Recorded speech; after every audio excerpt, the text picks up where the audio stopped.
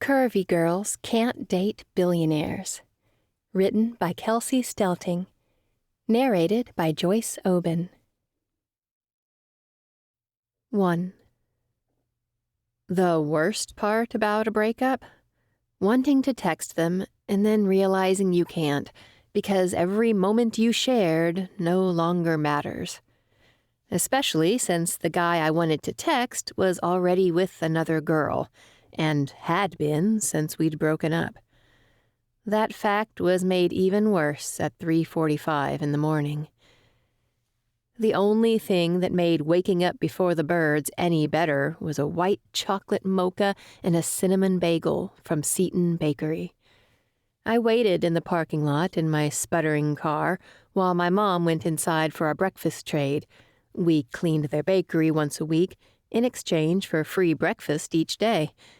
Not sure who fared better in that deal. I lowered my phone and dropped it in the cup holder, feeling just as tired, but much more acutely aware of the ache in my chest. I hated that we were done, but I hated that I needed him even more. When would I stop wanting to text him? How long would it be before I stopped picking up my phone to call him, only to realize I shouldn't?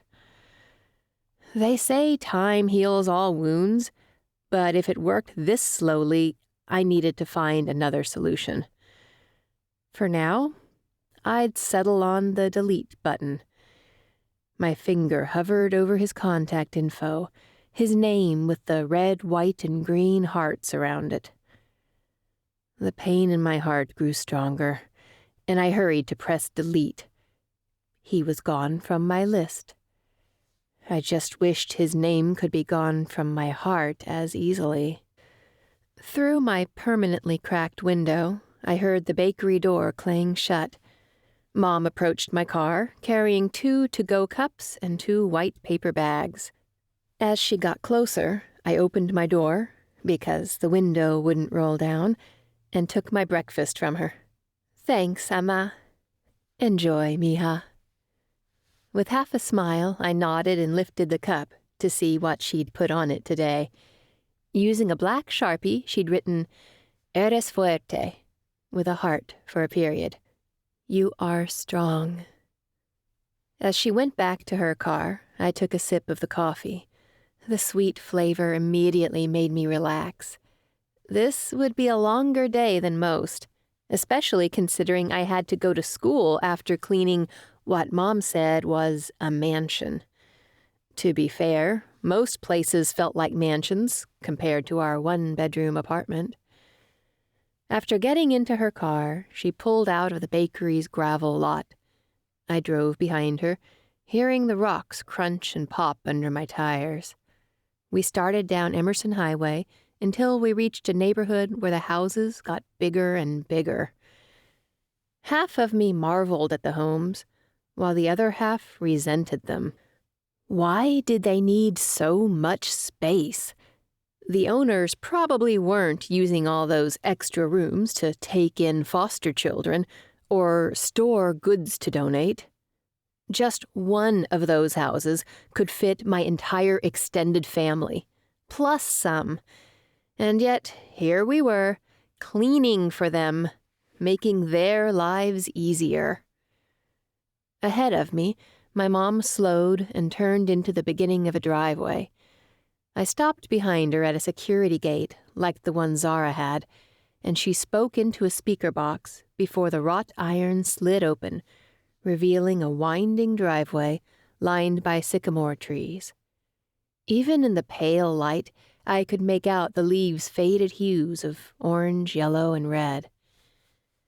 At the end of the drive was the biggest mansion of all.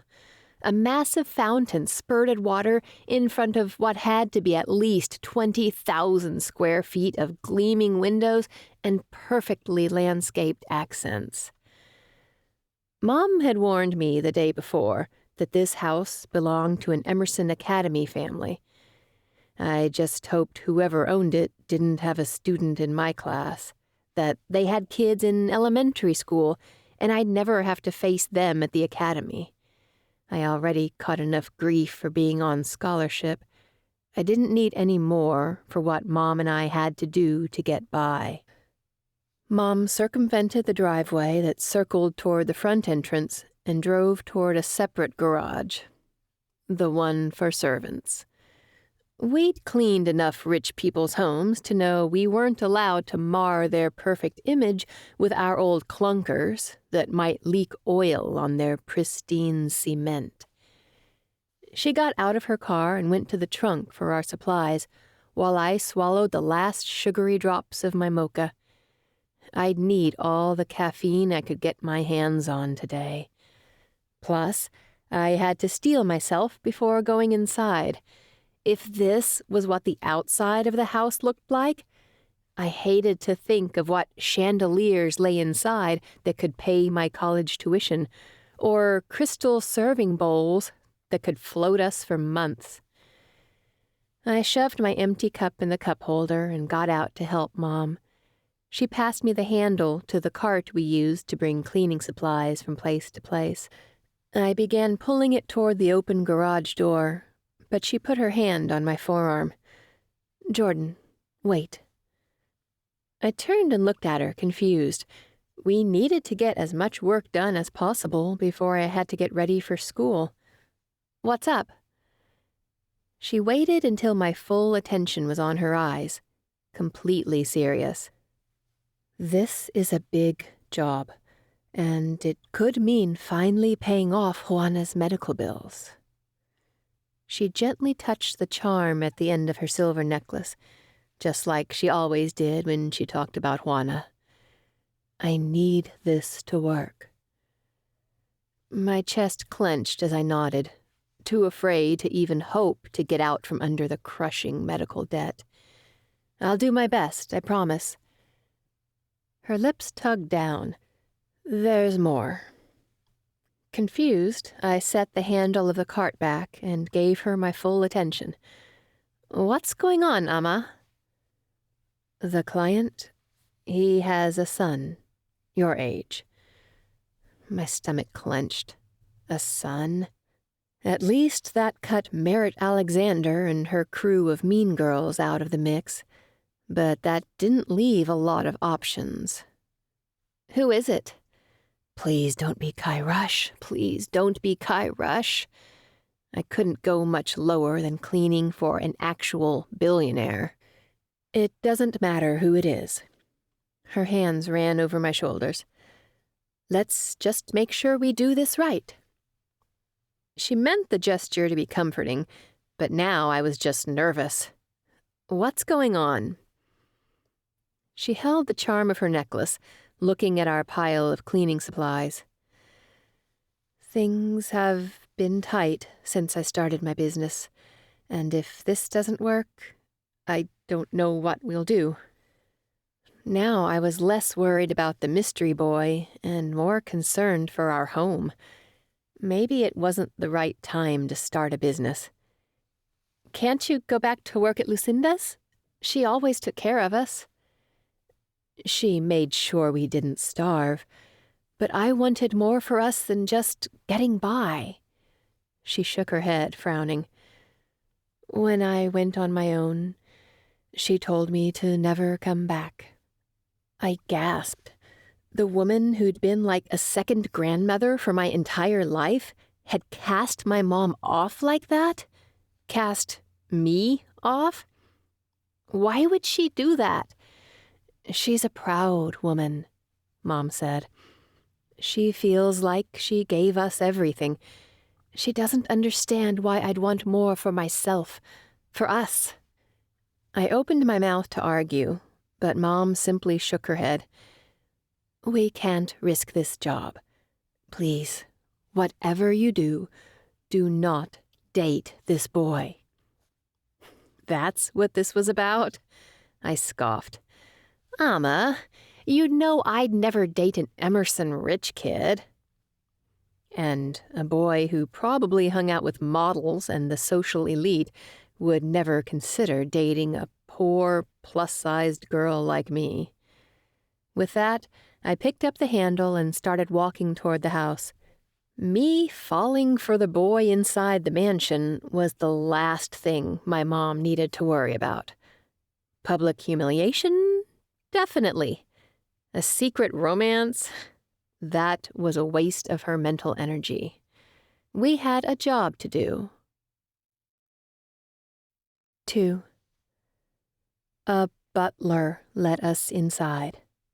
A butler, wearing a suit, who apparently worked at 4 a.m. "Welcome, Ms. Hunkel," he said to my mom. "Miss Hunkel," he said to me. She smiled at him, but all I could do was stare at the house's entryway. An abstract art chandelier hung from a ceiling so tall it might as well have been the sky. Art lined the walls as well, like someone had meant to place the installation in a gallery, and whoever owned this house decided it belonged here instead. I didn't have time to gawk, though. The butler, Robert, he called himself, was leading us through the mansion, telling Mom the plan of attack. We were to start with the kitchen and dining quarters today, the living areas tomorrow, and so on until the entire home was cleaned in the span of a week. Cleaning this place would take us that long, and I hoped Mom was prepared for that amount of work on top of the other small jobs she'd acquired for us.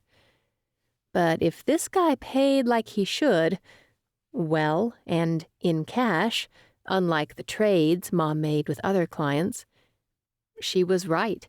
Our bills would be covered, and then some. "This is Mr. Rush's office," Robert said, pointing at a room with glass French doors. Inside, a tall, thin man with a thick head of graying hair worked in front of 5 computer monitors, lines of code pouring down each screen. "However, if you have questions, they should be directed at me. He likes not to be disturbed." I barely caught what Robert said, though, because my mind was fumbling over one word. Rush. This was the Rush mansion? As in the popular gaming app Rush Plus? As in our school's resident billionaire, Kai Rush, lived here? A glance into the expansive living room confirmed the truth. Over the fireplace, with floor-to-30-foot ceiling built-ins, was a photo of Kai and the man I'd seen in the office. The blood drained from my face. This was the client Mom had landed? How? And more importantly, why? This had to be a joke, a prank, something that would land us on a reality TV show looking like fools. Suddenly, the creak of our cleaning cart's wheels seemed so loud on the marble floors, like they were a giant glaring buzzer letting me know I did not belong here. Robert led us into a kitchen even larger than the one at school, with more ovens than 2 people could ever use, and the kind of cabinetry so fancy it masked the refrigerator. There were no magnets holding up photos and old receipts here. No room for a mess. Honestly, this room already looked spotless. "The chef, Mr. Wallace, will arrive at 6 to begin breakfast," Robert said, folding his hands in front of him. "If you need anything, I will be in my office, which is down the hallway to the right." There was another office for the butler? But then again, what else would there be? They could have had an entire football stadium inside and a helicopter pad on the roof, for all I knew. Mom was acting like none of this bothered her, like she wasn't repulsed by all of the waste happening in this house where only 2 people lived, waitstaff not included. In my opinion, billionaires might as well have been villains. They were holding on to exorbitant wealth that could have made such a difference in the world, kept children from starving, built houses for widowed mothers, supported any number of meaningful causes. but they sank it into mansions like this instead. Just thinking about it made my blood boil. I'd rather work 50 jobs like Seton Bakery, trading for food, than spend another second making life even easier for billionaires like the Rushes. Mom was already going through the cart, gathering buckets and the cleaning solution for the countertops. How was she not completely appalled? Glancing over my shoulder to be sure Robert had already left, I whispered, "We're not seriously doing this, are we?" "Did you not hear a word I said this morning?" She walked to the sink and flipped on the hot water. Lowering her voice, she added, "We should be thankful to have this job. I am." Which means I'm the only one not being grateful to shine marble floors. She frowned at me over the top of the cart. "I didn't raise you to be like that." I sighed. "You're right. I should be grateful. Having Juana's bills paid off might mean we could get into a different apartment, that my mom could take a weekend off just to relax here and there. Still, I resented the fact that the Rushes would be the ones to help us do it. Mere pennies to them were lifelines to us. I took the dust mop from the cart and began on the opposite side of the kitchen, so I'd stay out of Mom's way. She was the hardest worker I'd seen and could move so quickly it was almost like magic. We worked in silence for the next couple of hours, until the chef came in and introduced himself. A drool-worthy personal trainer eventually passed through the kitchen as well. After he walked out, Mom leaned against her mop handle and whispered conspiratorially, "Kai might be off limits, but him? Hubba hubba." I winked at her. "He can train me anytime." She laughed and continued working, but my heart twitched painfully as I realized that was the first time I'd been attracted to anyone since Martin. My fingers itched to reach into my pocket and dial his now-deleted number for the millionth time, even though he'd moved on. I hated myself for wanting to get back together with him, even if he'd found another girl so quickly after breaking up with me. The scary thought crept into my mind that he'd already found her before ending things, and I beat it back. I so couldn't go there. "Look at the time," Mom said. "You better get changed." I glanced at the clock over the stove, still not trusting myself with my phone. I had about half an hour to get into my uniform and make myself look like I hadn't just finished a housekeeping shift. I had better hurry. "I'll head out to the car." She shook her head and grabbed my drawstring bag from the cart. "You can use one of the bathrooms." I lifted my eyebrows. "You're sure?" She gave me a soft smile and whispered, "They have 15. I'm sure one's open." Was she exaggerating? I definitely couldn't tell from the size of this house. Mr. Wallace, the cook, pointed his spatula over his shoulder. "The one down the hall is for our use. Go ahead." Our use. The help's use. I didn't know how my distaste could grow even more, but it did. Mr. Rush kept us in servants' quarters and had us watched by his butler. He was making sure we knew where we belonged, on our knees, scrubbing, below the king he thought he was. You know what that. I walked down the hall like I was going to the designated bathroom, but then went up a set of stairs. This floor seemed less imposing than the ground level, even though it had the same abstract art pieces lining the walls.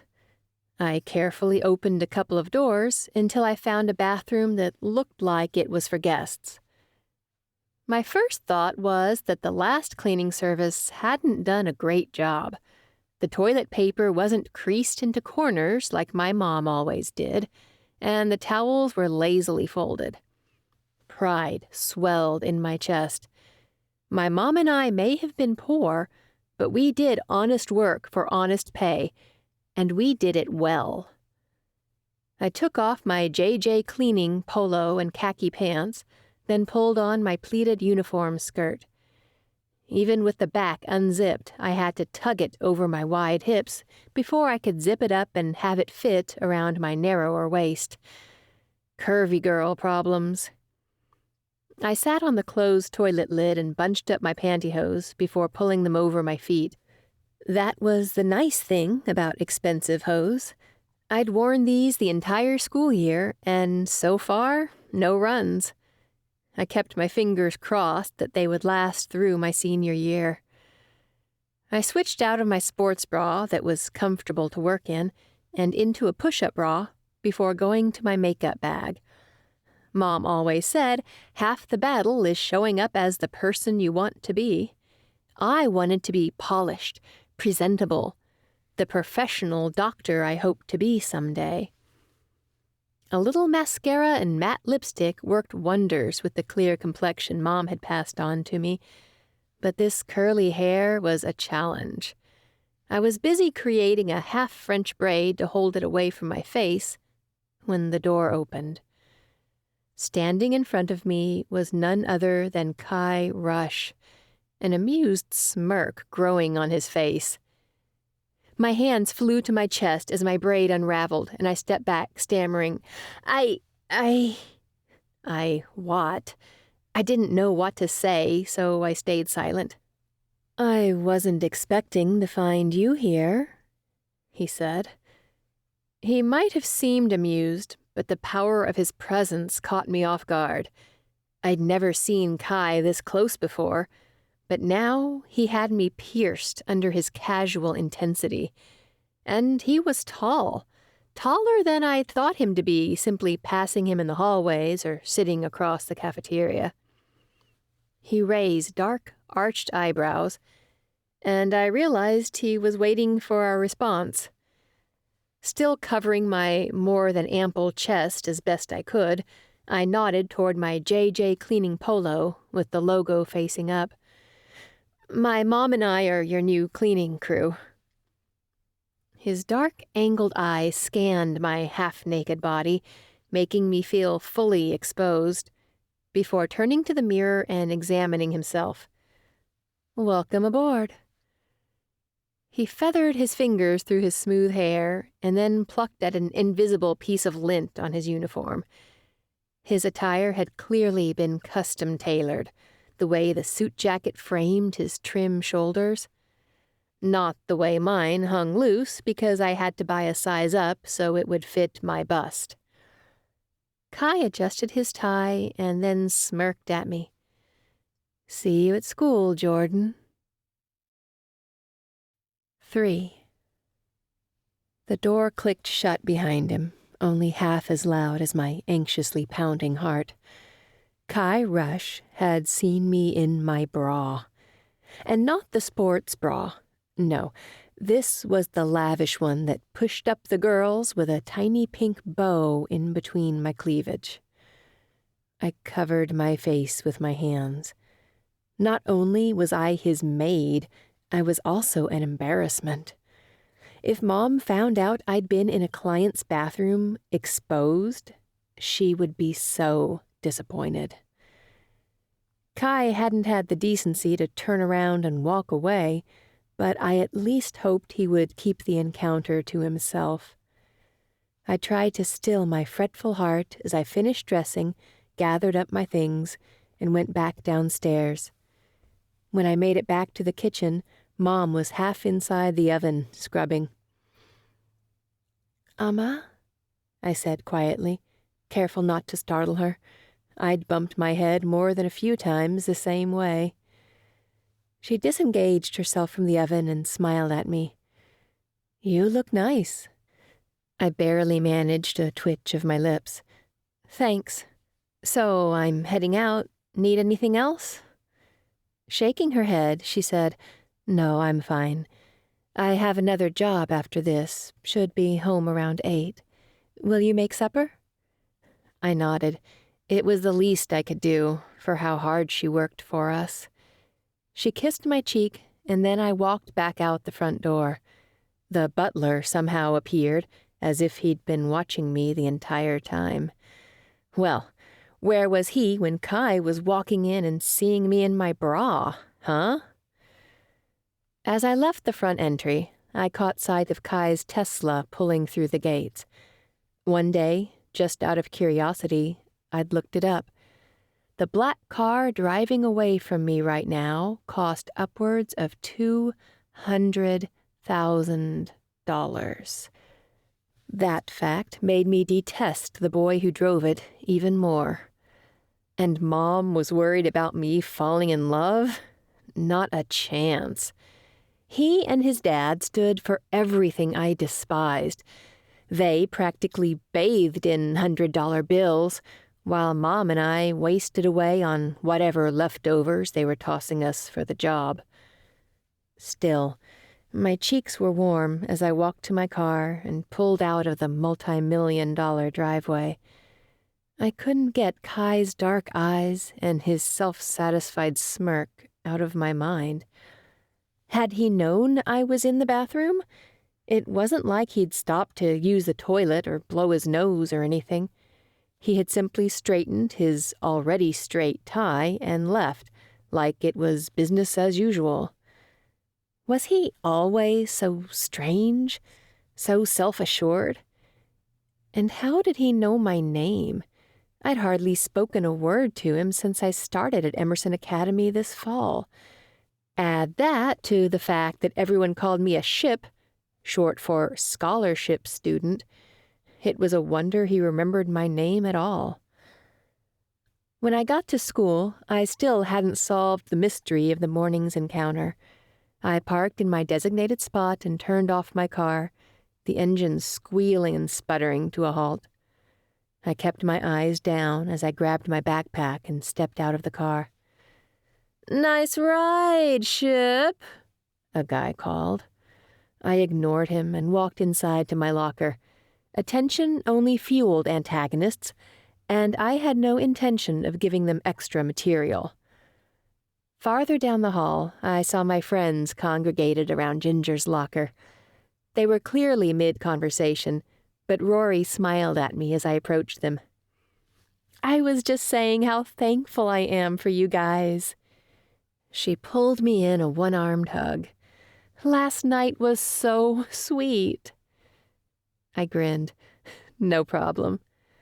I loved making the people I cared about happy, and setting up a surprise make-up homecoming dance for her and her boyfriend definitely fell under that category.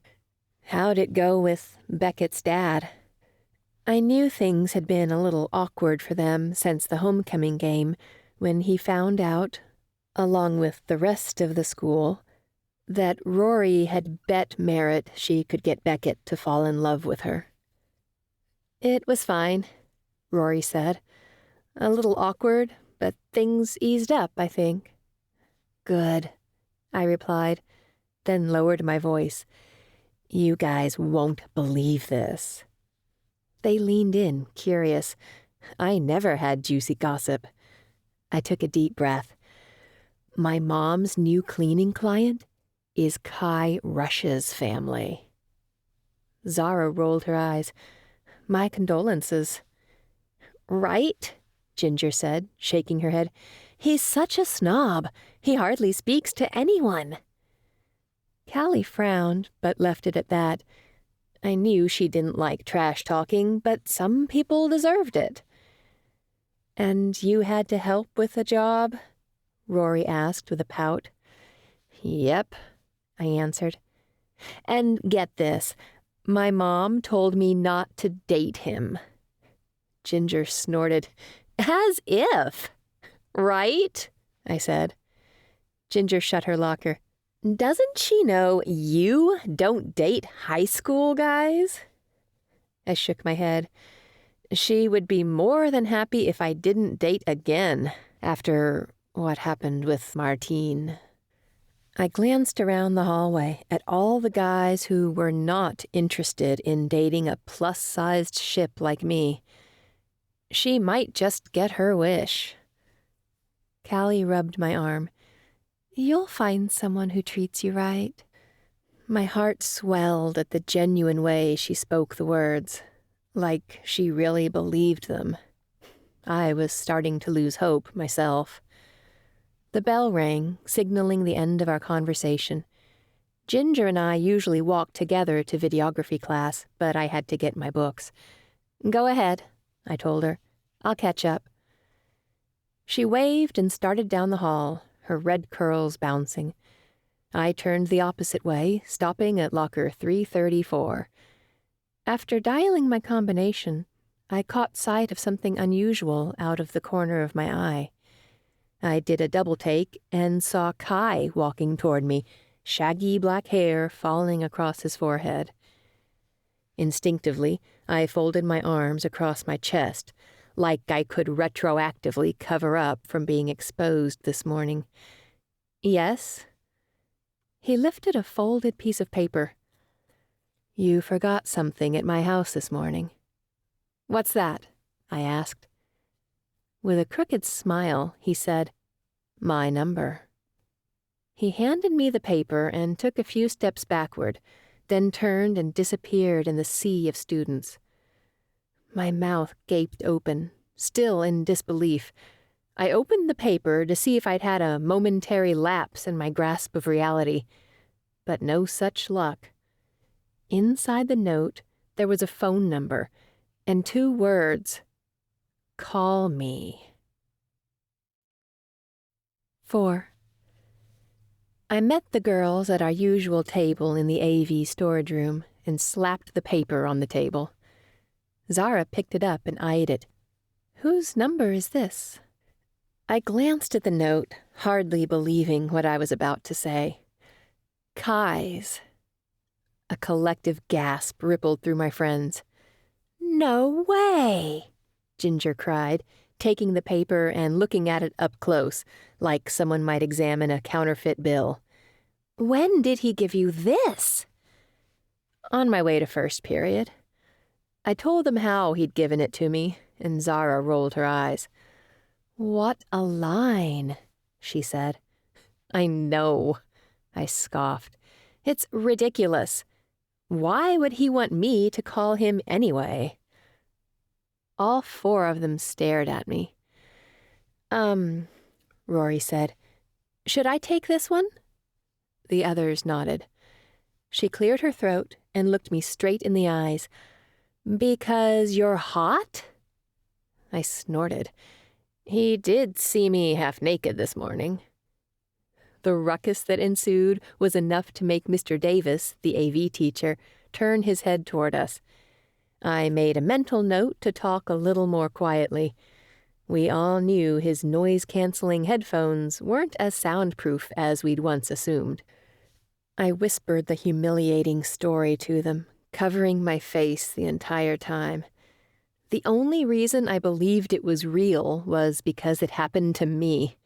It was so embarrassing, and I had an uncanny knack for personal mortification.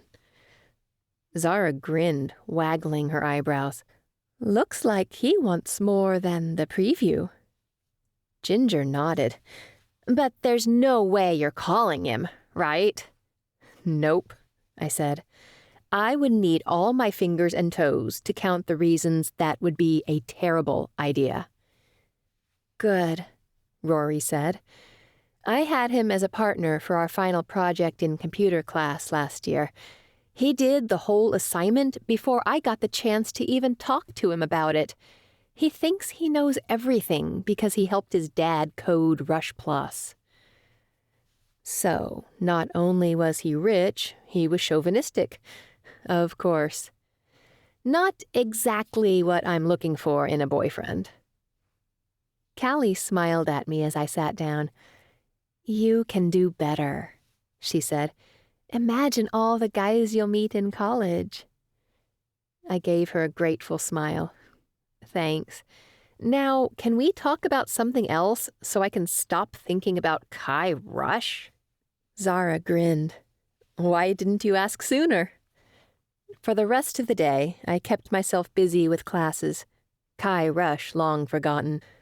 I was at Emerson Academy on scholarship, but Headmaster Bradford made it clear in the initial meeting with my mom that this wasn't a handout. I'd be expected to keep my grades up and behave well if I wanted to stay at the academy. There had been plenty of times I wanted to call people out on their crap, like Merritt when she said plus-size girls couldn't date hot guys. But I had to keep my mouth shut. My future meant more to me than putting people in their place. When I got home that afternoon, I took out my homework, making sure it was done before I worried about anything else. I had to stay focused so I could help Mom with the business and achieve the way I needed to at school. Once I graduated, I could relax. Now was not that time. With my homework completed, I set to work in the kitchen. Cooking didn't come as naturally for me as it did for Mom, but I tried. She deserved a good meal at the end of the day, especially with how hard she worked. I started with the beans that had been soaking and threw them into a pan, along with a few scoops from the massive bag of rice Mom had snagged on a discount. Once I had the rice boiling, I began chopping a sausage into chunks, along with an onion and tomato, all of the main ingredients, plus some seasonings, cilantro, saffron, garlic, salt and pepper. Soon, our entire apartment smelled of the dish, and I breathed it in deeply. So much better than the sandwiches I packed for lunch every day at school. I got out an old butter tub and spooned some of the meal into it. Using masking tape and a Sharpie, I wrote what I'd made and the date on top. Bringing my keys with me, I walked out of our apartment and down the dimly lit hallway with fraying carpet and black scuffs all over the lime green walls. At the end of the path, I went down the bowing stairs and then headed to apartment 112. The sound of a blaring television came from underneath the door. I rapped on the door as loud as I could, because I knew the Gutierrezes were hard of hearing. The television muted, and suddenly the quiet practically echoed off the walls. Glancing side to side, I waited several long moments for them to reach the door. It swung open, and Mrs. Gutierrez smiled at me through thick glasses. Hola, mi dulce. She'd been calling me her sweet since Mom and I had moved in 10 years ago. I still remembered sitting amidst what few boxes we owned at that time when Mrs. Gutierrez walked in with a plate full of polvorones de canela. Usually, we only had the cinnamon cookies at weddings or holidays, but when Mom asked her what the special occasion was, she said, Una familia nueva siempre es ocasión para celebrar. A new family is always reason to celebrate. From that day on, they had brought us under their wing, and we cared for each other like family. Aside from Mom's parents in Mexico, they were the only grandparents I knew. I grinned at Mrs. Gutierrez and held out the dish. Traigo frijoles y arroz para ustedes. Her smile grew wider, showing her straight white dentures. Muchas gracias. Pásale. She always told me to come inside, but ever since becoming a student at the academy, my free time was less and less. Plus, my mom would be coming home soon, and I needed to get my homework done. Lo siento. Tengo que hacer los deberes y hablar con mi mamá. Pero espero que disfruten la comida. With a smile, she nodded. Por supuesto. She held up the butter tub. Of course they would enjoy the food, she told me. Gracias. The door shut, and I heard 2 heavy locks slide into place as well as a security chain. We had to be careful around here, especially those of us who couldn't defend ourselves. As I walked back to the apartment, I glanced at the clock. It was almost 8. Mom would be home in a few minutes. After unlocking my own door, I dished 2 bowls, got out a bag of tortilla chips, and sat at the counter to eat. Usually supper was the time Mom and I debriefed each other on our day and caught up. Without her here to distract me, my mind drifted to dangerous topics, like Martine and the other man who had left me, my dad. I wondered what my father was doing, where he was. He'd been gone so long, my memories of him were fuzzy. All except one. One night, when I was about 6 years old, I heard my bedroom door crack open. At that time, I had a canopy over my bed, and I could see the shape of my dad's body through the sheer fabric. "Daddy?" I'd asked in a confused, groggy voice. "Hi, honey," he'd said softly, pushing the curtain aside and sitting on the edge of my bed. His large hand had rubbed my forehead and tucked messy curls out of the way. I'd blinked up at him, tired. "What's going on?" Wordlessly, he'd kissed my forehead, holding his lips there and scratching my skin with his mustache for a good 30 seconds. I remembered being confused. Why was Daddy in my room? Why was he kissing me so long when our bedtime kisses only lasted a second? Then he'd stood up abruptly and left me alone. I'd called for him, but he didn't come back. No matter how much I cried, he never came back. The door opened, and I jerked upright, being forced out of my memory, despite distinctly feeling his scratchy kiss. Mom came in looking exhausted and dropped her purse on the counter. Still, she put on a smile and came to kiss me on the forehead, replacing the bad memory with a good one. "How was your day, sweetie?" "You mean besides my humiliation this morning and the confusing advance from a billionaire?" "It was fine."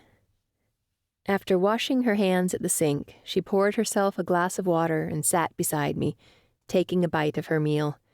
She closed her eyes and moaned. "Perfect, mija." "Thanks," I said, even though we both knew the dish didn't even hold a candle to her cooking. Mi abuela had taught Mom lessons in cooking and flavor I couldn't grasp, no matter how hard I tried. "How was school?" she asked. "Uneventful, except—" I debated whether or not to tell her about Kai. We usually talked about everything, but... "What?" she asked. I winced. "Kai Rush gave me his number." She nearly choked on her water, sending half a gulp back into the plastic Waldo's Diner cup.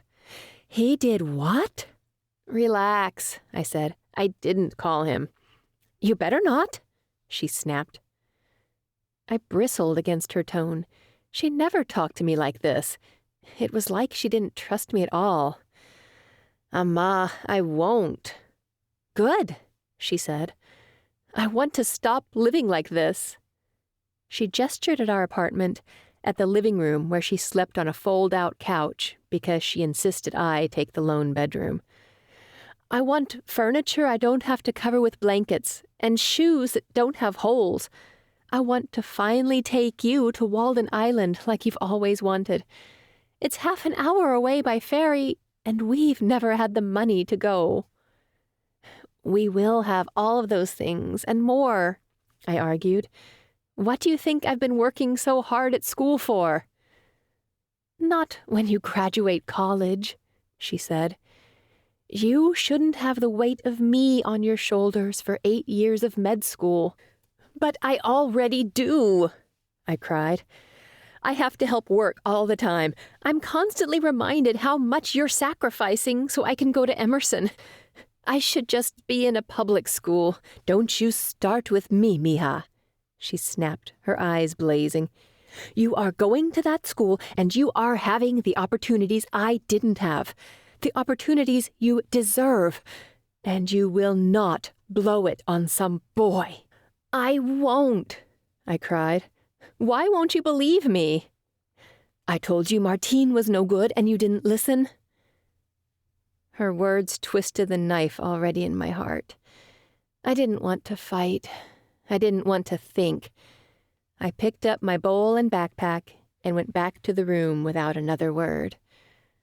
Once inside, I grabbed the paper with Kai's phone number out of my backpack and ripped it to shreds.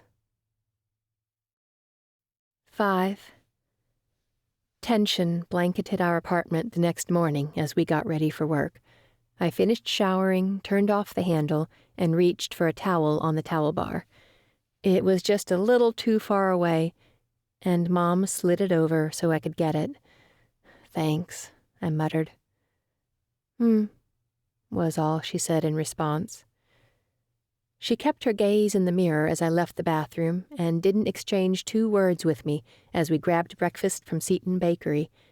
But when we got to the Rush's mansion and began unloading cleaning supplies, she said, "Remember to keep it professional in there." I had half a mind to tell her what happened yesterday and let her know just how unprofessional I'd already been. The other, smarter half of my mind forced me to nod. I grabbed the handle and began pulling the cart, but Mom stopped it. "Mija, I know you probably think I'm being hard on you, but I just want what's best for you." The funny thing was, so did I. I let out a sigh. "I know, Mom." She picked up a 5-gallon bucket and put her arm around me as we started toward the house, the cart's wheels rattling loudly behind us in the quiet morning air. The air outside of Kai's house smelled fresh, not like the manufacturing smoke that permeated Seton. Robert held the entryway door open for us, and I breathed in the freshness one last time before stepping inside. "Today's the living areas," Robert reminded us. That was easy because we could start on the living room right off the foyer. Just a few feet away, I could see Mr. Rush working in his office, not giving us a second thought. "Why don't you start with the dust mop again?" Mom asked, drawing my attention away from the throne room. I took it from her, put in my earbuds, and got to work. Around 5, we had the entire room cleaned, and I paused my music to see where Mom wanted us to go next. "Apparently, there's another living space upstairs," she said.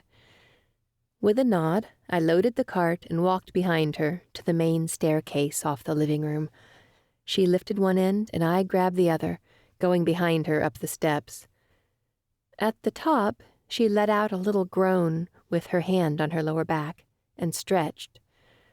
My eyebrows creased. "Have you been doing the stretches I found for you?" She shook her head and gave me a tight-lipped smile.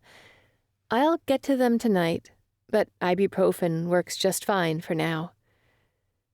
Grabbing the cart handle, she continued down the spacious hallway, leaving me and my concerned look behind. With a sigh, I followed behind her, looking around. This area was different from where I'd been the day before. I let my gaze wander until we passed a glass-walled home gym that looked bigger than the one at school. Kai and his dad were lifting weights inside the room with the same personal trainer I'd seen from the day before. I watched through the long, windowed walls as Kai securely held dumbbells and lifted them in a mesmerizing pattern.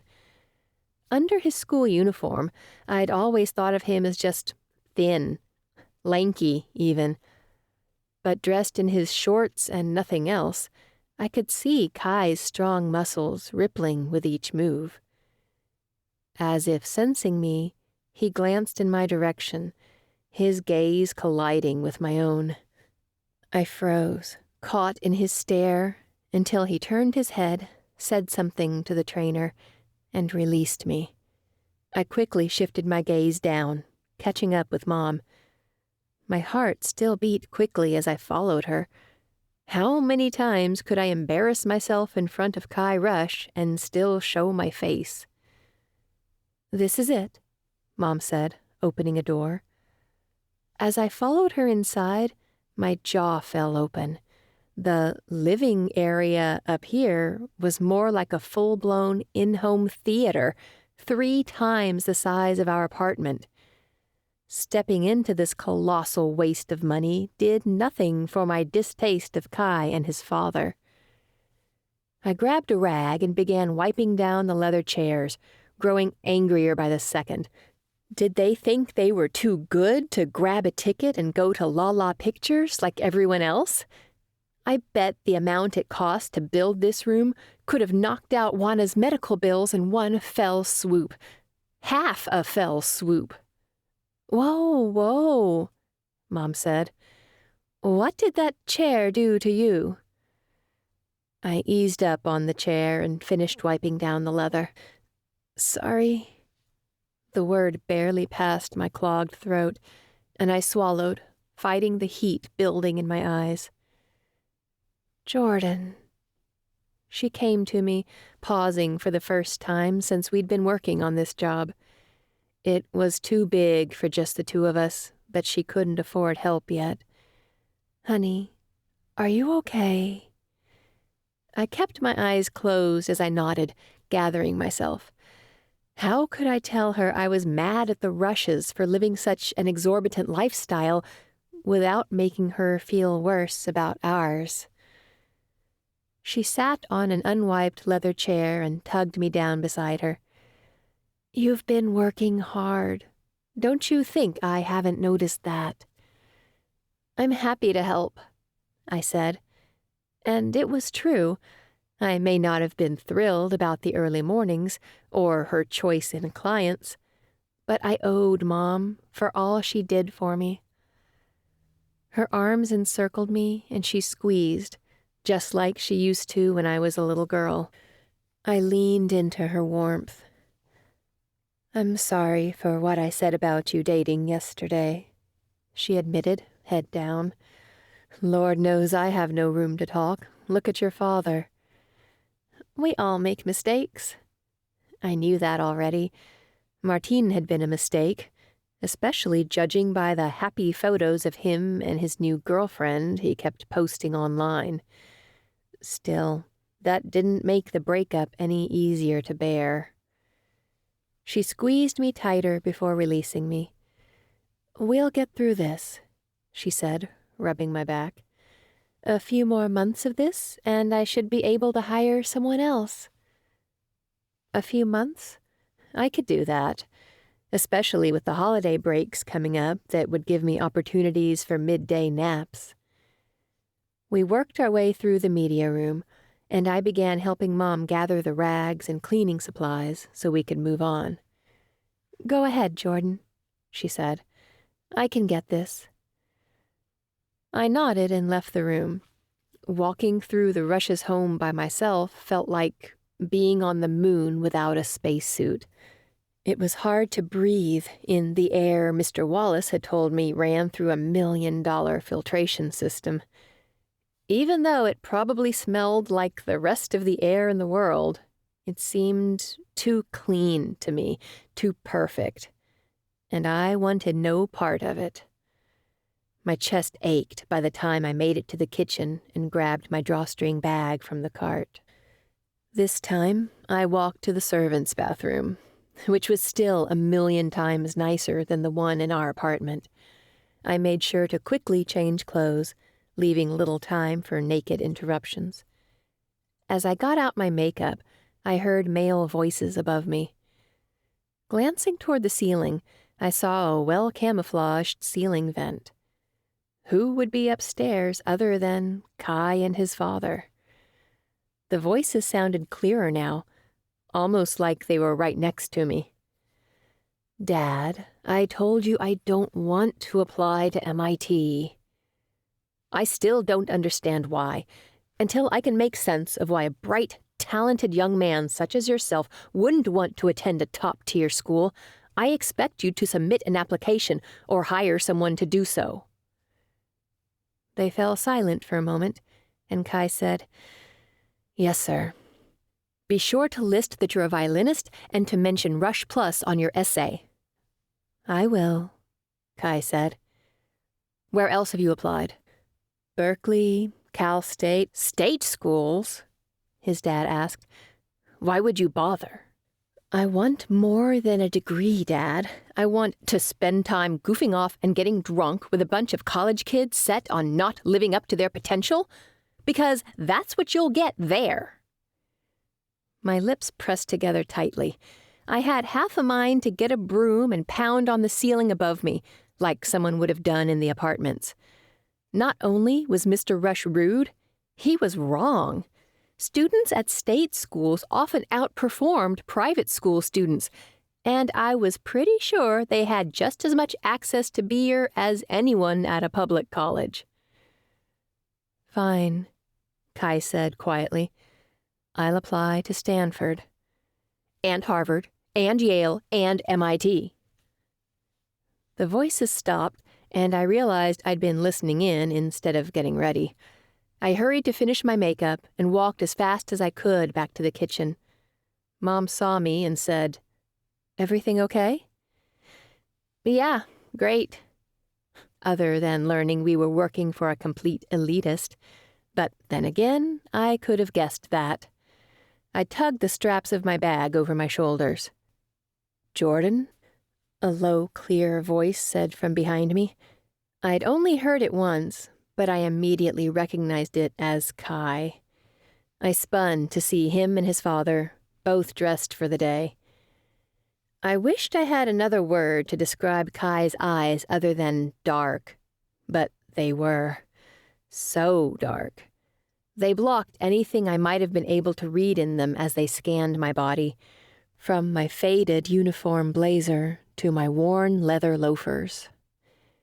I didn't see a hint of disdain most kids from our school would have had, though. Maybe curiosity? But then I realized I was staring at them, just as he was staring at me, and I cleared my throat. "Hi, Mr. Rush. Kai." Mr. Rush extended his hand, and I shook it with my own, even though mine was wrinkled from working with a wet rag all morning. If he noticed, he didn't let on. "You and your mom have been doing great work for us." Every part of me wanted to spout off about not living up to our potential, but I had to stay quiet for Mom. Kai tilted his head, not quite nodding, as he studied me further. I felt just as naked as I had been yesterday morning, even fully clothed. I doubted adding a winter coat to my ensemble would make me feel any different. My mom thanked him and nudged me with her arm around me, as if to say something. "Thank you," I said. "My mom is the hardest worker I know, always working to reach her full potential." His smile seemed to wane as he nodded. "I can see that." He picked up 2 stainless steel travel mugs filled with coffee made from the $1,000 espresso machine and turned to his son. "We better get going." Kai nodded and took his cup. "See you at school, Jordan." I was so stunned at the smooth way my name rolled off his lips that I barely managed a nod. I watched as they left the kitchen. Kai stood straight, tall, and I pictured his muscles working underneath the cover of his school uniform. I tried to ignore how or why the image came to mind as I gave my mom a hug goodbye. 6. I wanted to spend time with my friends after school, but we all had midterms to study for. Emerson Academy was designed to prepare us for the most rigorous colleges, and that meant cumulative exams on top of extracurriculars. I was barely keeping up with our school's chapter of FMP, Future Medical Professionals. This quarter alone, we were supposed to have a blood drive, along with the major fall fundraiser to help raise money for a local health-related charity. As the vice president, I had a lot to do. But now wasn't the time to worry about that. When I reached our apartment, I got out my trig notes and textbook and started there, working through the practice problems at the end of the chapters we'd covered so far. Trig was simple in comparison to my other classes, like psychology. Anyone could remember an equation and plug in the numbers. Understanding why people did the things they did, that was an entirely different story. My phone chimed with a new text message, and I reached to check it. Mom, picked up an extra job, working late tonight. Don't wait up. I gave my phone a worried look my mom would never see. Cleaning was hard work on your body. For her sake, I hoped this rush job was as big as she said it was. She needed to hire help before her back kept her from continuing at this breakneck pace. Jordan, sure, leftovers are in the fridge. Love you. Mom, love you. In an attempt to drown my worries, I dove into my studies head first. School was always the place I could lose myself when the feelings got too big. It was my exit strategy and my escape. That was, until my phone rang from a number I couldn't ignore. Although the name wasn't attached to it anymore, I'd recognize those digits for the rest of my life. A memory of my old contact photo of us flashed through my mind. I had been smiling, my teeth flashing exactly how happy I was. He never smiled with his full mouth, but his eyes were bright as they stared back at me. I blinked to clear the image, realizing my phone was still going off. This was the first time he'd called since the breakup. Did I answer? My head said no, but my heart had other plans. It guided my fingers to accept the call and hold the phone to my ear. Hello? Mi cielo. His voice was a balm and an acid, soothing and stinging my heart in ways I didn't understand. All the healing I'd managed in the past 2 weeks was ripped away in that one greeting, in the way he called me his world. The patchwork wall I'd put in place over my heart kept me from falling completely. Why are you calling, Martine? I miss you, baby. Now I noticed something I hadn't in his greeting. His words were slurred. Are you drinking? I asked. I'd been to a few parties with him and his college friends before, and I never liked the way he got when he'd had more than one drink. He became handsy, sloppy. I held on to those parts I didn't like about him and steeled myself against the words that were sure to come next. Just had a few, he slurred. I miss you.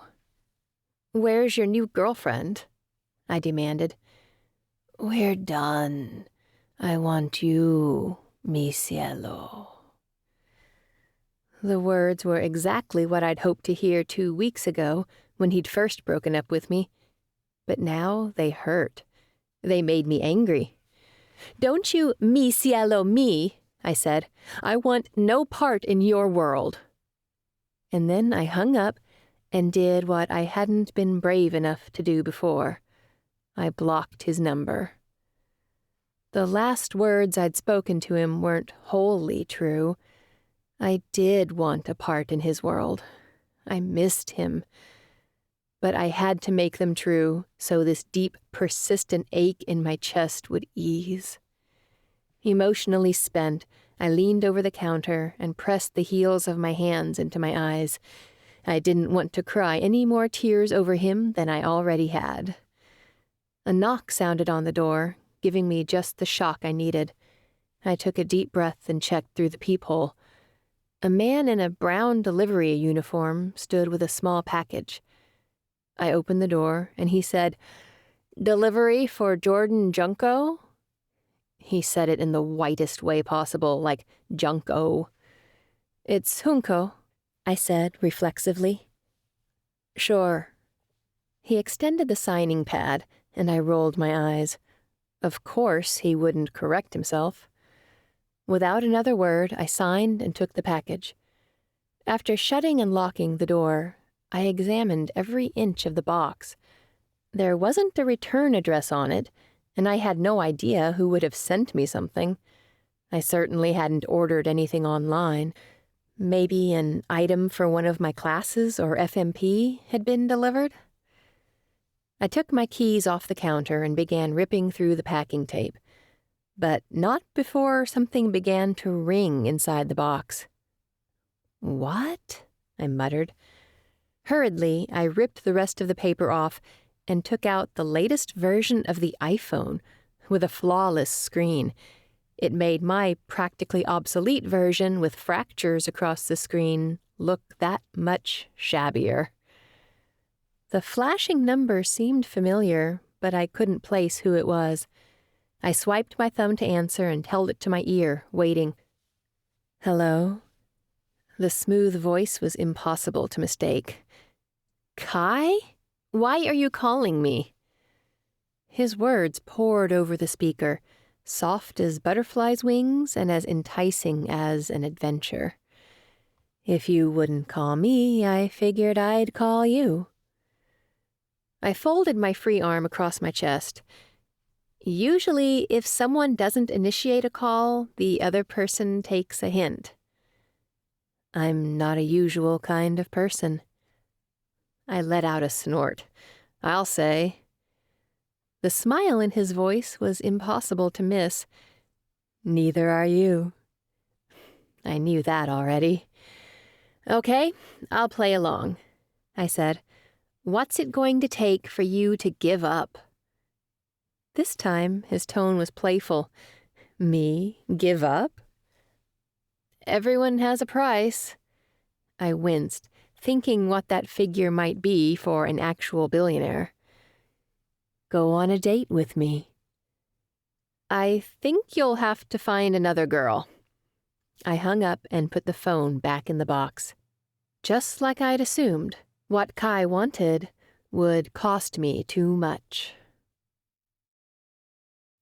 7. I was bursting to talk about what had happened the night before, but if Mom knew Kai had sent me an iPhone and asked me out, she would have lost it. Heck, we got in an argument just because he gave me his number. It was easier this way, especially since nothing was going to happen. So I kept it to myself as we got ready for the morning. She used makeup to cover the dark circles under her eyes from staying out and working the night before. It seemed like we both had parts of ourselves we wanted to hide. We took our separate vehicles to the bakery, and this time Mom wrote, "You are worthy of everything good," on my cup. As I turned it in my hand, examining her neat cursive, my chest tightened. Why did I have such a visceral reaction to that message? I couldn't find an answer, even as we drove to the Rushes and brought our cleaning supplies inside. We worked our way through their guest rooms, dusting and mopping already spotless floors. It struck me that it had clearly been some time since anyone stayed in these rooms. I knew why none of Mom's family from Mexico visited us. We lived in a one-bedroom, and they had a country to cross. But why were Kai and his father so isolated behind their layer of help? And where was his mom? Why didn't his dad date if she wasn't in the picture? My mom didn't want to become reliant on a man after what Dad had done to us. But that wasn't an excuse for Kai's father, who had all the resources in the world. The bigger mystery, though, was why had Kai taken an interest in me? He had seen my body, and while I did have a nice chest, I had extra cushion elsewhere as well. He could have taken his pick of any number of girls with small waists, decent bra sizes, and even bigger bank accounts. Why would he want to go on a date with the hired hand? This called for expert advice. Jordan. SOS. Jordan, can we hang out tonight? Zara, it's too early to be awake. Zara, besides, you know my house is your house whenever you need it. Mi casa su casa, right? I laughed at her garbled Spanish and sent back a text. Jordan, close enough. See you in school. My shoulders lightened now that I knew I'd at least have Zara in my corner. We'd see what the other girls said as they woke up. Mom leaned on her broom, watching me. You have friends awake this early? I laughed. Kind of. I was going to ask, is it okay if I stay with Zara tonight? Of course. She's the one with the rich dad, right? I mean, to be fair, they all have rich dads. I chuckled. True. She shook her head.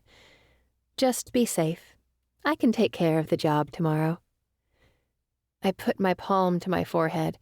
I'm sorry, Mom, I completely forgot. I can call her and cancel. No. You be a kid. Enjoy your Saturday. I've got it. She took my rag and spray bottle from me. Now, go change for school. I can help a little more. She held the bottle out with her hand on the nozzle. Don't make me spray you. Laughing, I raised my hands in defense and started walking away.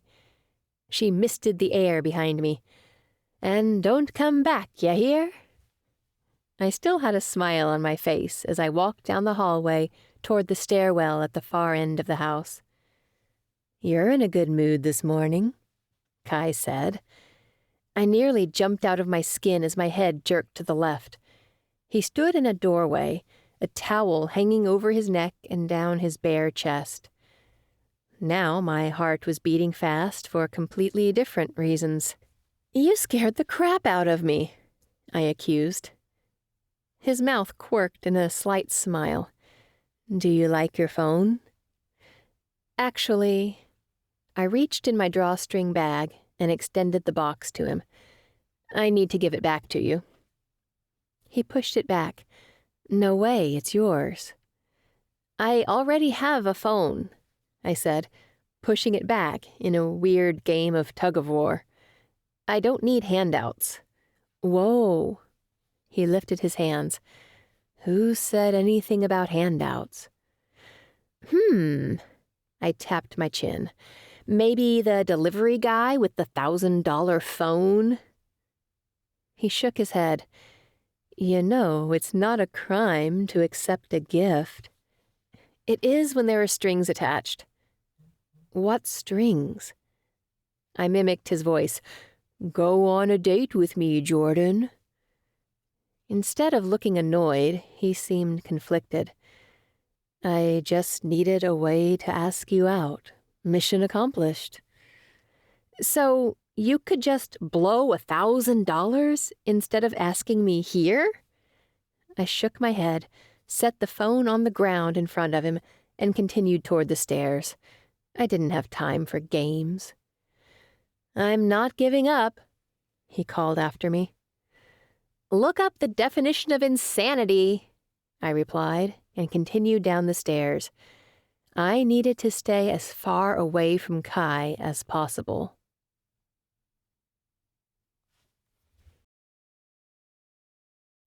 Eight. I walked into the school's conference room for our FMP meeting. Pixie Adler, the president of the club, sat at the head of the table next to Tinsley, our secretary, and Poppy, the social chair. The four of us made a strange group, but with only 11 people in the club and half of them underclassmen, we didn't have much of a choice. As the vice president, I took the chair next to Pixie. She called the meeting to order, and everyone straightened up and began paying attention. Today we are discussing the blood drive and deciding who gets to be in charge of what, Pixie said. Jordan, will you begin dividing responsibilities? I looked down at my notebook where I had taken notes from the meeting before. Tinsley definitely wasn't the best secretary the school had ever seen. The first thing I have written down is that we need someone to meet the Emerson Blood Institute reps at the loading dock when they arrive. There will be a lot of equipment to bring in, and we want to make it as simple as possible. Pixie raised the pencil she held with the feather topper. I can do that. Great. I checked it off the list. We'll also need someone to set up the gym, get chairs for the sign-up area, a waiting area, and a recovery area.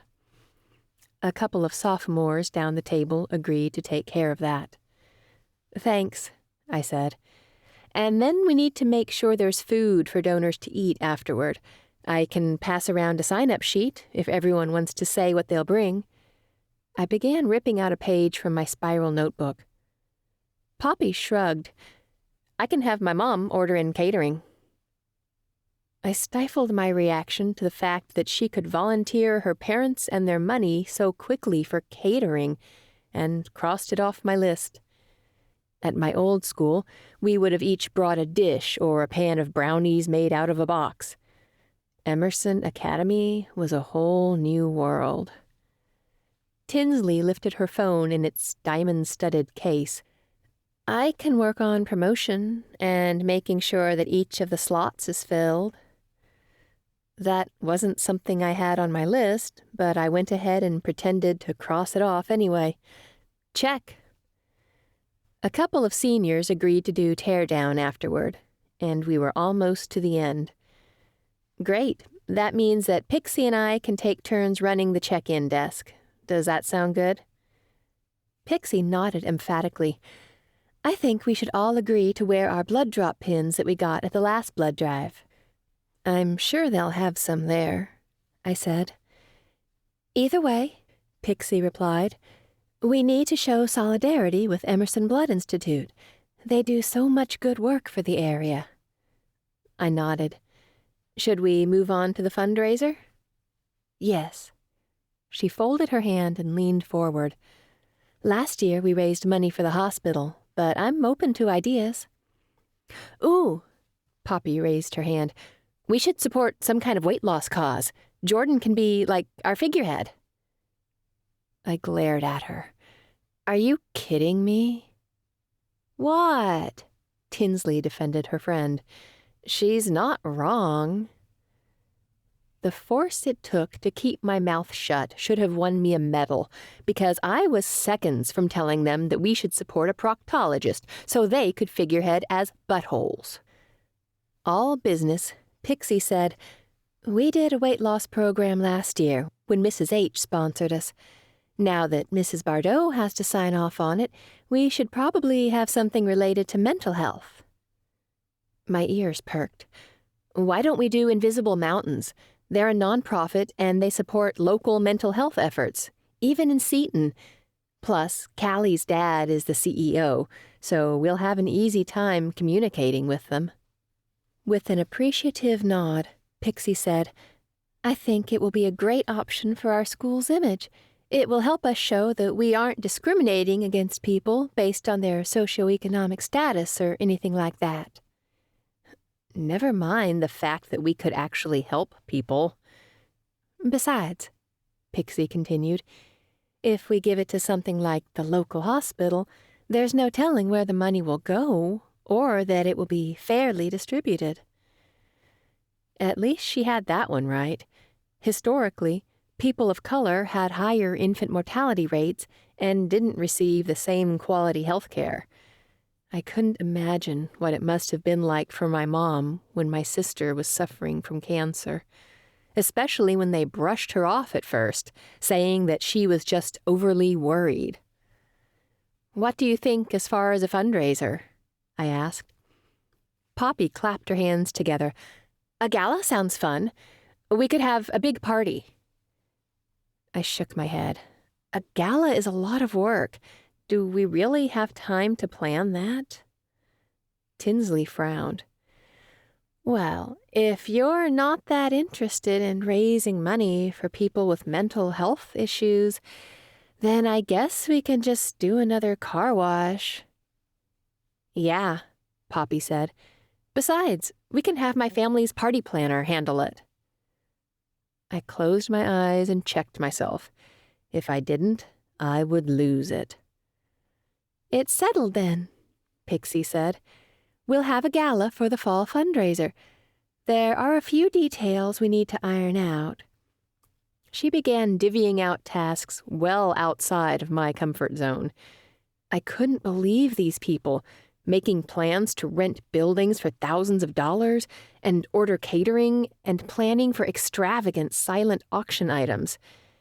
It made me realize just how small my world had been before, how small it was now. The fact of the matter was that a goal like this could really help people. I tried to keep that in mind as I listened, but it just made me feel smaller. I wished I could do it on my own.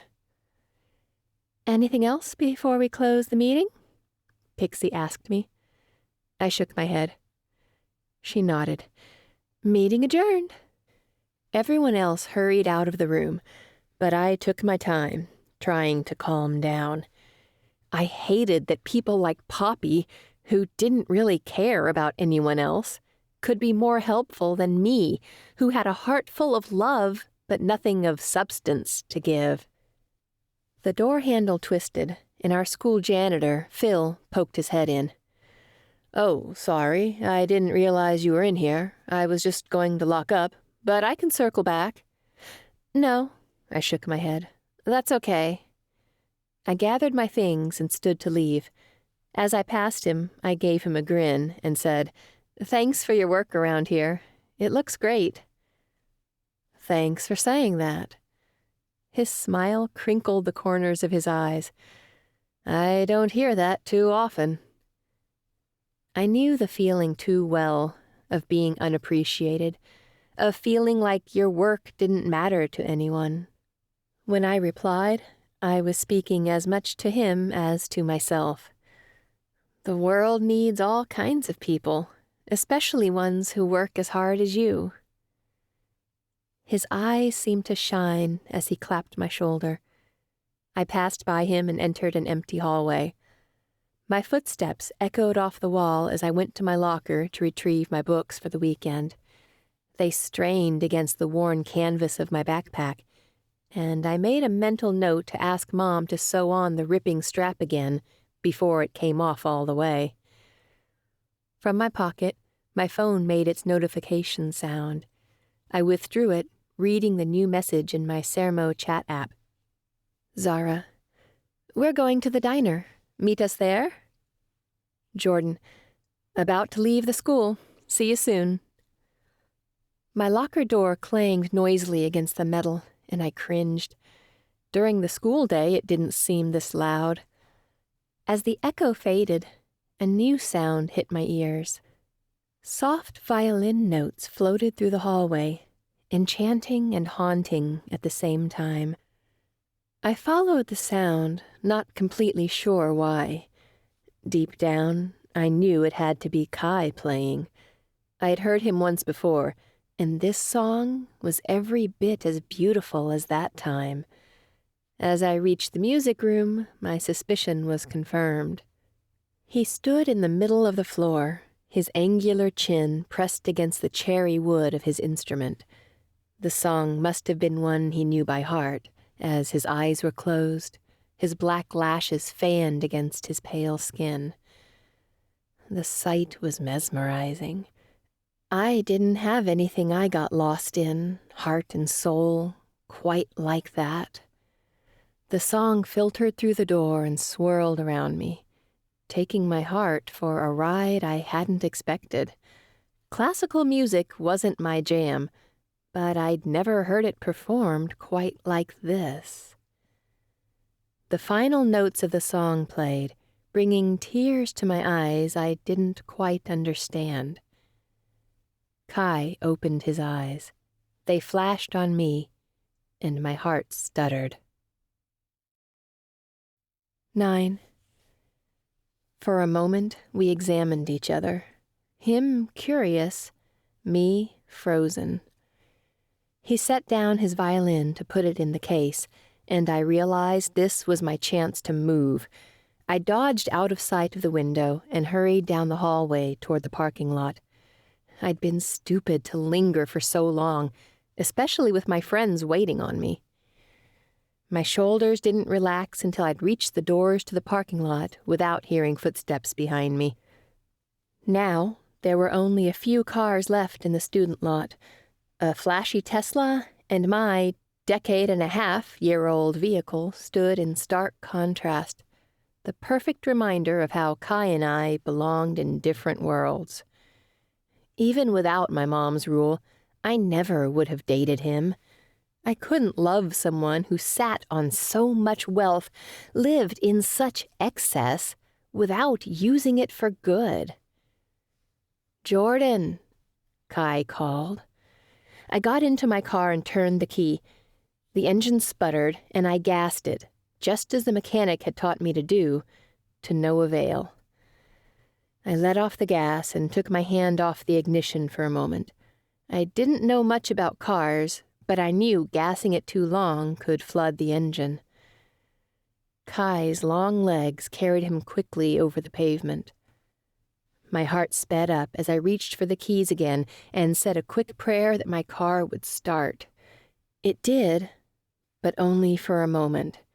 The engine died just as quickly as it had come to life. I tried again, but it was useless.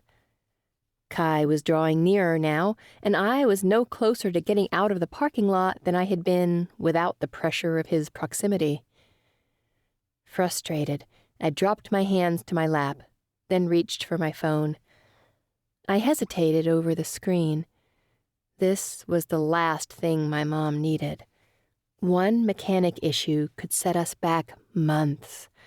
She was so close to paying off Juana's bill. I couldn't take that from her. A soft knock came on the window, and I glanced over. I didn't know why. I knew it was Kai, and I also knew I didn't want to see him.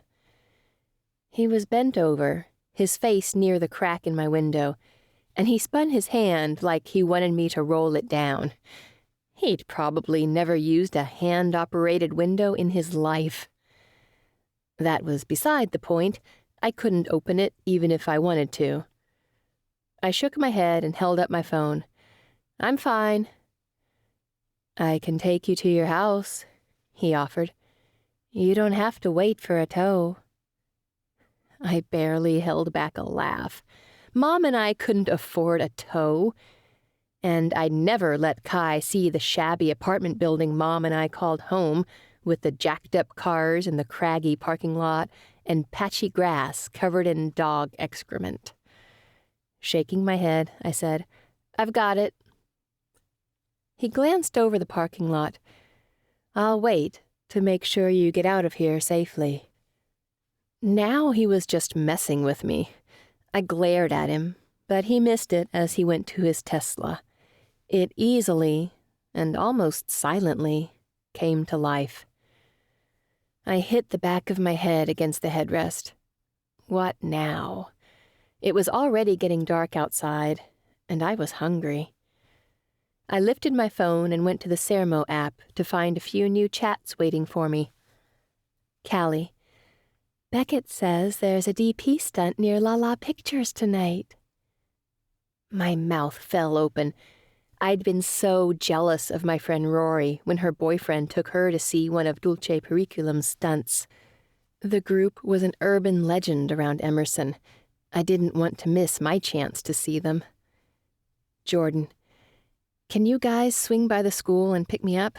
Car troubles." Callie. "We just ordered, but one of us can leave and get you, or send you an Uber?"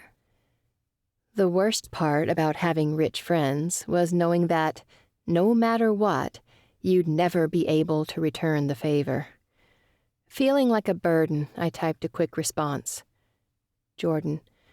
"No worries, I'll see you there." Of course, I had no idea how I would actually get to the diner. And Kai's perfectly running car was just sitting there, mocking me. A year ago, I could have texted one of my friends from Seton High, But after I transferred, they thought of me as a traitor, called me stuck up.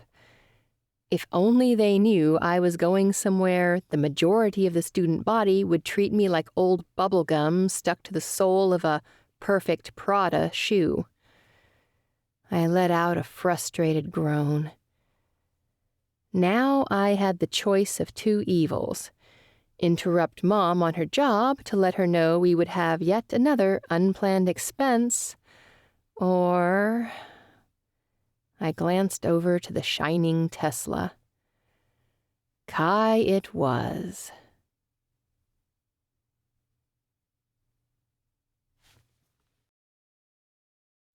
Ten. Kai pushed the passenger door open from inside the car with a satisfied smirk. I got in without speaking a word. "Where to?" he asked. "Waldo's," I answered and closed the door. He sped out of the parking lot, his car taking each bump softly, unlike my car, which practically rattled my teeth out every time I hit so much as a crack. Actually, every part of his car was better than mine, from the touch screen on the dash between us to the flawless leather interior that smelled as if it had just been driven off the lot. Apparently, his car hadn't been pre-owned by multiple families with messy, cracker-eating children. The windows were tinted so dark I felt removed from the rest of the world, except out the windshield, where I could see him easily guiding us down city roads. "You seem uncomfortable," he observed. "No, I'm perfectly at ease." I shifted, trying to relax my shoulders, to no avail. His long fingers went to the touchscreen. "I can change the temperature." "It's not that," I said, my voice tight. His hand fell to the center armrest, and he took me in for a moment before turning his eyes back toward the windshield.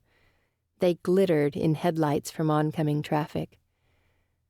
"What is it?" I wondered whether I should say it, really, but I couldn't help myself. I gestured at his car. "It's this." He seemed confused. "What? I think you can adjust the seat back. It's supposed to be ergonomic." Exasperated, I sighed. "This car is ridiculous. I could buy a house bigger than the postage stamp my mom and I live in with the amount you paid for this car, but you drive it around like it's nothing." His black eyebrows came together, but he didn't speak, which just made me angrier. "You and your dad live in this fancy castle, and you have your personal trainers and chefs and a butler. But you never think of what it's like for regular people, or that people out there have rent to pay, which my mom and I could do for years with the money from a car like this." I glared at the dash for good measure, hating everything the car stood for, and hating myself even more for wanting it. "I didn't choose to have money," he said quietly, keeping his stare ahead now.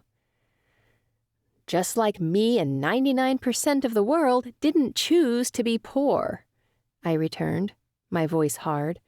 "But here we are, just surviving, while people like you and your dad live like kings." His voice reflected my anger. "My dad works hard for what he has." "And my mom doesn't? The people picking fruit for $2 an hour just miles from here don't work hard?" That silenced him. "It isn't about hard work," I said. "It's about luck and opportunities." If Emerson Academy taught me anything, it was that rich people got to be that way on a combination of luck and connections. People like my mom could slave away every day of their lives and wind up with nothing but arthritis and just enough government help to get by, all while being judged by the lucky ones for taking what little leg up they could get. "There's nothing I can do about how much money my dad has," he said. I shook my head and looked out the dark window at what muted view I had of the passing buildings. "So what?" he pressed. "That means I'm a terrible person?" A harsh laugh escaped my lips. "It means we exist in different worlds." He pulled into the Waldo's Diner parking lot and turned toward me. "What does that mean?" I grabbed my backpack and opened the door. "It means you make the messes and I'll worry about cleaning them up." I slammed the door behind me and walked into the restaurant without another look back. 11. My breath was still coming hard as I approached the table where my friends sat with Carson and Beckett. Their eyes were wide.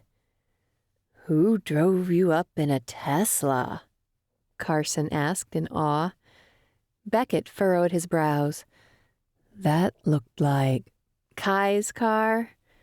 I blew out another angry breath and sat down in the long circular booth. "It was his car, and can we talk about something else, please?" Zara nodded sarcastically. "Yes, there are so many more interesting topics than you riding to the diner with a billionaire. Callie, tell us about your dog's diabetes shot again." Callie straightened. "Oh, well, it's just in his—" "I was kidding!" Zara cried, giving Callie a good-natured smile, which she returned with a blush. I shook my head at them. My car wouldn't start, so he gave me a ride. I rubbed my arms. I need to get the smell of $1,000 cologne off me. Beckett's eyes widened. "His cologne cost $1,000? "Are you and Callie having a gullible contest?" I teased. It was a figure of speech. As if sensing my frustration, Rory changed the subject like the true goddess she was. "We were just talking about the Dulce Periculum stunt." She lowered her voice.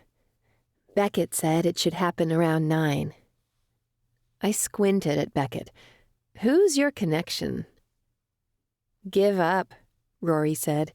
"He's a steel vault."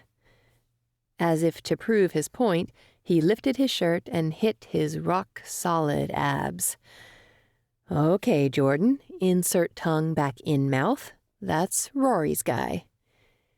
Ginger put down her burger. "We should probably head that way, right?" "Yeah," Carson said, and stood up from the booth so everyone else could follow suit. Even though I hadn't eaten since lunch, I got up too. "Did you want to get something to go?" Callie asked. I shrugged. "I can wait till we get to Zara's." "Here," Ginger said. "Do you want the rest of my sandwich?" "Sure," I answered. Beggars couldn't be choosers. Besides, free was my favorite flavor. While they went to pay, I picked up the uneaten half of the sandwich and followed behind them. As we walked toward the register, Chester, the old guy who always hung out in the restaurant, perked up. "Tough last game, huh, boys?" he said to Carson and Beckett. "Yeah," Beckett answered. "Rough break." Chester leaned forward conspiratorially. "And you heard about that girl who got dessert thrown at her? That was so sad. Kids these days are cruel." Beckett shifted awkwardly, and Rory made herself invisible behind the group. I swore I could feel how uncomfortable she was from here. "Hey, Chester," I said, and slid into the booth across from him so I could eat my food. He broke out into a toothy grin, the lines in his face deepening to dark wrinkles. "How are you doing, girl?" I would have been offended at the diminutive, but he called everyone girl. He couldn't remember anyone's name long enough to call them anything else. "I'm good," I said. My mom's been keeping me busy with our cleaning business. His eyes lit up. I used to work as a custodian in the hotel down the street. Yeah? What was the weirdest thing you ever found? Leaning in, he whispered, I'll tell you mine if you tell me yours. I paused for a moment, chewing over my food, even though the item was already coming to mind. He was eating this up, the anticipation. Finally, I said it. This one kid in a house we cleaned had an old applesauce jar full of spiders. I shivered just thinking of it. There had to be at least 100 in there. I can do you one better, he said, lifting his finger. Callie approached our table. Ready, Jor? Chester gave a sly smile. Guess you'll have to wait. Come on, I said, actually curious. Don't leave me hanging. He pinched his lips together and shook his head. A little mystery does the soul good. Come back and see me sometime. I gave him a 2-finger salute and stood to follow Callie out. As we reached the swinging glass door, she whispered, That was nice of you. I shrugged, because really it wasn't. I was just talking to someone. Most people who went to Emerson Academy didn't understand how sheltered their lives were. Kind people like Chester or the Gutierrezes were everywhere, and I'd sooner ride home in a car with them than someone like Kai. Bad eyesight and all. The drive to the theater took about 10 minutes, but finding a good spot to watch DP was more of a challenge. La La Pictures was on the outside of Emerson's shops, and across from it was an office park. With all the rocky landscaping, it was hard to find a decent hiding spot to watch from. After walking along the sidewalk for a while, we decided one of the huge ornamental rocks at the office park would do. Using blankets from Ginger's car, we hunkered down behind the rough stone and waited. I sat between Rory and Beckett and Carson and Callie, and honestly, I just felt lonely. Even if Callie and Carson were just friends, their bond couldn't be denied. Rory had her head resting on Beckett's shoulder, and he held her close to his side. The love between them hit me like a sack of bricks. I used to feel like that about Martine, but our breakup had erased months of intimacy and left me feeling like a wound barely scabbed over. Look, Ginger said in a hushed whisper. I followed her finger. Her white, freckled skin practically glowed in the moonlight, and caught sight of black figures moving across the theater's roof. The people flipped, cartwheeled, and spun over the surface, getting closer and closer to the edge. My mouth fell open in a silent scream, worried they were going to get hurt. What the hell were they doing? I hadn't quite believed DP was real until Rory told me she'd seen them, but now I knew they wouldn't be real much longer. They'd be dead on the sidewalk in seconds. One cartwheeled over the side of the building. I gasped, and Callie flat out shrieked. For a sickening second, he silently soared through the air as if he had not a care in the world. But then my eyes discovered what he already knew. A blue inflatable of some type absorbed his fall, and he rolled away, moving toward the next building, shouting, Audentes fortuna juvat. I remembered those words from Latin class. Fortune favors the bold. They were bold, all right, and apparently the phrase was true because I didn't know how they'd survived this long. My eyes followed the others, 4, 5, 6 guys, tricking off the roof and leaping effortlessly through the air. They scaled the next building and moved over the next few roofs with ease. If my guess was right, They were going toward the manufacturing plants, toward more adventure. "That was amazing," Zara breathed. Feeling a little sick to my stomach, I whispered, "My nerves can't take it." Still, I wished I were that brave, that I could go from this life, where I was constantly afraid of a car breaking down or having a medical issue, to a better reality, a life of freedom, like I saw the DP guys living right before my eyes. Beckett grinned at us. "Worth the frostbite?" I nodded, but now I just felt sad. Kai had wealth, DP had freedom, Beckett and Rory had each other. What did that leave me? 12. I woke up to bright light pouring through the window of a guest room in Zara's house. I'd slept on one side of the king-sized bed, and Ginger still snored softly on the other end. Rolling to my feet, I grabbed my phone from the nightstand and walked to the bathroom, closing the door behind me. I felt like I'd been sleeping forever. My screen came to life. 6 a.m. I let out a quiet groan and set my phone on the counter. It would be hours before the others woke. After I used the bathroom and washed my hands, I went to the upstairs living room.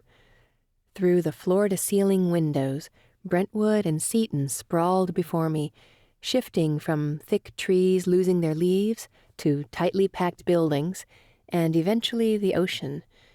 It was gray out today. I turned away from the view and spread out on one of 4 white couches.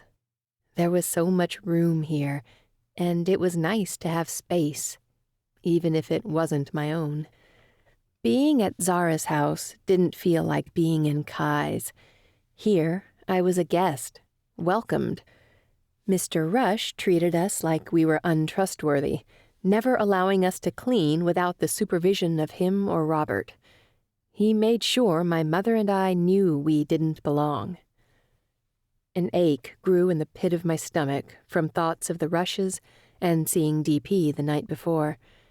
I was unsettled, restless, but I couldn't run out and jump off a roof, at least not with as positive of an ending as those guys. I rolled my shoulders, hoping to ease the tension, and began scrolling through social media. A notification slid down my screen from my mother. "Mom, staying with Camilla tonight. Issa's sick and she can't call off work. Want to come over?" I smiled at the phone. My mom would do anything for her friends. I admired that about her. "Jordan, I'll stay at the house. Give Issa a hug for me." Smiley face. "Mom, I will. Call me if you need anything. Love you." Jordan, "Love you more." Even though I loved my mom, I looked forward to a night to myself. I needed a break sometimes, too. Like now, sitting in the sparse living room with just myself and the scent of rose petals diffused throughout the house, I could just relax. I lay back on the couch and looked at my phone. My notifications showed I had several unopened messages, mostly promotional items or automated texts sent from the school, so I opened my Messenger app and began clearing them out. An unknown number topped the list with a text from around 2 a.m. I squinted at it. The preview had my name. I tapped it, and the messages I'd missed filled the screen. Unknown number. "Jordan, I miss you, baby." Unknown number. "Why did you block my number?" Unknown number. "I need you. Talk to me." Unknown number.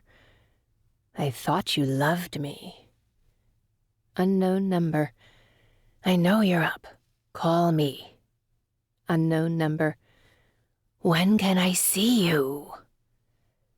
Hair rose on the back of my neck as I read to the bottom, where the messages stopped at 4 in the morning. My fingers flew over the screen with a response. Jordan, leave me alone, Martine. And then I blocked this number too.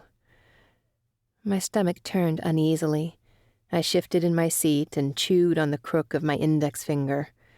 Martine's new girl had probably left him, and now he was feeling bad. He wasn't dangerous, I told myself.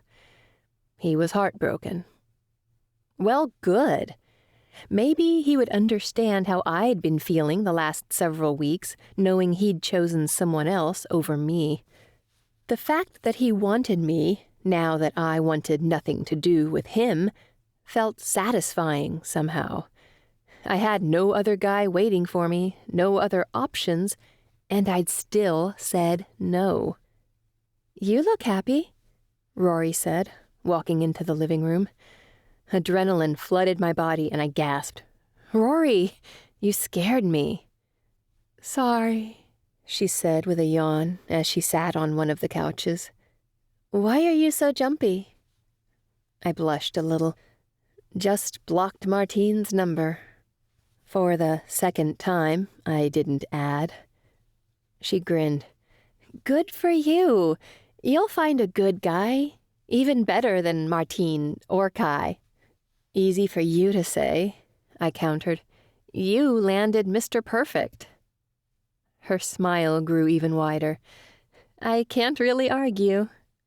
Exactly, I said. So, what's the plan for the day? She shrugged. Homework? I shrugged too. Not like I have anything better to do. We went back to the room and grabbed our backpacks. For the next few hours, we worked in silence on our assignments, waiting for the other girls to wake up. When they did, we spent most of the afternoon baking cookies in Zara's gourmet kitchen. Well, eating cookies that Callie baked based on her mom's recipes. Rom-coms played on the TV embedded in the refrigerator, and between shows and taste tests, we talked about life. I knew this was one of those days that I'd always cherish, and was sad when it came time to go. Zara had a blind date to get ready for, Ginger had curfew, and the rest of us had no reason to hang around. Can someone give me a ride? I asked. I can, Ginger offered. We got in her car, and after I buckled in, I asked, Are you sure your parents will be okay with it? Oh, yeah, she said. They would never want one of my friends walking outside at night. I raised my eyebrows. Your parents would be horrified at some of the dates I'd had with Martine then. We'd been to college parties that lasted well past 6 in the morning. Just call me Rapunzel, locked away in my tower. She frowned, giving away the hurt behind her joking words. Only until graduation, I reminded her. Nope. Her red hair shook around her as she turned onto the main highway that led to Seton. They want me to go to UCLA. Close enough to commute. Where's your house again? The image of my crummy apartment building on trash pickup day with litter strewn over the parking lot made me cringe. As bad as I felt knowing I lived there, it would be worse if Ginger knew as well. Drop me off at Seton Bakery? I said. My mom texted me. It wasn't technically a lie, but I still felt bad. I'd seen each of their homes at least once, even if it was just from the outside. They had houses they could be proud of, with white picket fences and landscaped lawns. If they lived somewhere like I did, I had no doubt they'd want to keep it secret too. I can't believe I hadn't been there before we set up Rory and Beckett. Their cupcakes are so good, she gushed. The best, I agreed.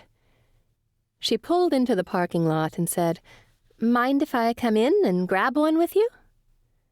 I hesitated, worried she might guess my mom wasn't actually meeting me, but eventually shrugged. Sure. It was a free country, after all. We walked inside and scanned the shelves of treats. She ordered one of my favorites, a cookies and cream cupcake, and then waited. Aren't you going to get something? I shook my head.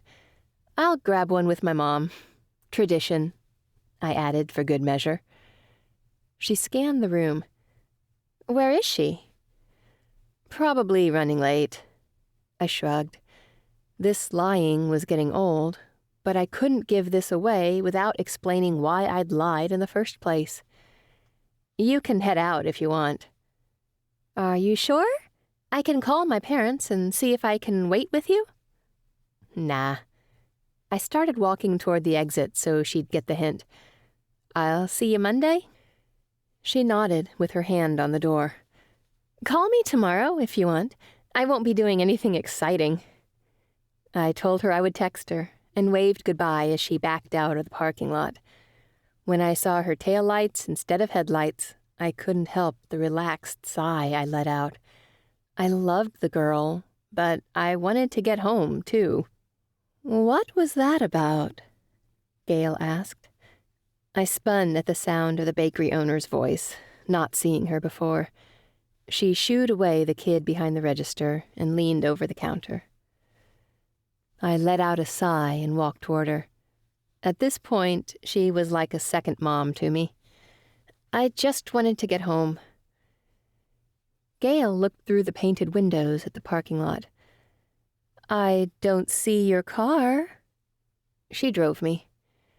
So, you wanted to get home, so you had your friend drive you here? Her eyebrows drew together. Something's not measuring up, kid. A tall, slim man passed through the swinging doors to the kitchen. I told you I'd get new measuring cups. Gail batted her hand at her husband. We're not talking about that, but it's about time, she added. Shaking his head, Chris came to the counter and leaned beside his wife. What's up, Jordo? I shook my head at his nickname. He was definitely the only one allowed to call me that. I just didn't want my friend driving me home, is all. Is it a crime to want some fresh air? Gail raised her eyebrows.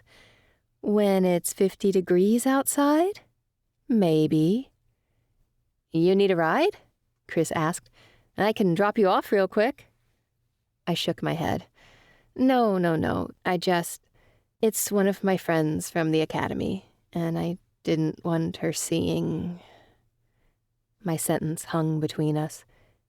Gail and Chris were Seton natives, like me, and they had built their life and business here. They understood as much as anyone how hard it had been for me to leave public school and switch to the academy. Chris lifted a corner of his mouth. You know, Beckett's been great to have around, kind with the customers. If that's what your friends are like, I'd say they probably don't care where you live. But I do, I said. The second they saw my rundown apartment, they'd feel sorry for me, start giving me things they wouldn't normally. As a ship, I already didn't fit in. I didn't need any help. Gail frowned. Are you sure you don't want a ride? I shook my head. I can walk. You have your pepper spray, right? Chris asked.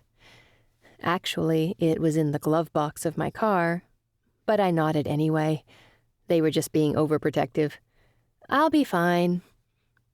They nodded, and Gail said, Be safe, honey. I will. I smiled and walked toward the door. See you tomorrow. Bright and early, Chris said. With a wave, I walked outside and started down the sidewalk. I'd taken this path many times before, mostly with Martine. He loved that I could get free desserts here, so half of our dates consisted of us hanging out at the bakery. Now, sitting inside didn't seem as sweet. The walk from the bakery to my apartment wasn't the safest to make by myself at night, but I'd hurry. Hitching my backpack over my shoulder, I clenched my phone in my hand and picked up the pace. In the distance, I could hear car engines gunning. A street race. I'd been in a few of those with Martine, against all my wishes. The more I thought of him, the angrier I got. The nerve of that guy, treating me like he did, and then calling me after I'd blocked him, ordering a meeting.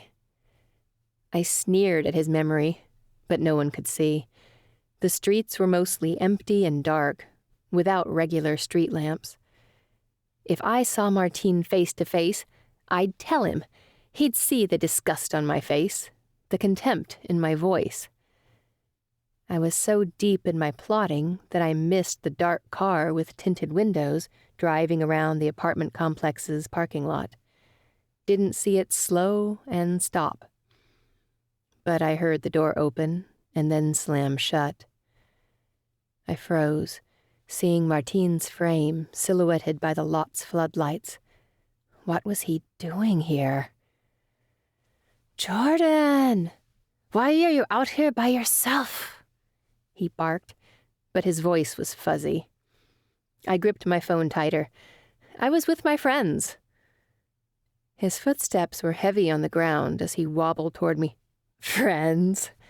You don't have any amigas since you switched to that rich school." I narrowed my eyes at him. "Get out of here, Martine." "You don't tell me what to do." He spat, literally, on the ground. "Puta." My lip curled in disgust at the swear word.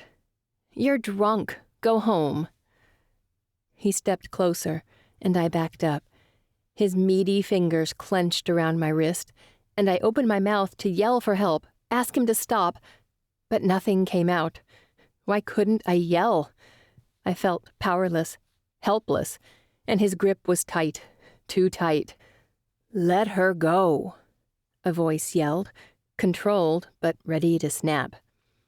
Martine turned his big dumb head away, and I tried to use the distraction to jerk out of his grasp, but he doubled down, squeezing even tighter. I finally found my voice as I cried out with pain. "Ouch! You're hurting me!" "Good," he growled. "I said let her go." The voice was just as loud, but twice as deadly. Hope swelled in me so strongly it almost hurt. I had no idea who was here, but I loved them. As a thin figure approached us, all hope fled my chest. What was Kai doing here? He had no business being at my house, and absolutely no chance against Martine. What I used to see as big and secure was now suffocating, terrifying, especially since it outweighed my only defender by at least 100 pounds. If Kai noticed how outmatched he was, he ignored it, running right up to us. "Back off of her!" He shoved Martine's shoulder, barely causing him to move, despite the inebriation. Finally, Martine released my wrist, and I cradled it with my other hand. The returning blood pumped painfully through my veins. Now Martine spun on Kai, reaching his beefy arms out to shove him. I screamed, fearing Kai would be hurt, but he ducked easily out of the way. "Go home," Kai warned. "You screwing my girl?" Martine roared. "Go home," Kai said through clenched teeth. Martine stalled, his chest heaving, and then turned like he was going toward his car. But he swiveled at the last second and slung a fist at Kai. Kai was ready. He ducked out of the way and jabbed quickly at Martine's throat. A strangled cry came out his fleshy lips, and he grabbed at the spot Kai had hit. Sirens sounded in the distance, and Martine's eyes got wide. He stumbled toward his car, letting out a string of curse words on the way. The door slammed, and his tires squealed against the pavement. "He's so drunk," I managed, worrying he might hurt someone else in his escape. Kai reached into his pockets, grabbed his phone, and held it to his ear. "Did you hear that?" His deadly, glittering eyes followed Martine's car. "He's intoxicated, heading south on Bixby. I can't see him anymore." He hung up and shoved the phone into his pocket. I stared at him, unable to find words. What just happened? His fingers went to my wrist, gingerly turning it so he could examine it. "Are you okay?" I was still stuck in stunned silence, though. How had he just taken down a guy twice his size? And how was he here, at my apartment complex? He could give me an answer to one of those questions at least. "What are you doing here?" He glanced up at me, meeting my eyes for a second before looking back at my arm. "I had your car brought here. Wanted to make sure you got the keys." His touch was soft on my arm as he turned it again. "It's going to bruise pretty badly, Jordan." "My car?" His lips softened into a smile. "Your wrist. Can you wiggle your fingers?" Carefully, I moved each of them. It hurt, but I was fine, thanks to Kai. I shuddered to think of what might have happened if he hadn't been here. But that part, his presence, still didn't make sense. "I don't think it's broken," Kai said, releasing my hand a few seconds after he could have. "My car was broken down. How did you get it here?" "Your lips are blue," he answered. "You're cold. Let me get you inside." My knees locked, keeping us from moving. "You can't come inside." He looked like he wanted to argue, but finally he said, "My car?" Not having enough energy to argue, I nodded. He led me across the parking lot to a silver Honda sedan. It was a newer model, but it didn't look brand new. There was a dent in the hood. When he opened the door, I said, "Whose car is this?" "Mine." "Did you borrow it from your butler?" "Damn it, Jordan. Get in the car before you freeze to death." My eyes snapped harshly to his, but I followed the order. He shut the door behind me and walked purposefully to his side. After getting in, he said, "You weren't comfortable in my Tesla, so I got this one instead." "You got a new car because I didn't like your last one?" My eyebrows came together, this news competing with everything else from the evening. He turned in his seat, his eyes shining in the floodlights. "You are right. I have no idea what it's like to live your life." His gaze went to the parking lot, where broken glass from shattered beer bottles glinted in the moonlight. "But I want to understand. I don't want to be your enemy." My heart had lodged itself in my throat, making speaking difficult. I swallowed. "Rule number 1. Most regular people can't just go out and get a new car at the drop of a hat." "I'll write that down." He reached for his glove compartment. "I think there are some napkins and a pen in—" I shoved his arm, finally smiling. The smile he turned back on me warmed me better than the used car heater he had cranked the second he got inside. "So, friends?" he asked. The hope in his voice tore me in two. Behind him, I caught sight of my car, rusted paint and all. "Did you have my car towed here?"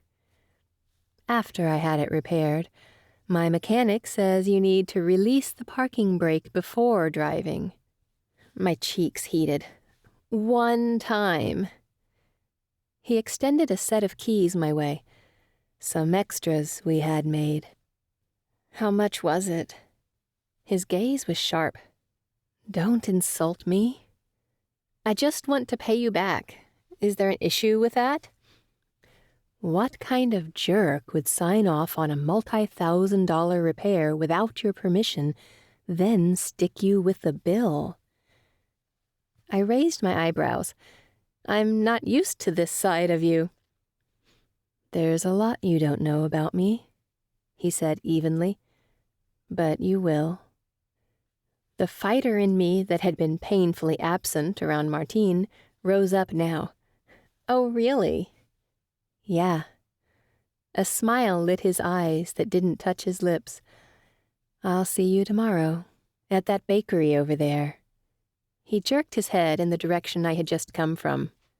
Now get out. You need to get some rest, unless you would like me to walk you to your door? Feeling shell-shocked, I shook my head and reached for the handle. Wait, he said.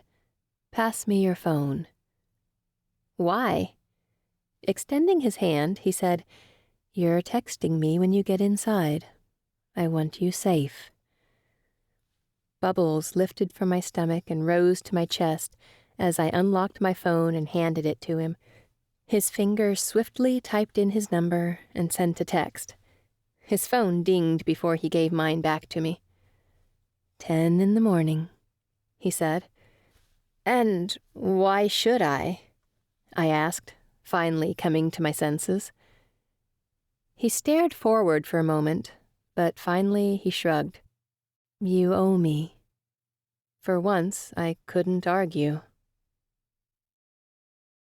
13. At 5 before 10, I got in my car, and it started more easily than it ever had before. No gassing it, no trying more than once, nothing. I sat back and stared at the tachometer resting around 1,500 RPMs. Part of me wanted to check under the hood and see what space gear he'd had installed to make it run so smoothly. The other part was too terrified to try. So I shifted it into gear, and it purred as I took off.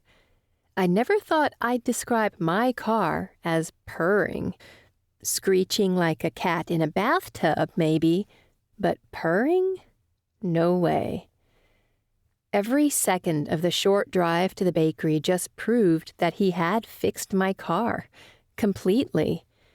When I pulled into the parking lot and saw Kai's Honda already parked, I felt something between disbelief and frustration. I was thankful, but I didn't like owing him something I couldn't dream of paying back. As I got out of my car, I was intensely aware of how I looked, knowing Kai would be watching. I'd worn a long-sleeved shirt, partly because of the cold, but mostly because of the handprint bruise blooming on my wrist.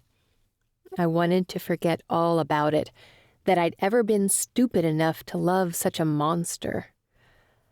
I folded my arms across my chest and walked toward his Honda. Before I reached him, the door opened and he stood. The wind swept his black hair across his forehead, and his eyes shined golden brown under the streaming sunshine. Why the sight of him made my heart beat faster was cause for concern. I attempted to stuff the feeling as I approached him and his curving lips. Hey, I said, I'll go in and grab us something and meet you out here. He furrowed his eyebrows. Why? They know me here. People talk, and my mom would kill me if she caught me here with you. His lips had set into a line, any hint of the smile from before completely gone. Where are we going, then? The pier? I suggested. If he had an adverse reaction to the place that smelled of rotten fish and salt water, he didn't let on. He reached into his pocket and began opening his wallet. I don't have to pay here, I said. Then a tip, he countered, retrieving a bill and pressing it into my hand. The brush of our skin crackled across my mind, clearing all other thoughts. Maybe it was the power that lay within him, unknown unless needed. He'd protected me the night before. I'd lain awake for hours thinking of it, How easy he'd made it look to defend me. I curled my fingers around the bill and went inside. As I waited in line, I glanced at the 100 in my hand. So much for flying under the radar. When I reached the front, Chris greeted me. "Working on a Sunday?" I asked. Usually he and Gail had someone to cover the weekend shifts. He shrugged. "Sam called in, so here I am." He grinned at me, deepening the happy smile lines around his mouth. "Good to see the weekend crowd, though." I smiled back. "Good to see you, too." I wondered what would have happened if I'd just accepted his offer for the ride last night. Would Martine have advanced on me? Would Kai have tracked me down? "What can we get you?" Chris asked. "A mocha and—" My smile grew. Yes to the mocha. 2, actually. And then 2 coffee cake muffins? His smile faltered. "You're not with Martine, are you?" I couldn't help the shudder that came with his name, or the painful throb that shot through my wrist. "No, a friend from school." That answer seemed to please him. "Coming right up." As his back turned, I slipped the 100 in the tip jar and walked to the counter where they placed completed orders. Within minutes, he had 2 cups and a white paper bag ready for me. "Have a good day, kiddo," he said. "You know you're the only person I let call me kiddo, right?" He chuckled. "I consider it a privilege." "See you tomorrow," I said.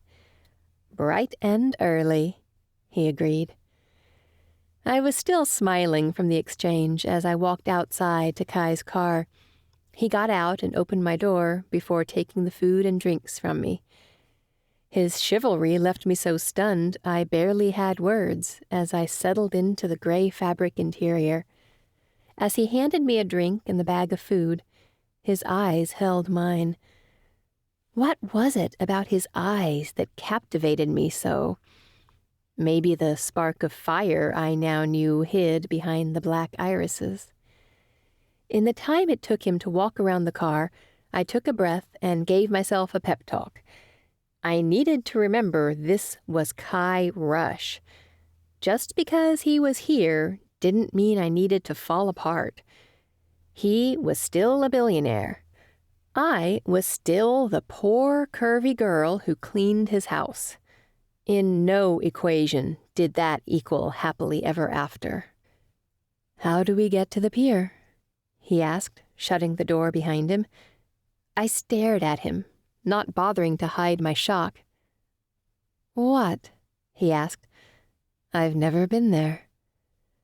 My jaw practically rested on his dash at this point. "You've never been to Seton Pier?" He shook his head. "You've never gone fishing?" "Not there." I raised my eyebrows.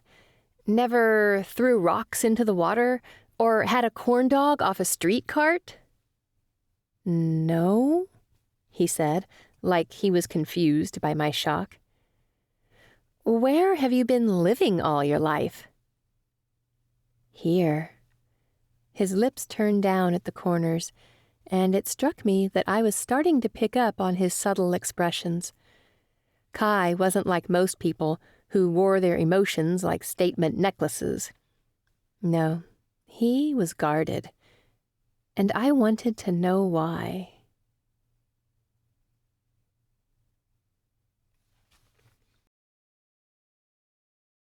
"14. I gave Kai directions to the pier, and his eyes were hungry as he drank in our surroundings. On weekends, the spot bustled with life. Little kids fished off the edge of the pier, while their parents and grandparents made sure they didn't fall through the wooden railing into the ocean. Couples walked over the weathered planks hand in hand. A couple of food carts even popped up here on weekends, too. The corn dogs were the best, but I also liked the funnel cakes and roasted peanuts. He put the car in park and scanned our surroundings. "What now?" "Nothing." I opened my door. and everything. With a small smile, he got out of the car and walked with me to the grubby sidewalk. I wondered what it looked like to him, seeing it for the first time. "Where do you and your dad go when you want to see a beach?" I asked. "A friend of ours has a private beach down the coast." Of course, rich people knew other rich people. "You seem upset," he said. I held my disposable mug to my chest and shrugged. "You just live in a different world, is all." He pressed his lips together, hardly seeming satisfied with my answer. "Have you tried your drink yet?" I asked, nodding toward the styrofoam cup in his hand. If we kept talking about all the ways we were different, we'd never discover ways we were the same. With a shake of his head, he lifted it to his lips and sampled the foamy liquid. His dark eyes brightened. "This is amazing." "Right?" I said. "Wait until you try the muffin." Still walking, I reached into the bag and handed him the pastry crusted with cinnamon and brown sugar. He promptly bit into it and moaned. I laughed. "Get a room." He shook his head and swallowed. "I might have to." A giggle escaped my lips, foreign and familiar, wholly welcome. We walked down the wooden planks of the pier with about a foot separating us all the way to the end. While Kai looked over the water, I sat down, dangling my feet over the edge and my arms over the middle railing. I liked the way the air circled my legs, how freeing it felt to be right up against the edge of forever. So much of my life had been tethered to California, to Seton. Here I could imagine sailing to the horizon and discovering what was possible beyond what I could see. "You're thinking about something," Kai observed and took a sip of his mocha. "I am," I admitted, but I wasn't quite ready to trust him enough to tell him the truth. Out here, I didn't need to be anything but honest, anything but myself. For a moment, he watched me, but then he turned his gaze over the gray waves rolling in. "I can see why you like it here. It's not pretty, not in the traditional sense. No, but it's real." My lips turned up. He got it. Maybe I didn't have to explain it after all. "Can I ask you something?" I smiled at him. "You just did." He pressed his lips together in an exasperated smile, shaking his head. It made him look silly, teasing, completely at odds with his usual serious demeanor. "Go ahead," I said. He rolled his cup around his long fingers. "Who was that guy last night? Did you know him?" My wrist throbbed again at the memory. My ex, Martine. A thunderous look crossed Kai's expression. "He wasn't always..." His voice shook like he couldn't manage to say the word. "Abusive?" I finished for him. "No." He nodded, but something in me wanted him to understand that I wasn't the kind of girl Martine had made me appear to be, like a victim who couldn't protect herself. "He used to be sweet," I said. "On our first date, he took me dancing at one of the college bars, got his friend to let me in, and he made me feel beautiful, special."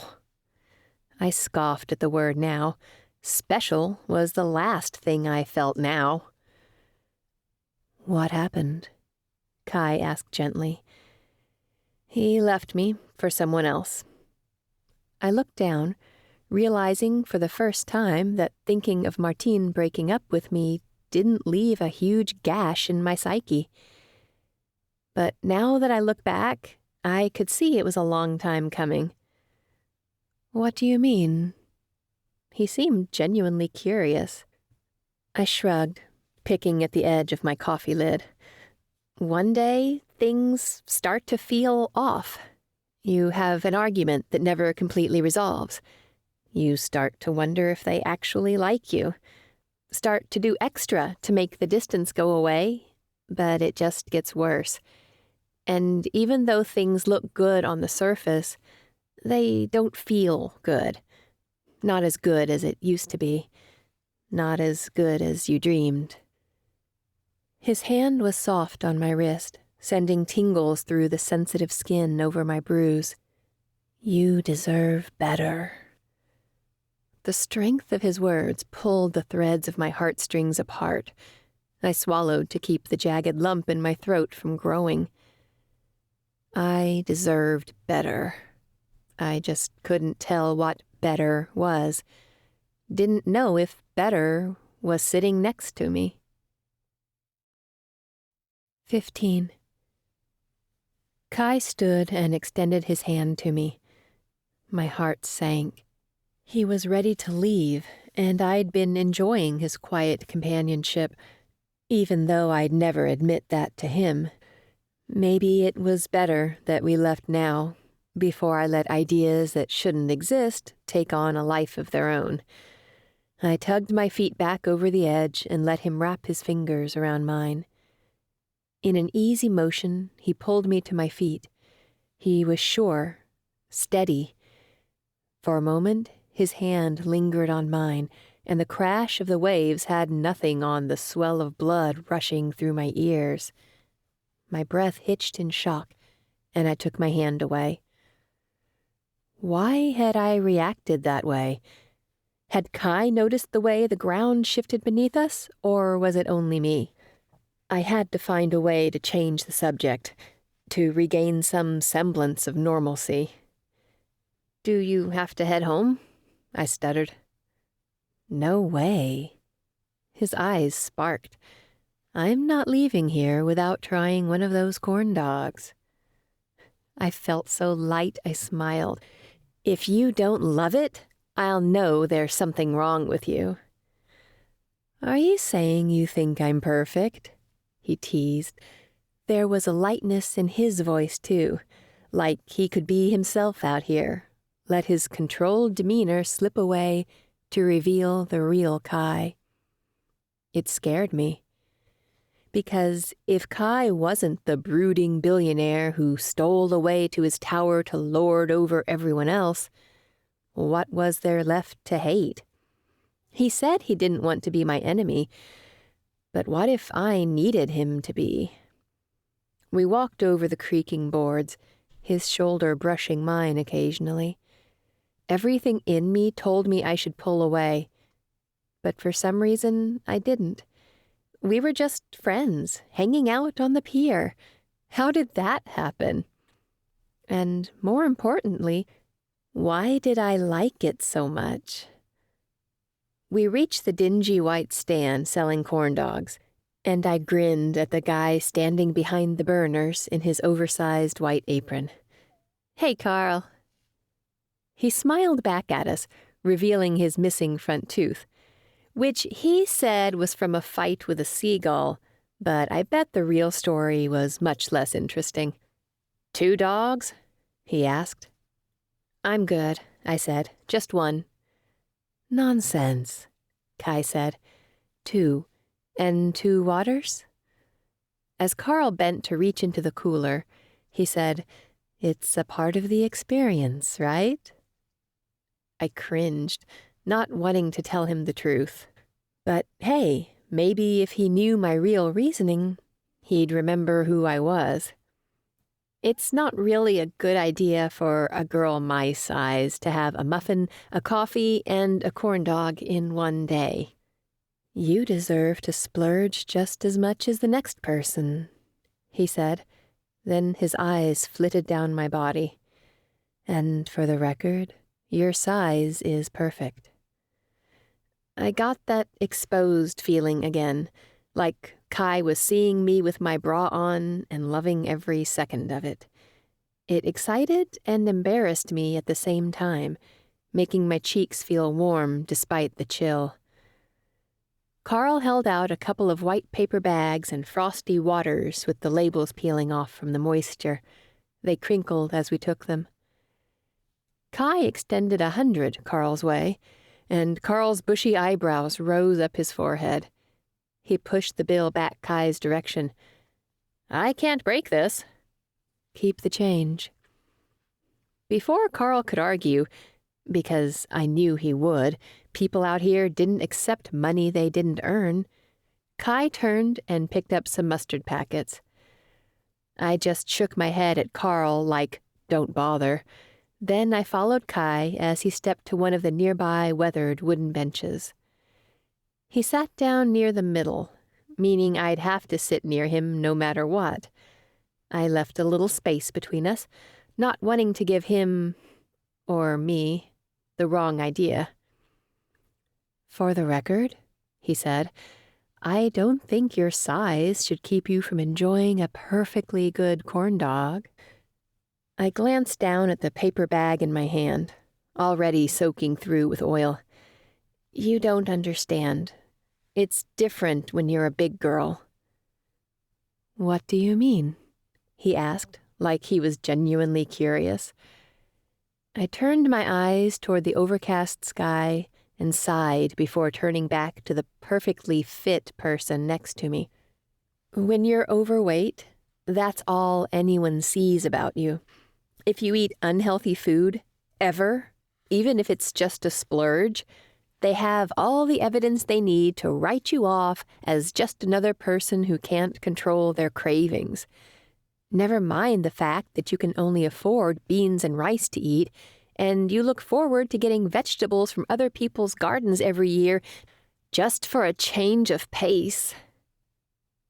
His eyelashes fanned over his cheeks as he looked down at his untouched corn dog. Then he turned his creased eyes to me. "I'm sorry you have to go through that." My throat felt tight, because even though I hadn't wanted his sympathy, it meant more to me than I wanted it to. "It's fine." "It's not," he said. "But that doesn't change the way things are, does it?" I shook my head. Nothing would. Except, ironically, him and his dad. Their job meant the world to my mom, and therefore to me. I didn't want to think about it. "Will you just eat the corn dog already?" I asked. "I'm dying to see if you'll like it or if we'll get to feed the gulls." He shook his head and peeled back a small corner of a mustard packet.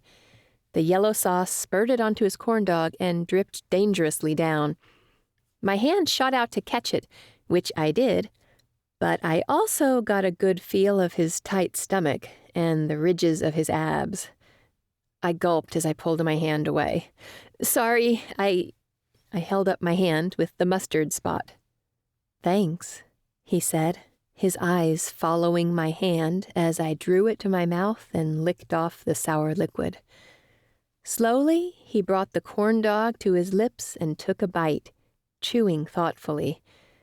I watched him like a gift giver on a birthday, waiting to see if the person liked the present I'd worked so hard to find. Again he moaned, and I laughed. "Please tell me you don't always do that when you eat." "Apparently only when there are trans fats involved." He laughed. The carefree sound warmed my heart. Good point. We sat and ate our corn dogs, talking about nothing and everything, having the kind of conversation you'd never remember, but always long for the way it made you feel. When we reached the base of our corn dogs, I said, "This is the best part. I like to chew off the crunchies at the bottom." "Crunchies?" he asked with an amused smile. "Is that a technical term?" I slapped his shoulder, laughing. "Just be quiet and eat it." He seemed unsure as his white teeth pressed down around the round brown spot and crunched. I did the same, and when he met my eyes, I giggled. This was the most carefree I'd felt in a long time, and it was happening with Kai Rush. "You were right," he said. "The crunchies are the best part." "Told you," I said with a pleased smile. He stood and took my trash from me, then tossed it. Martine had always made me do that. "Are you okay?" Kai asked. "You seem upset." I shook my head, trying to wipe the frown from my face. "No, I just need to get home." He frowned too now. "Oh, okay." He extended his hand to mine, and I only held his for a fraction of a second before letting it go.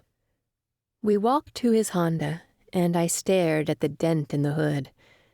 Maybe that's what I was to him, a flaw in an otherwise unblemished existence. I hated the thought of being something that stood out in a bad way, that took value away from something. We rode in silence to the bakery where my car waited, but when I reached for the handle, Kai put his hand softly on my arm. "Hey," he said, his tone gentle. "I just wanted you to know I had a good time today."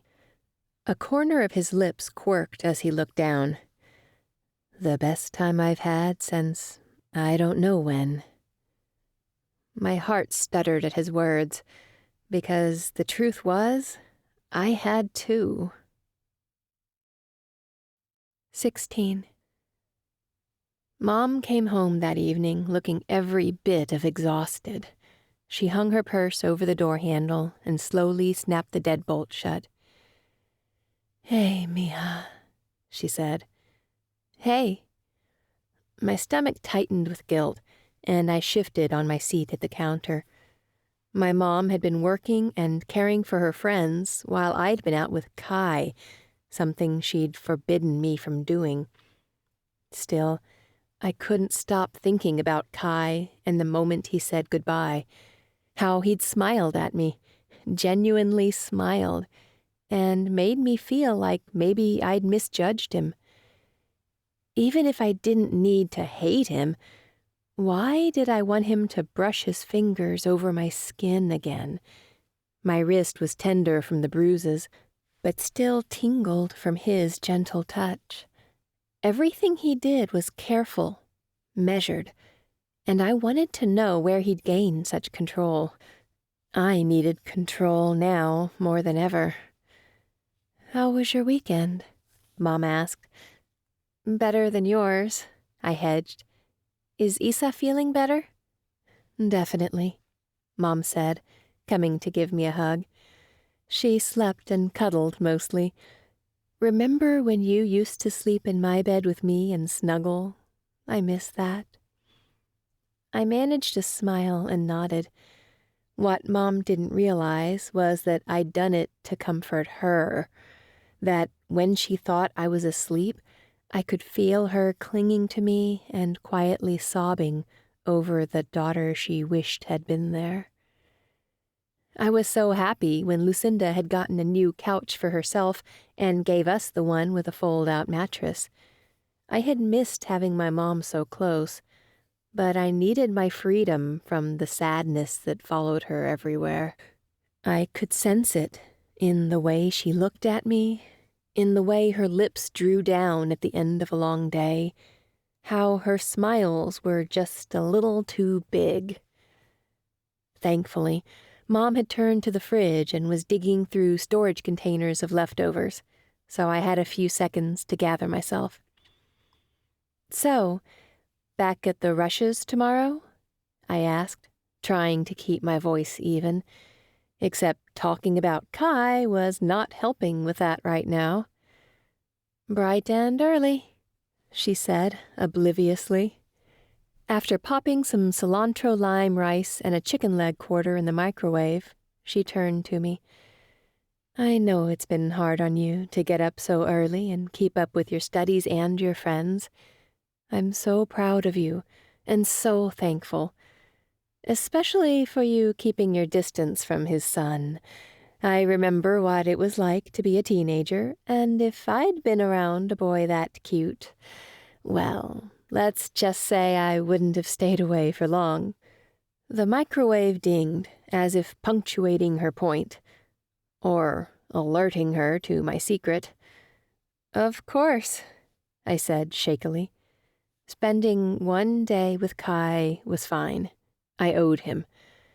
But I owed my mom more, and I needed to remember that. Our routine went back to normal the next day. Mom nudged me out of bed, and I got dressed, packed a bag with my uniform, and left the house. Except when Mom came out of the bakery with my breakfast, she said, "You didn't tell me you were with a boy yesterday." I nearly choked, and I hadn't even taken my first drink yet. "Who told you?" "Gail, of course." She narrowed her eyes with a pleased smile. "Who was it?" "Some guy from school," I replied, ripping open my bag. If she saw my eyes, she would know that it wasn't just some guy. He was the guy. "A high schooler?" She bent over the car. "Intrigue. Tell me more." "Did you just say intrigue?" I laughed. Her fingers gripped the door of my car as she looked down at me. "Was it that cute blonde you and your friends always hang out with?" "No," I cried. "Carson is Callie's guy." "I thought they were just friends," she said suspiciously.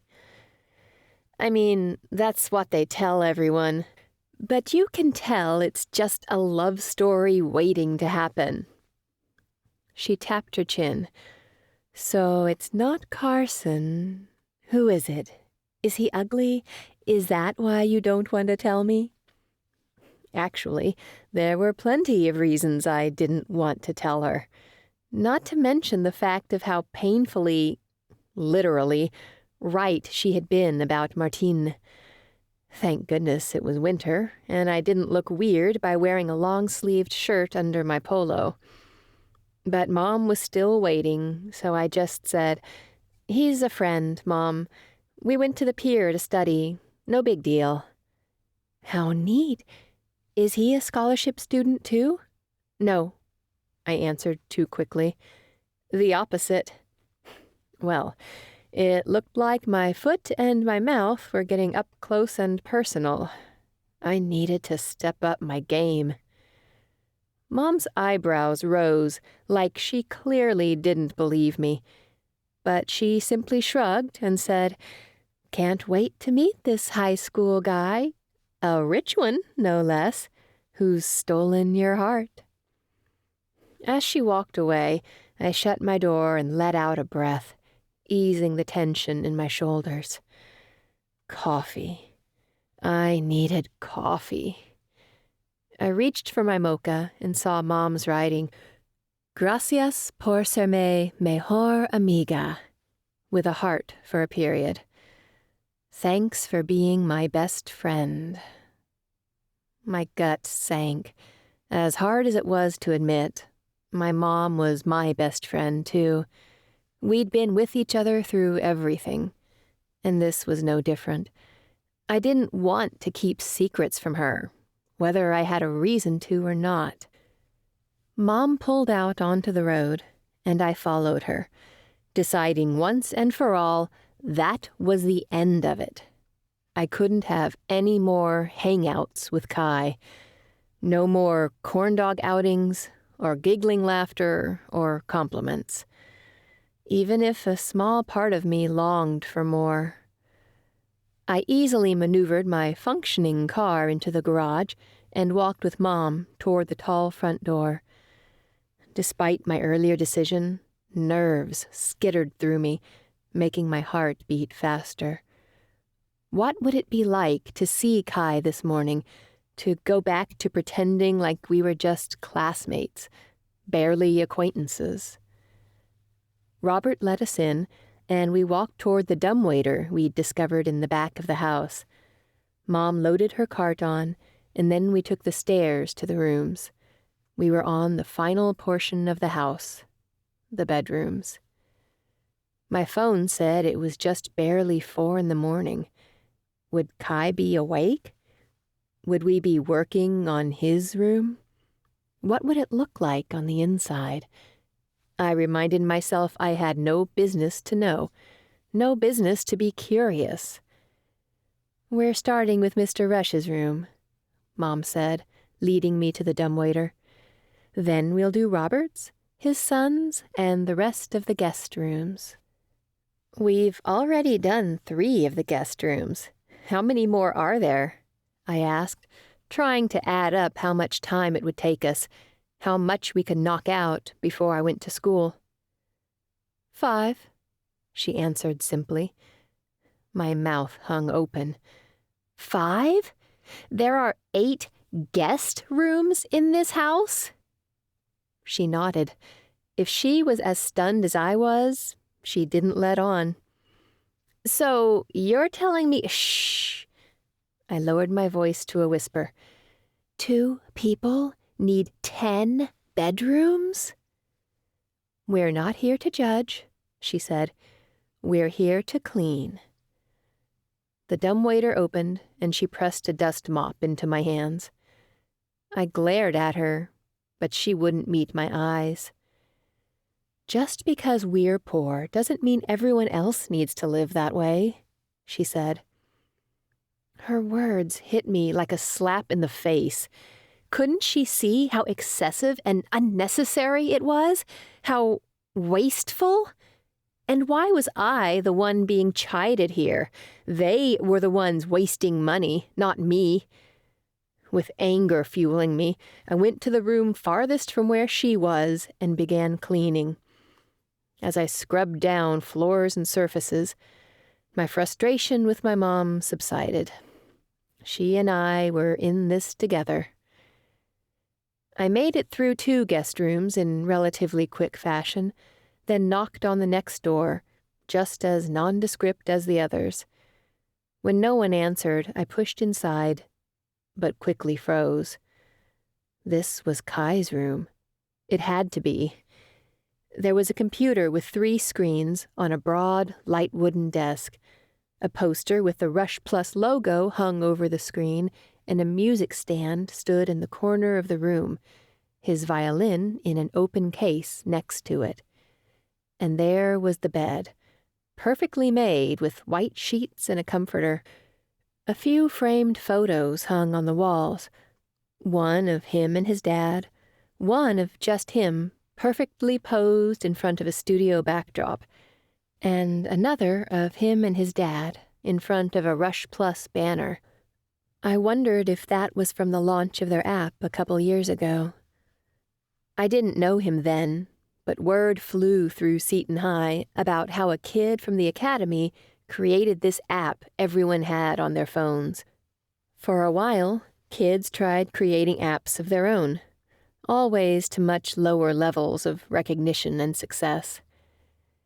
In this picture, he looked younger, less jagged around the edges.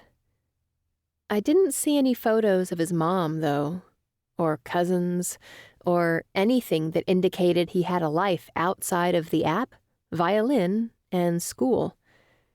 It left me curious, hungry to know more. Who was Kai? I could already tell there was more to him than the carefully controlled self he showed everyone else. The ensuite bathroom door opened, and I jumped back, the dust mop handle clattering on the marble floor. Kai took me in, alert even in cotton joggers and a loose-fitting white t-shirt. I began, but then realized I had no plan for what to say. Sorry? For cleaning his room? Wordlessly, he stepped forward and picked up the handle, but he didn't give it to me. Instead, he examined it in his hands. Apparently, he didn't have anything to say either. For a moment, we stood in silence, but it grew too uncomfortable for me. "I need to get back to work." "You shouldn't have to clean my room." His eyes hit mine then, full of an emotion I couldn't place. The force of it overwhelmed me. And then I realized what it was. Guilt. Pity's ugly first cousin. "It's my job," I said roughly. "It shouldn't be. Why should you have to work before school every day just because you have a different parent than I do?" Now I was really getting frustrated. "You might have just realized that, but that's the way the world works."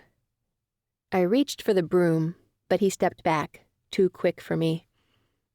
Gritting my teeth, I stepped forward to take it, but again he dodged me. There was an edge in his voice as he said, "Stop." "And what?" I asked. "Get my mom fired? She needs this. We need this." His jaw ticked off each long second that passed. "It feels wrong." The fire spread in my chest, breeding anger and, even worse, embarrassment. "Then I suggest you go." Mom gasped behind me. "Jordan, we never talk to our clients like that." She took my shoulders and guided me out of the room. As I walked through the doorway, I could hear her offer profuse apologies to Kai, along with his futile attempts to defend me. I was in trouble, and I knew it. But that just made me angrier. Kai was right. I didn't choose to be here, to have a poor family with an absent father and a dead sister whose medical bills hung over us. I grabbed a spray bottle and a dingy rag from the cart and went to the guest room farthest away from Kai's. My fury carried me as I dusted surfaces, scrubbing harder than necessary. I didn't know how long my mom watched me, but when I turned and saw her studying me, it had clearly been a while. I braced myself for her fury, for the guilt trip she was so good at placing on me and herself. But it never came. "Do you need help in here?" she asked. Silently, I shook my head. She nodded swiftly. "I'll clean the Rush's rooms from now on." I nodded as well, keeping my eyes peeled open to prevent the tears that were coming. Another nod and she left, leaving me with all the emotions I didn't understand, and even more I didn't want to face. 17. When the final bell rang, I was beyond ready to go home, knock out my homework, and go to sleep. I said goodbye to the girls and went to my locker to grab my books. My eyes caught the smooth, swift movements of Kai walking toward me. It was like they were trained to notice the purposeful placement of his feet, the controlled way he held himself. I wondered how I'd gone so long simply dismissing him, never really seeing him. He seemed to stand out from everyone, apart from everyone, kind of like me, except he didn't have friends. He had classmates, project partners, teachers, but no one who seemed to really know him. He was an enigma, one I'd humiliated myself in front of far too many times. His eyes landed on me, and he lifted a hand in a wave. He wanted to talk to me. My heart jolted into action, along with the rest of my body. I hurried to shut my locker door and began walking away. I glanced over my shoulder to see Kai still walking purposefully toward me, and sped up. My shoulder rammed into someone stepping back from their locker, and then my feet stumbled over her heeled ankles, and I crashed to the floor, heavy books thudding in front of me. "Ouch!" Merritt cried so loudly it echoed off the walls. "You nearly took me out, you ship!" My wrist had hit the ground, and hard. I twisted on the ground, holding my wrist to my chest, and saw her examining herself like my fat or poverty might have somehow rubbed off on her. I didn't see you, I said, my voice coming out in a groan. Tinsley rolled her eyes. Pay attention, then. Poppy laughed. She probably just can't afford glasses. With a scowl, Merritt said, I might need my insurance policy to donate some, for public safety. My eyes were watering now, from shame and pain. I tried to capture my books from between everyone's feet, hurrying to get out of the building. That's enough, Kai said, and I felt his hand underneath my arm, helping me up. Merritt studied him, her eyes stalling where his hand still rested on my elbow. She had met her match with Kai, the one person whose bank account could outweigh her family's. Zara came close, but not close enough to make a difference. After a moment, she sniffed. I wonder what your dad would think of you fraternizing with a ship. Ignoring her, Kai bent to pick up my books. Interesting choice, Rush, Merritt said, slamming her locker shut before storming away, her friends in tow. I took a book from him and muttered, I can take care of it. His eyes turned on me. I know. But he didn't change his actions, helping me gather every last paperclip and pen that had scattered from my busted pencil case. When he handed them to me, his skin brushed mine, and the contact fired through me. Not like electricity, but like weight. I fully understood the heaviness of what standing up to Merritt meant. I worried what would happen when she leaked the news to his dad that he was hanging around someone like me. I owed him for helping me, and I was already more in his debt than I cared to be. The crowd had thinned now, leaving only a few stragglers in the hall to hear what he said next. Come with me, he said. Where? I asked, when I should have been asking why or simply saying no. I'd had the strength to run away, but now, with him up close, my willpower was waning. You showed me a day in your life. I want to show you part of mine. He slipped his hand into mine to hold it, a first that felt more like 1,000th. A new weight settled over me, the kind that made sure I was aware of the cost. This was off limits, there was no doubt about it.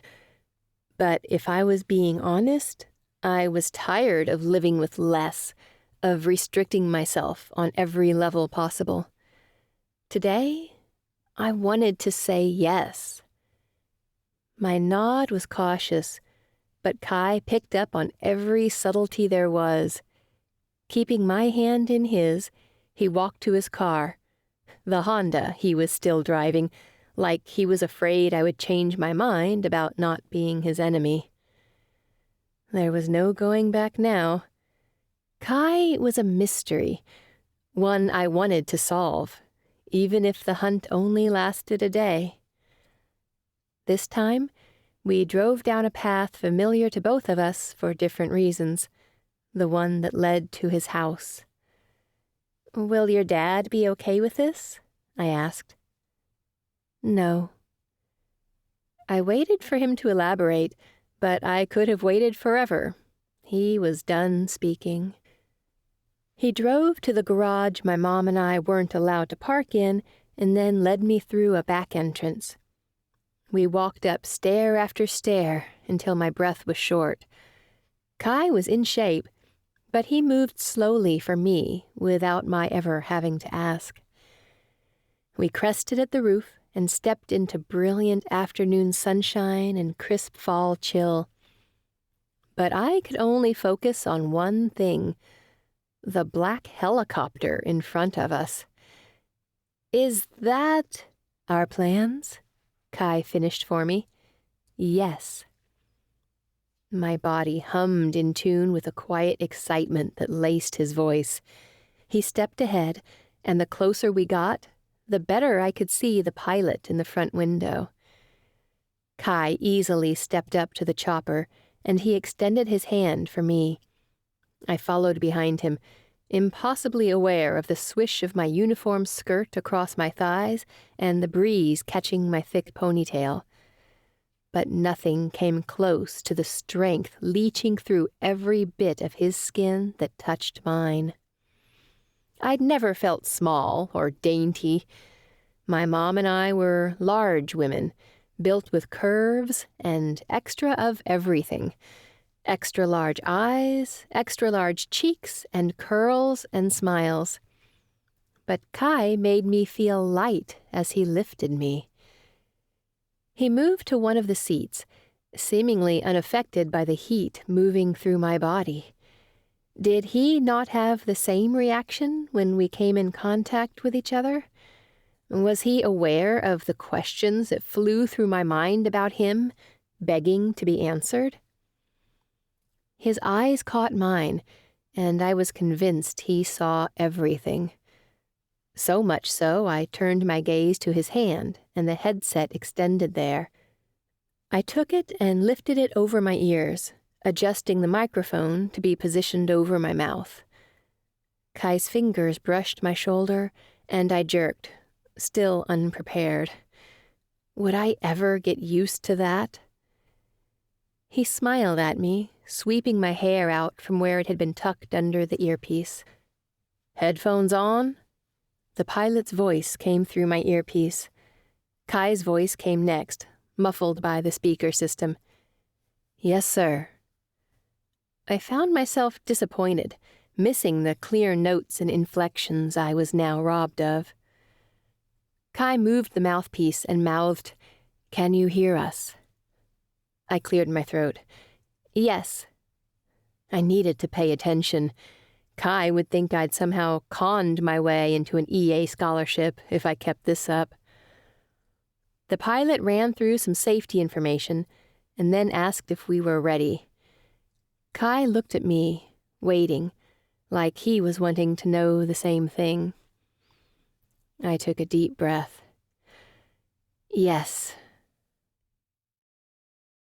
18. The blades whirred, and the helicopter lifted from the rooftop of Kai's home, making my stomach drop. Like I was outside of my body, I saw us, sitting in the leather seats, gazing out the windows, because this couldn't be me. How was I sitting with a billionaire in a helicopter, lifting into the air, keeping secrets from my mom? She could never know about this, no matter how much I ached to tell her every thought passing through my mind with each revolution of the chopper blades. Within minutes, we were high in the air, the Rush's mansion like a tiny square below us. My eyes were glued to the window, but I could feel Kai's eyes on me. Every bit of me ached to turn and see him, question what was happening, and hope to find an answer in his deep black eyes. But I forced myself to keep looking out the window at the city unraveling below us. I'd never seen Emerson like this, nor Seton, which was now edging into my vision, along with the hazy expanse of ocean. The pilot didn't describe what was going on below, like I thought he might. Instead, we rode quietly, only the gentle hum of the blades and air outside reaching through the thick headphones. Kai's voice interrupted my rambling thoughts. "What do you think?" I turned to him, taking him in for the first time since we'd lifted off. In the way he leaned forward, I sensed he was uneasy. Nervous, maybe? He was apprehensive of what I had to say, I realized. Before I could open my mouth, he added, "Hank can't hear us. It's just you and me." "Hank?" I asked. "The pilot." Oh, I'd never caught his name, which, now that I thought about it, was kind of a dumb move. The guy literally had my life in his hands. I glanced toward the glowing control panel up front, then back to Kai. "This is different." He nodded, waiting. "How did you get all of this ready?" "I've been planning it since this morning," he admitted. "I hoped you'd say yes." My lips turned up softly, but a niggling thought tore at my heart. What if he'd taken other girls out here, and I was just another in a long line of women? I couldn't outright ask that, though, so I said, "Do you do this often?" "Sometimes," he shrugged. "Usually with new business partners or people who visit from out of town." I longed to ask about who might be visiting him and his dad, but something told me now wasn't the time. I simply nodded and said, "It's beautiful up here." "It is." I realized I should be grateful. Who knew how much it cost to use a helicopter and squire someone around? Besides that, Kai had other things he could have been doing with his time, but he'd chosen to spend it with me. "Thank you." With a satisfied smile, he nodded. "How long do you have?" "My mom won't be home until late." After pushing a button on his headphones, he said, "Hank, can you take us to the caves?" My brows came together. "The caves?" "Wait and see," he said. The helicopter continued toward the ocean, and soon we were flying over the rippling water. I wanted to worry about where we were going, but I felt safe with Kai. He'd defended me, twice, both times from people more powerful than me. If he'd wanted to hurt me, he wouldn't have to actively participate, only step to the side. An island came into view, and the chopper turned, sending my stomach pressing into my side. A queasy feeling overtook me, and I sucked in deep breaths as we sank lower and lower. The helicopter touched down on a long strip of brown sand, and the blades slowed. Kai slipped off his headphones and extended his hand for my pair. Once I got them off, the loud sound of the slowing blades filled the air. I scanned our surroundings, seeing massive square boulders protruding from the sand and a progressively thickening forest. I'd never been here before, but it looked familiar. "Is this Walden Island?" He nodded, confirming my guess, and it took all I had not to let my jaw drop. My mom and I had been planning to go here for years. This was a popular spot during tourist season, but a ferry ride here, along with a tour, was well beyond our budget. Now that we were well into fall, tours had shut down. We were alone. "Want to see the caves?" he asked. I stood and nodded. I didn't even know there were caves here. He hopped easily down from the helicopter, landing softly in the sand. Extending his hands out to me, he curled his fingers, indicating I should jump. "I'm too big," I said, embarrassed. Scoffing, he said, "Nonsense, come on." I closed my eyes and jumped. He easily caught me under my arms and lowered me to the ground. Our bodies were close now, my breathing fast. Stepping back, I rubbed my arm. "Thank you." As I awkwardly shifted my weight, my feet sank deeper into the sand, and it leaked through the edges of my shoes. Surely it was doing the same to Kai, but he didn't seem to mind. He simply nodded and began walking toward a marked trailhead. I followed him, sucking in deep breaths to manage my exertion and nerves. Although Walden Island was public land, no one came here during the off-season. We were on what basically equated to a private island. Most couples just went parking, and not in a helicopter. Not that we were a couple. Thank goodness Kai wasn't looking at me to see the blush blooming on my cheeks. I kept my head down and my thoughts focused on my feet until he stopped in front of me. We'd reached a sign, and he stood, waiting for me to read it.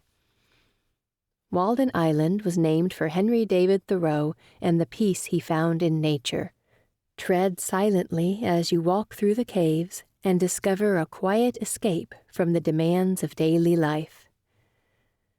The silence the sign requested seemed to press upon us, creating a tangible presence all its own. Kai slipped his fingers through mine and led the way into a cavernous opening. The first thing I noticed was the graffiti, couples' initials with hearts drawn around them, lewd words, phrases that didn't quite make sense, especially not on a cave wall.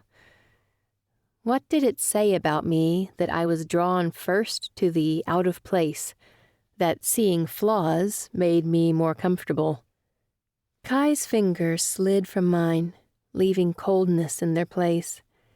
He dropped onto a long, flat rock and began rifling through his bag.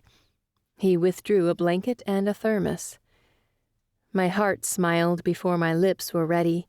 He really had planned this. "Mocha?" he asked quietly. "Every day," I said, and my voice reverberated loudly off the rock. I blushed and sat down, carefully crossing my legs so as to not reveal too much in my uniform skirt. He focused on the thermos, pouring the brown liquid into a cup and passing it to me.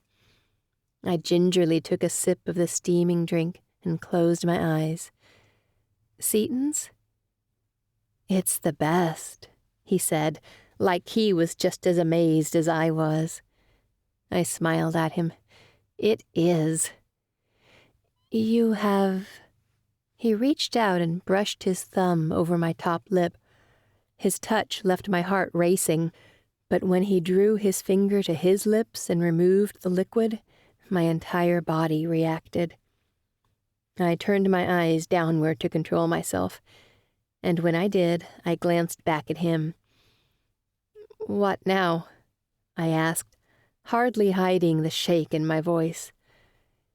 He sipped from his cup and then rested his hands on his lap. "I don't know. I haven't really done anything like this before." My shoulders straightened. I didn't like being lied to. "Sure, you've never whisked away a girl in a private jet." I got way too good of grades to fall for a lie like that, even when I hoped it was true. "Who would want to date me?" Kai asked, emotionless. "As far as the entire school knows, I'm standoffish at best and stuck up at worst. And coming from Emerson Academy students, that's saying something." I snorted, but couldn't argue, because he was right. All the girls had warned me against him when I only mentioned that he gave me his number. His gaze found mine, held.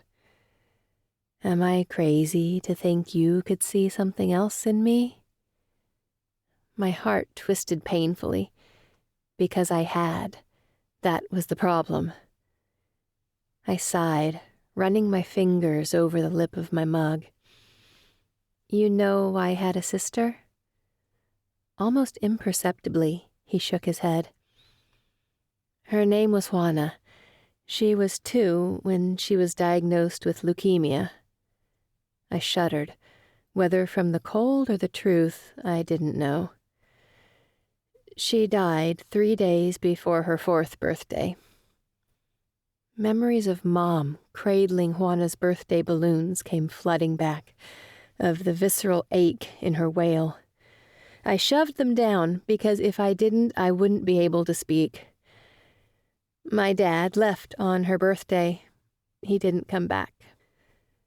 A sadness deeper than I expected crossed Kai's features. How old were you? 6.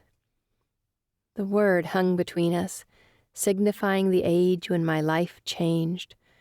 When I lost my sister and my father, and to an extent my mother, the one who danced to the radio and came home happy and tired after 8 hours of work, who cradled my baby sister and me to her chest as she sang hymns in Spanish.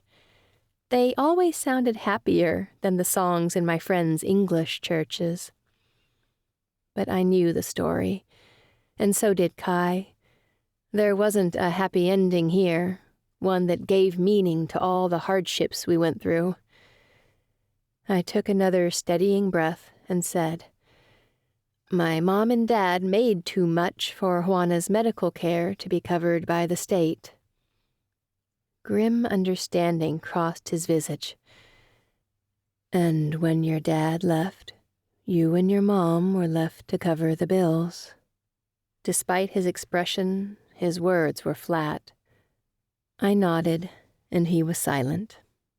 There wasn't much to say.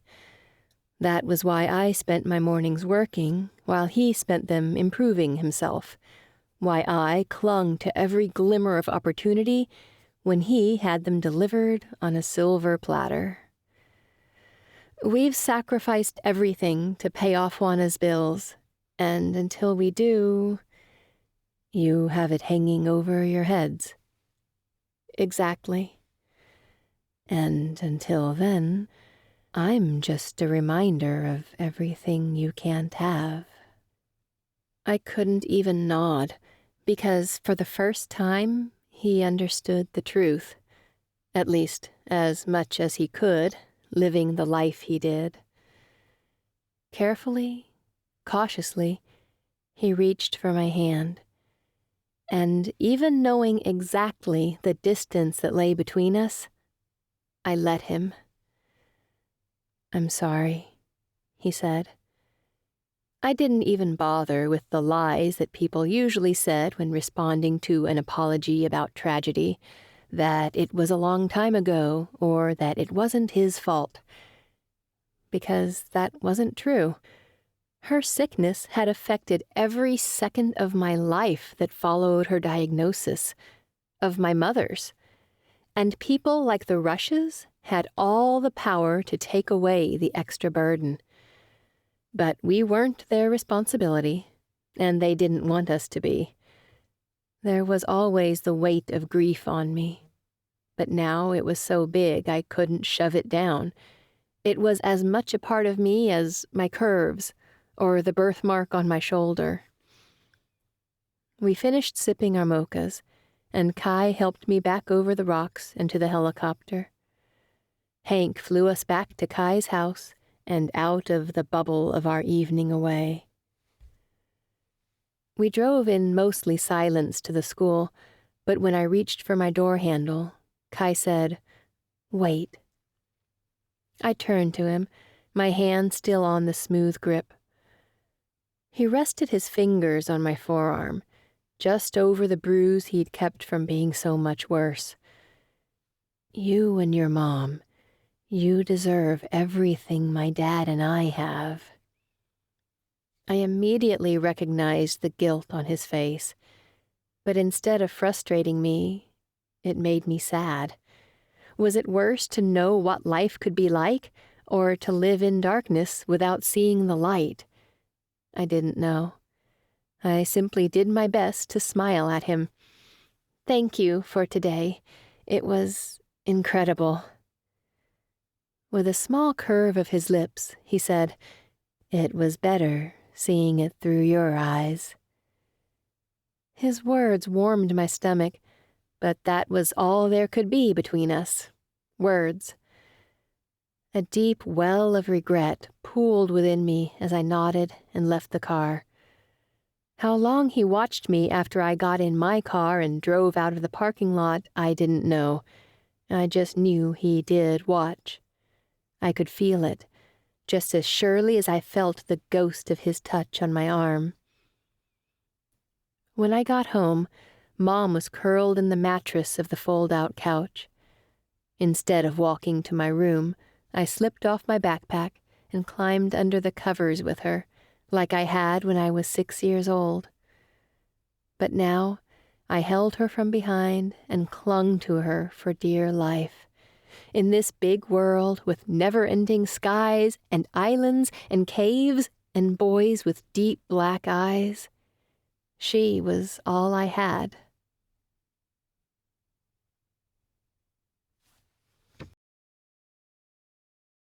"19. For the next few weeks, life went on. My bruised wrist completely healed. We cleaned the Rush's mansion in the mornings. I went home and did homework before making dinner and going to bed. On the weekends, the girls and I hung out when we could. And Kai and me, we went back to exactly how we should have been, acquaintances passing in the hallways of school and his home. Until one night I was sitting at the counter, eating a bowl of potato soup. My mom opened the door, carrying a cake half her size. I furrowed my eyebrows. What is that? I would have worried that I'd forgotten her birthday if it weren't in June. She set the cake on the counter, are celebrating. Celebrating what? A sugar coma? I stared at the fresh raspberries topping the cake. It had to be tres leches, my favorite. My mouth was salivating already. She laced her fingers together, practically dancing. My medical payment was returned today. Now I was confused, really confused. You didn't have enough money? No. She placed her fingers on the counter, steadying herself. Honey, our debt is paid. What? I asked. You had thousands. Some local charity called Invisible Mountains covered it all. My eyebrows came together. Invisible Mountains? The nonprofit for our FMP fundraiser was known for their mental health advocacy, not medical bills. But maybe they did more than I realized. I don't understand. She took my face in her hands. Don't question it, sweetie. Stop second-guessing. I called the collection agency and we are done. We're done. My heart soared, taking in what that meant, and I grabbed her wrists as her hands still rested on my cheeks. We're done? My throat was tight, but the words were clear. We're done, baby, she breathed, wiping my tears with her thumb. We're done. I sobbed into her chest, and she cried into my shoulder, and we held each other tightly, rocking and swaying and silently thanking whatever light had finally shone upon us after years in the darkness. We ate our way through nearly half of the tres leches cake before falling asleep in a sugar-induced coma. Mom even did something she never did and called in sick the next morning. I heard each word as she told Mr. Rush she was ill and would not be coming in for the day. She used her phone to email the school and let them know I was sick and wouldn't be coming in either. What are we going to do? She asked me. I know we've been wanting to go to Walden Island, but since the ferries aren't running, maybe we can do something else? Massages? Mani-pedis? My eyes lit up. If anyone deserved a spa day, it was my mom. Let's do it. She dressed in one of the few pairs of jeans she had, and I convinced her to borrow a blouse from my closet. We wore the same size, and even though she was older, she looked just as good in it. I fanned her and sang, "Jordan's mom has got it going on." She held up a pretend mic and sang, "Jordan, can't you see, you're just not the girl for me." We burst out in a fit of giddy giggles, and she wiped at her eyes. Let's get out of here, eh, mija? I nodded emphatically and grabbed the whipped cream container off the counter that had extra cake for the Gutierrezes. We stopped by their apartment, and Mr. Gutierrez opened the door. Hola, bonitas. Mom grinned at the compliment, and I extended the cake. Para usted y su esposa bonita. He took it with a chuckle. Estoy rodeado. I laughed at his joke about being surrounded by beautiful women. We waved goodbye and went down to Mom's car. Hers was a little nicer than mine, but I pictured her driving something even better in the future. One she didn't have to add oil to every couple thousand miles. Having the debt paid off was like someone had taken the sun guard out of our windshield, and we could finally look ahead instead of only seeing our current situation. Where should we go? Mom asked. I realized I was stumped. We'd never gone and gotten pedicures before. The best we'd done was a walk on the beach with a bottle of fingernail polish. Let me text the girls. They probably know someone. I sent a quick message asking for recommendations. Zara quickly replied with a list of her favorite people, then texted, What? Did the doctor prescribe a spa day? I laughed out loud and turned the phone so Mom could read what Zara said. Jordan. No, but we got some good news that deserves celebrating. Want to meet up tonight so I can tell you what happened? A few dots popped up on the screen. Zara. We'll meet you at Waldo's after school, you delinquent. I laughed and exited out of the messaging app so I could type in the address. The navigation took us all the way across town to this boutique spa on the edge of Emerson. We checked in with the front desk and scheduled ourselves for the next available appointment, which was for a couples massage. Mom waggled her eyebrows at me. I didn't even get a couples massage on my honeymoon.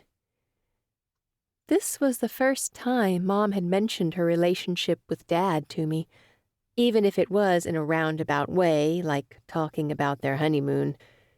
When he left, I'd been too young to get all the stories about how they fell in love. But now, so much time had passed, it felt weird to ask.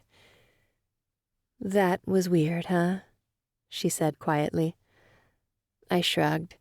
I just don't know much about your life with him. What do you want to know? I glanced around the waiting room, at the receptionist pretending not to listen to us. Now? Why not? I'd take what I could get. Who knew when Mom would be ready for this again? Where did you go on your honeymoon? Walden Island. My eyebrows rose. What? A feeling much too close to betrayal rose in my chest. We had been wishing and planning for a trip there as long as I could remember. You never told me you'd been there?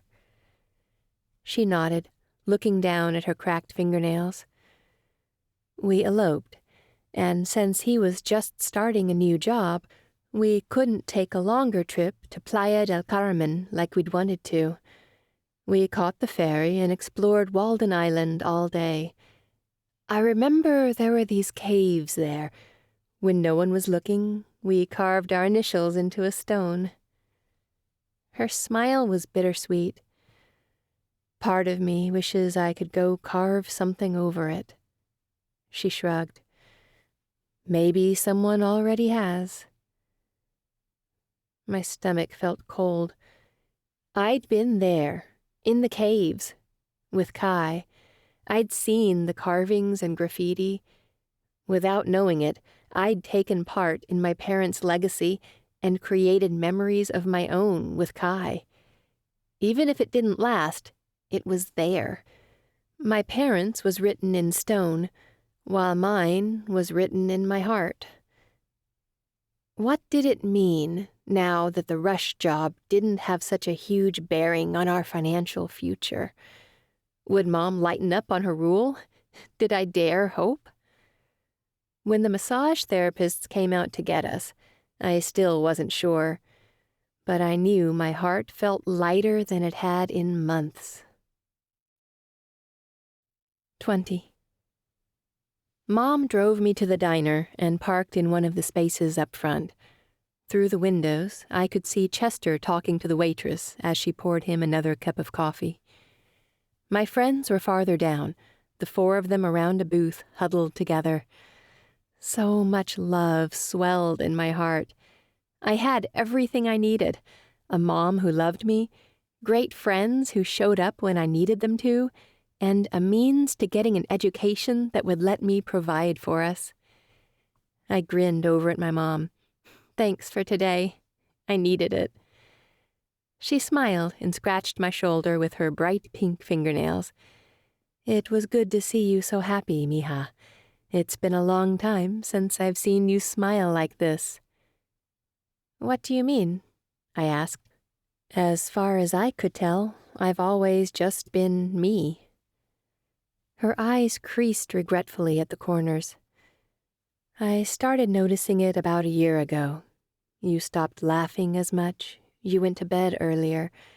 It was like you had the weight of the world on your shoulders, with no means to rest. My eyes felt hot. A year ago, I was applying to study at the academy, having heard it would help prepare me for medical school. Then I started dating Martin, and the time that belonged to my mom and me became his. But it was more than that. It was constantly feeling like I was the one who had to dig us out of the Grand Canyon-sized hole we were in, using only a toy-sized shovel. She took my face in her hands and brushed her thumbs over the crest of my cheekbones.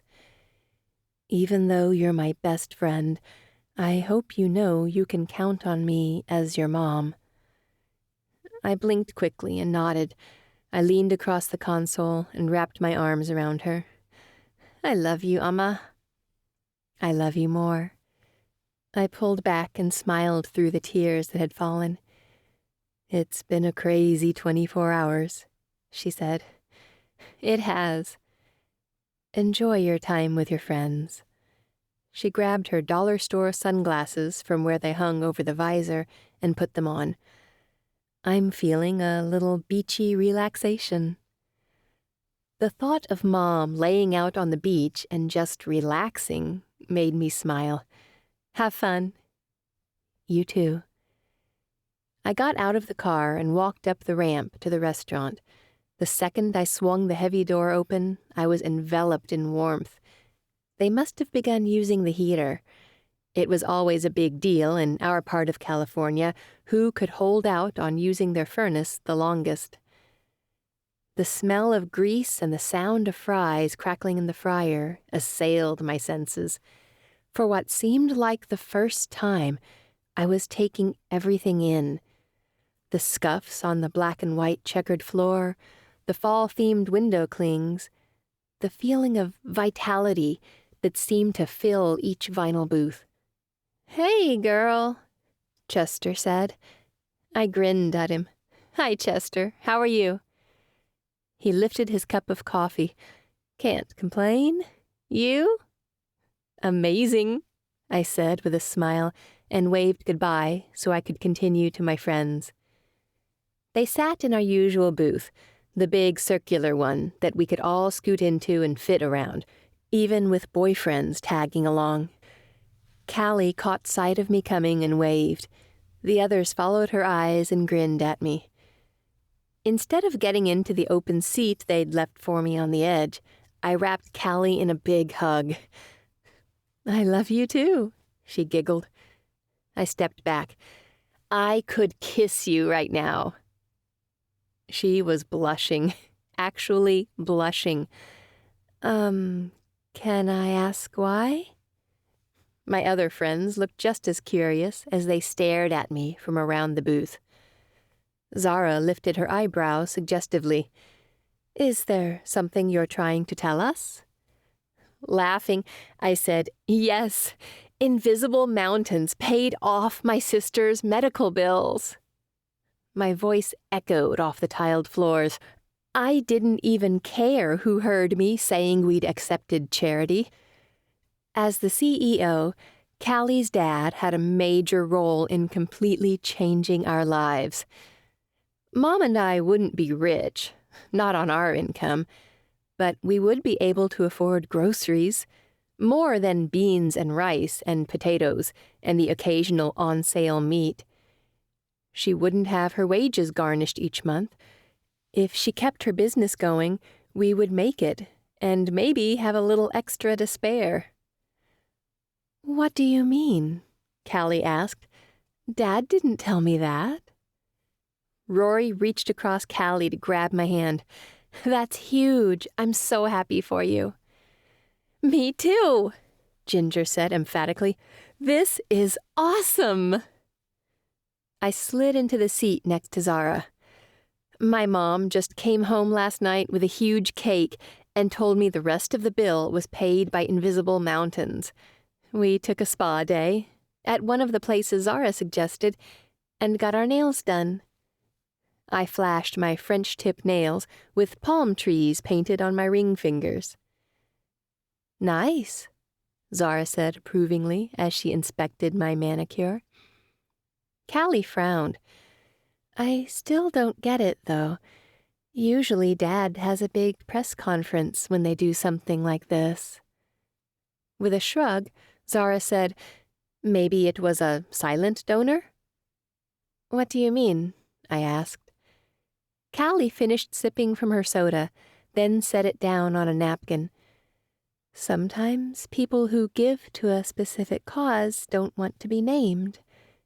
In the back of my mind, I saw Kai telling me that my mom and I deserved better. My blood ran cold. It couldn't be. "Callie, we have to find out who it was." I watched the battle war on her open book face, but finally she nodded. "I'll see what I can do." Zara leaned forward. "Who do you think it was?" I shook my head and told them a lie, because seeing their reactions and answering their questions would be scarier than the truth. "I don't know." Callie reached across the table and put her hand on mine. "We'll find out." 21. I woke up with a Sermo chat staring at me from my phone. Callie. "Silent donor. No idea who, and Dad can't tell me." I blinked my eyes against the screen. Her dad didn't need to tell her, because I already knew who it was. Instead of the tired way I usually got out of bed, I rolled to my feet and got ready, already shaking with energy. Ideas of what I could say to Kai flooded my mind, but none of them seemed good enough. How did you thank someone who broke you from the chains that bound you, especially when they weren't responsible for placing them there? He had the resources to drive the most expensive cars on the market, to have the best in technology, to live the carefree life of every other student at Emerson Academy. He could have kept it to himself, never paying my mom or me any mind. But instead, he'd laid it at my feet. We couldn't get to his house fast enough. Just like every other morning, we drove to Seton Bakery for breakfast. The message on this morning's cup? Take every chance. I felt like I was in the helicopter again, flying over the city and going to an incredible, unknown destination. The view from this perspective was amazing. We drove down the suburban streets to Kai's home, and brown leaves swirled through the air in front of my windshield, giving way to a new season of life. We parked in the garage, and I couldn't get the cart loaded fast enough. "You are perky this morning," Mom said. "Maybe we should have spa days more often." "Definitely," I agreed. even though that had little to do with my hustle. I got the last of the supplies in the cart and began wheeling it toward the house. I will say, my back feels better than it has in ages. The light way my mom said it tore at my heart and lifted it at the same time. This was the beginning, I promised myself. She would get the care she deserved, not have to strain so hard each day of her life just to get by. Robert greeted us at the door and told us we could begin dusting the wine cellar. He led us to a basement near the kitchen, lined with bottles and bottles of the stuff. One of the labels I passed by said it was from the early 1700s. Mom got out rags and solution for both of us, and we got started. But I was antsy. I wanted to see Kai, to thank him. "I need to use the bathroom," I said, and my voice echoed off the stone walls. She nodded her chin toward the stairs. "I got this." Trying not to go too quickly, I went up the steps and passed both Robert and Mr. Wallace in the kitchen. I stalled by the servants' bathroom and twisted the lock so Mom would think I was in there if she came to check. I could always use my thumbnail to twist it open later. The stairway seemed both impossibly long and incredibly short. I was simply feet away from the room I knew was Kai's. Light wood and slightly darker lines stared back at me. I'd been waiting for this moment all morning, and now that it was here, I shook out my hands and attempted a deep breath before gently turning the knob and pressing the door open. An alarm clock glared red numbers at me through the darkness. It wasn't yet 4:30. My eyes took a second adjusting to the dark, but when they did, I could see Kai's form shifting under the covers. His hair lay in a messy pile atop his head, and he squinted at me. "Jordan?" he asked, his voice rough from just waking up, saying my name for the first time in what felt like forever. My heart surged. This was the guy who'd fought for a chance with me, the one who gave my mom and me a fighting chance. I went to his bed and knelt at the side. He turned to me, his eyes questioning. "You did it," I breathed. He knew what, and he didn't deny it. His eyes slowly blinked open, and a soft smile touched his lips as he reached his hand to my cheek. "You're not on your own, not anymore." My heart moved my body for me before my brain could react, and I was leaning to him, pressing my lips to his in a kiss that transformed every bit of me. His fingers worked through my hair, pulling me closer to him, like this, us, was just as natural as the changing leaves outside.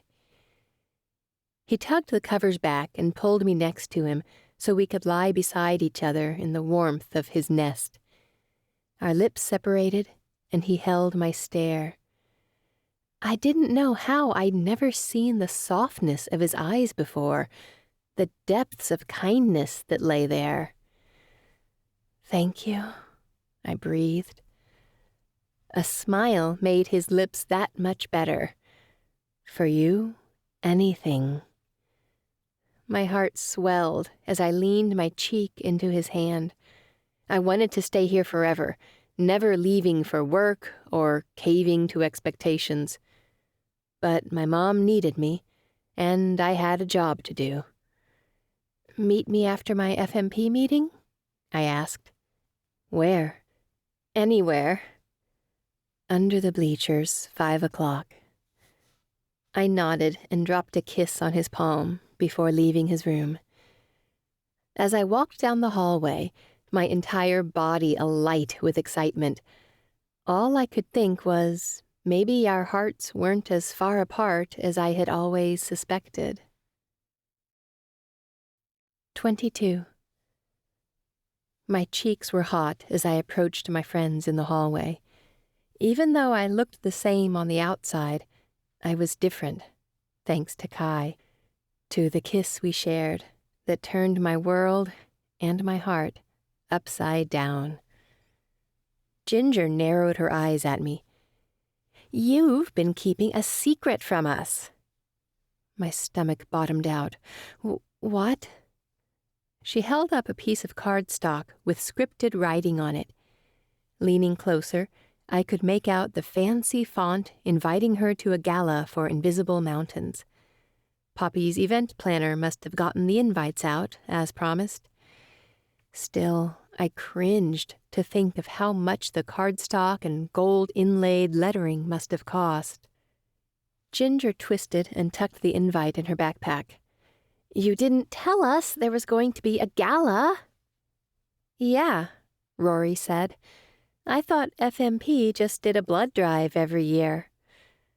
I rolled my eyes toward the ceiling, glad for a sense of normalcy. "You know how Poppy and Tinsley are." "True," Zara said.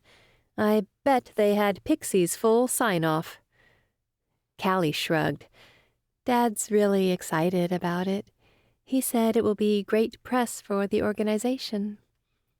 I nodded. It would be. It was just the last thing on my radar. "I need to get through the blood drive first." I lowered my voice. Honestly, Poppy's parents are basically paying to put the whole thing together. FMP hardly has anything to do with it. "Ah," Ginger said. "Well, here's to hoping my parents actually let me go." Callie frowned. "They won't let you go to a school event?" My eyebrows came together. "Do you have to work or something?"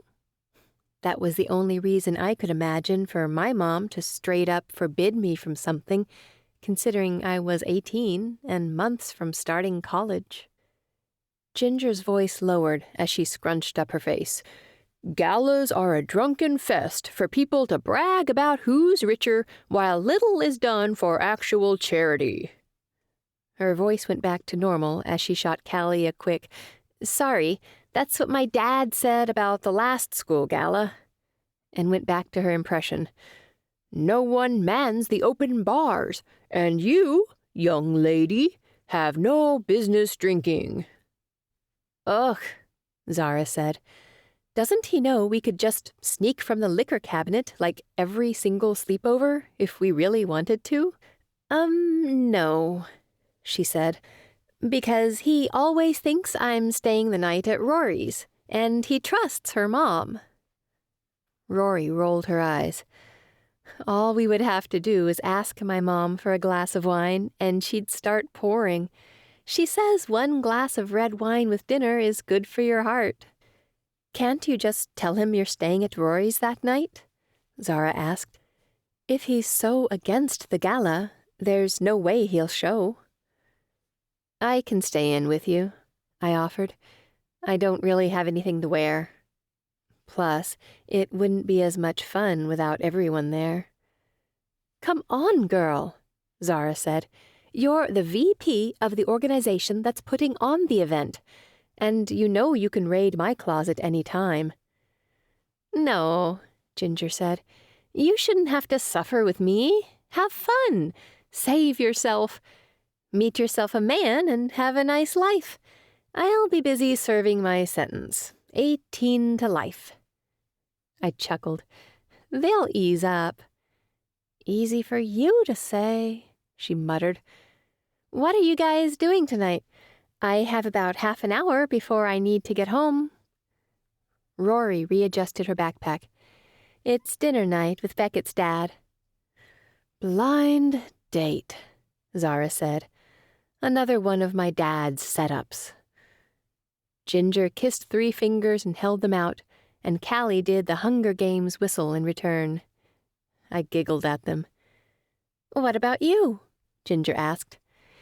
"Oh, Something stopped me from telling them about Kai. "Nothing much. Homework. I can hang out for a little bit."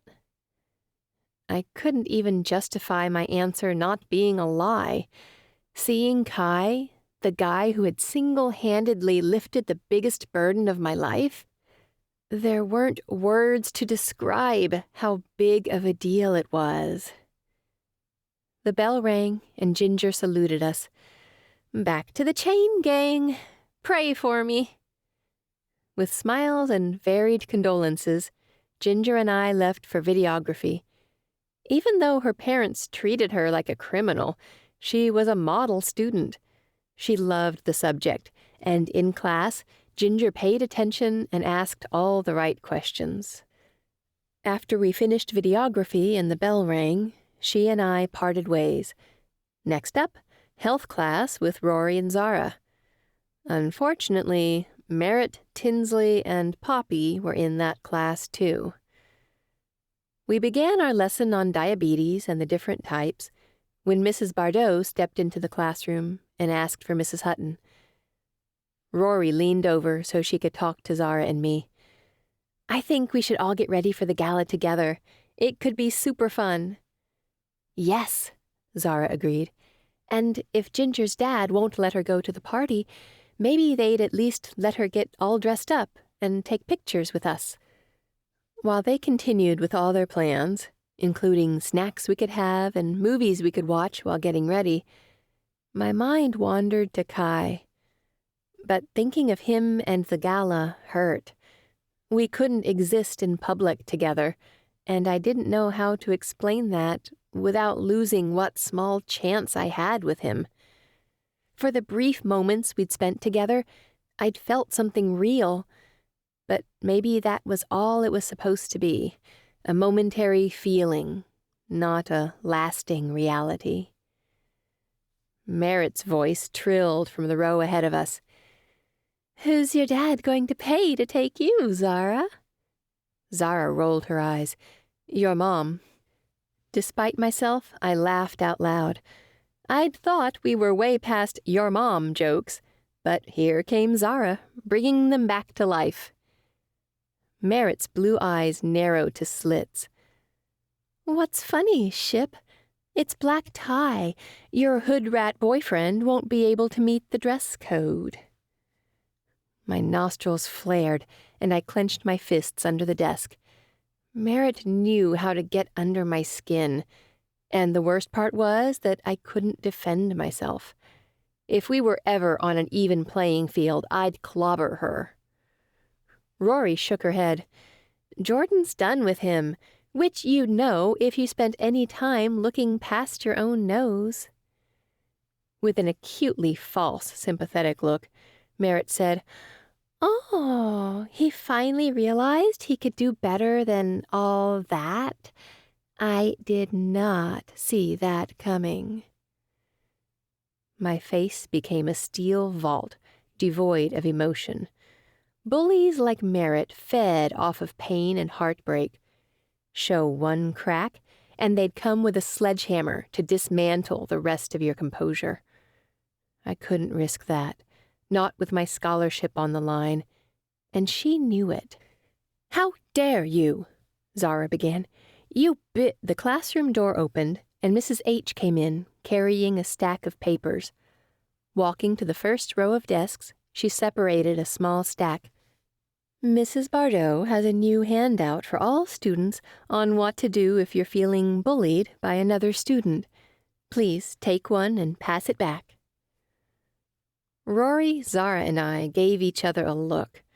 Regardless of what the paper said, we knew people like Merritt always got a pass. We'd seen it with Rory at homecoming, and every other day in class. I still couldn't believe some of the things Merritt and her crew had said when Mrs. Hutton left the room. They really believed curvy girls didn't deserve happily ever afters, that no guy would want to be with someone who looked like one of us. I hated to inform them that the only billionaire in our school was more than willing to date a girl with a little more cushion. Except I couldn't. He wasn't mine, even if my heart was beginning to think it belonged to him. 23. Now that football season was over, the path to the field was deserted. Still, I checked around to make sure no one was watching me from the school's parking lot. Jordan Junko and Kai Rush hiding under the bleachers? That would make headlines. We'd never live it down. With the coast appearing clear, I headed to the back side of the bleachers. The tall metal stands cast a long shadow behind them, and the second I stepped into the shade, the cold became that much more intense. I pulled my coat tighter around me and pushed my hands deeper into my pockets. All of that was completely unnecessary. As my eyes found a long, lean figure leaning against one of the support posts, heat spread through me, starting in my stomach and reaching my cheeks. "Kai," I breathed. My breath came out in a puff of steam. "Jordan." His features changed, brightening at the sight of me. I couldn't quite comprehend the way it made my chest rise. I didn't waste time getting to the question I'd wanted to know all day. We were past beating around the bush. "Why did you do it?" I had to know before my heart got too involved. He glanced down, his hair falling over his forehead as he did. "You and your mom deserved better." His gaze met mine, his dark eyes holding entire universes within. "I wanted you to have better." My heart stuttered along with my mind. The emotion behind his words was every bit as strong as the steel holding up the bleachers, as ironclad as the circumstances keeping us apart. "Does your mom know it was me?" he asked. I shook my head. "Does your dad know?" He shook his head. "He's not going to notice the money missing?" "It's from my account." The casual way he said it made me take a step back. I couldn't imagine having my own pool of money to draw from, much less one that could accommodate such a large bill. And then giving it so freely? The depth of his gift touched me, put me forever in his debt. My heart sank. We could never be more, as long as I was less. "I'll pay you back," I promised. "Once I graduate med school, I'll—" "That's not the point," he snapped, taking my shoulders in his hands. "Don't you get it, Jordan? I like you. I want to help you. You not being crushed under debt before you even have the chance to spread your wings is enough for me. That's all I want." "Why?" I demanded. It didn't make sense. His jaw ticked. "Why what?" "Why, all of it," I cried. "I've been awful to you from the second we met. There's no reason for you to like me." Then he did the craziest thing. He smiled. It lifted my entire soul, overjoyed and annoyed me as only he could do. "You're a masochist," I finished. He chuckled softly. "I'm not a masochist." "Then what is it?" I had to know. His hands were firm on my shoulders and held me in place for the message I had to hear. My whole life has been decided for me. What I do when I wake up, what I eat for breakfast, where I go to school. No one cares what I have to say, much less asked. And then I met you, and I realized it mattered to you.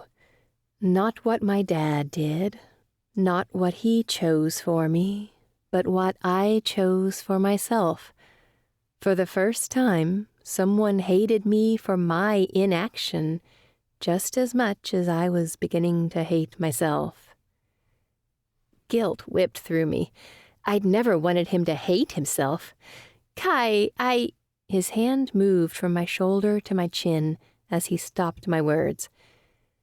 I've never met someone so selfless, and I know if you were in my position, you'd help me however you could, even if it meant getting up at 4 a.m. to work on a cleaning job to pay the bills." With a soft smile, he sighed and ran his fingers down my cheek, sending tingles in their wake. "Somewhere between seeing you in my house for the first time and sitting on the pier with you, I started basing my actions on what you would think of them, because I know you always do what's right." But it still didn't make sense. "If you like me, why are we here?"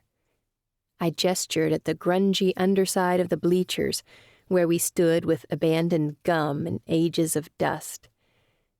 "Are you ashamed of me?" I barely choked out the last words, hating myself for thinking them, and preemptively hating Kai for feeling them. "No." He took my hands and pulled me toward him until we were inches apart. His eyes traveled from my shoulders to the spot where my olive skin met his pale flesh.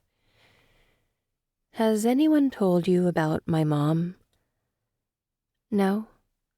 My answer was barely a whisper in the wind. I shook my head. "She was my dad's maid.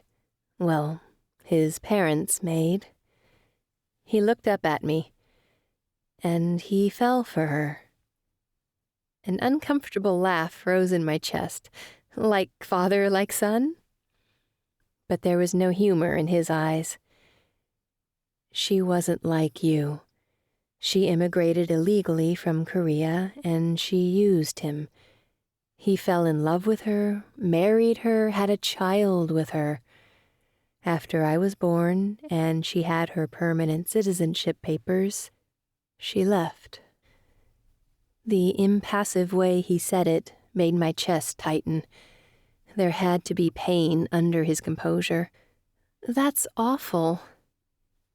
"It was," Kai agreed. "And ever since, my dad has said we should only date our equals. Power imbalances only lead to heartbreak." A small part of me agreed with his dad, but I stifled it. But if she only cared about gaining power, why wouldn't she stay with him? He's a literal billionaire. "We weren't always this rich. We were well off, but Rush Plus launched us to the next level, and that much further away from anyone who would ever be good enough for me in my father's eyes." Finally, he met my gaze, examining me. I felt almost as naked as the hopelessness on his face. I dared myself to hold his stare. "What does that mean for us?" "It means as long as there is an us, he can never know." The layer of composure was gone now, and a blend of desperation and disappointment took its place. "I like you, Jordan, but you deserve someone who can love you out in the open." He gestured around us.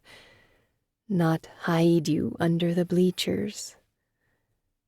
My mind wanted to listen to his logic, but my heart was stuck on one fact. He liked me. He had access to a caliber of girls I could never dream to compete with in real life, but in this fantasy, he'd chosen me. Through all my judgment of him, through the cold treatment, he'd seen something in me, and he liked it. Picking up an arsenal of reason, my head warred with my heart. There were countless reasons Kai and I shouldn't date, but one that we should.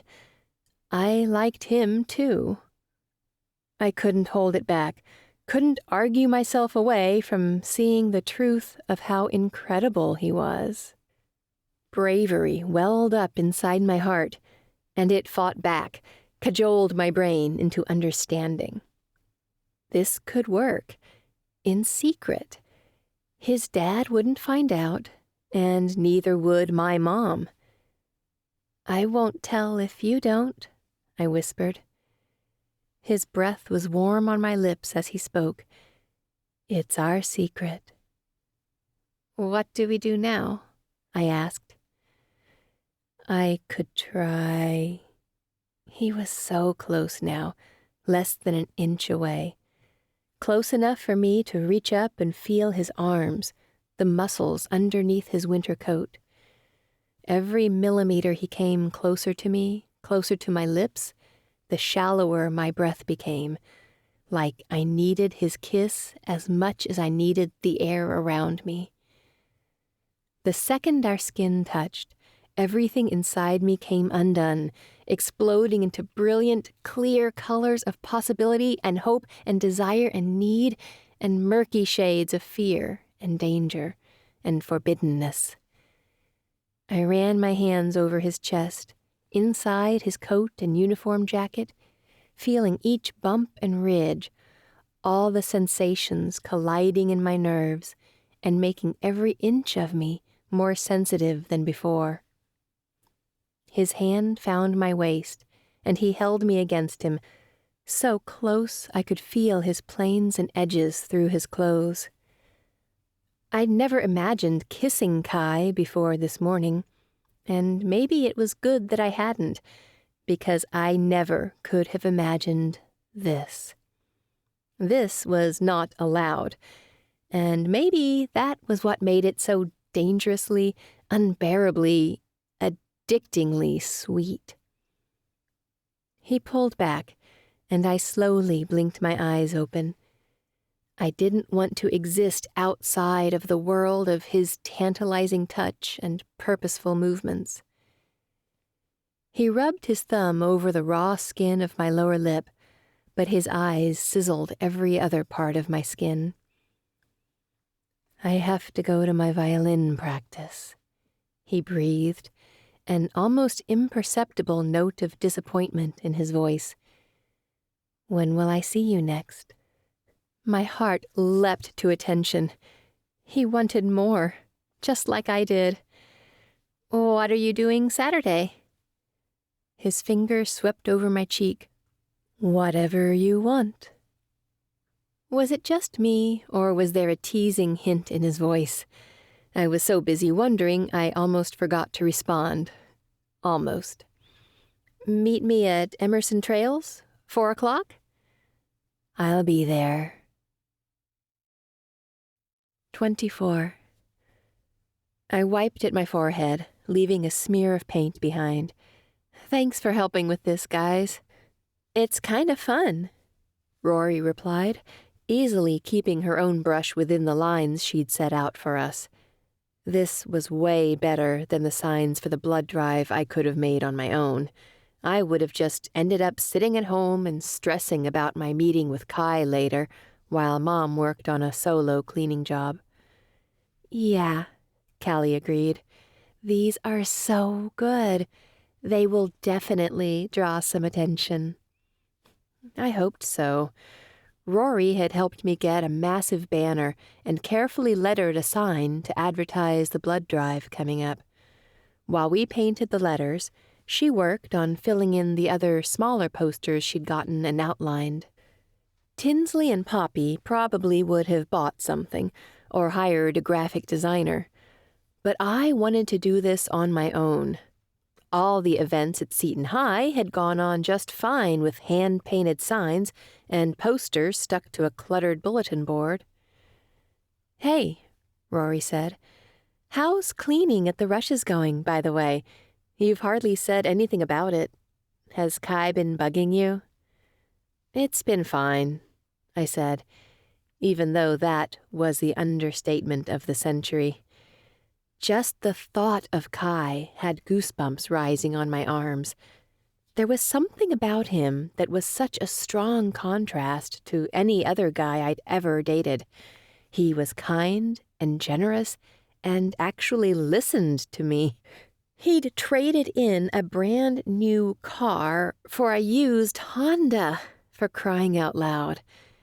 And he looked just as good in his beater car as he did in the morning when he still wore a groggy look, or in the late evening when his eyes glittered in the darkness. "No falling in love?" Rory asked, a teasing smile.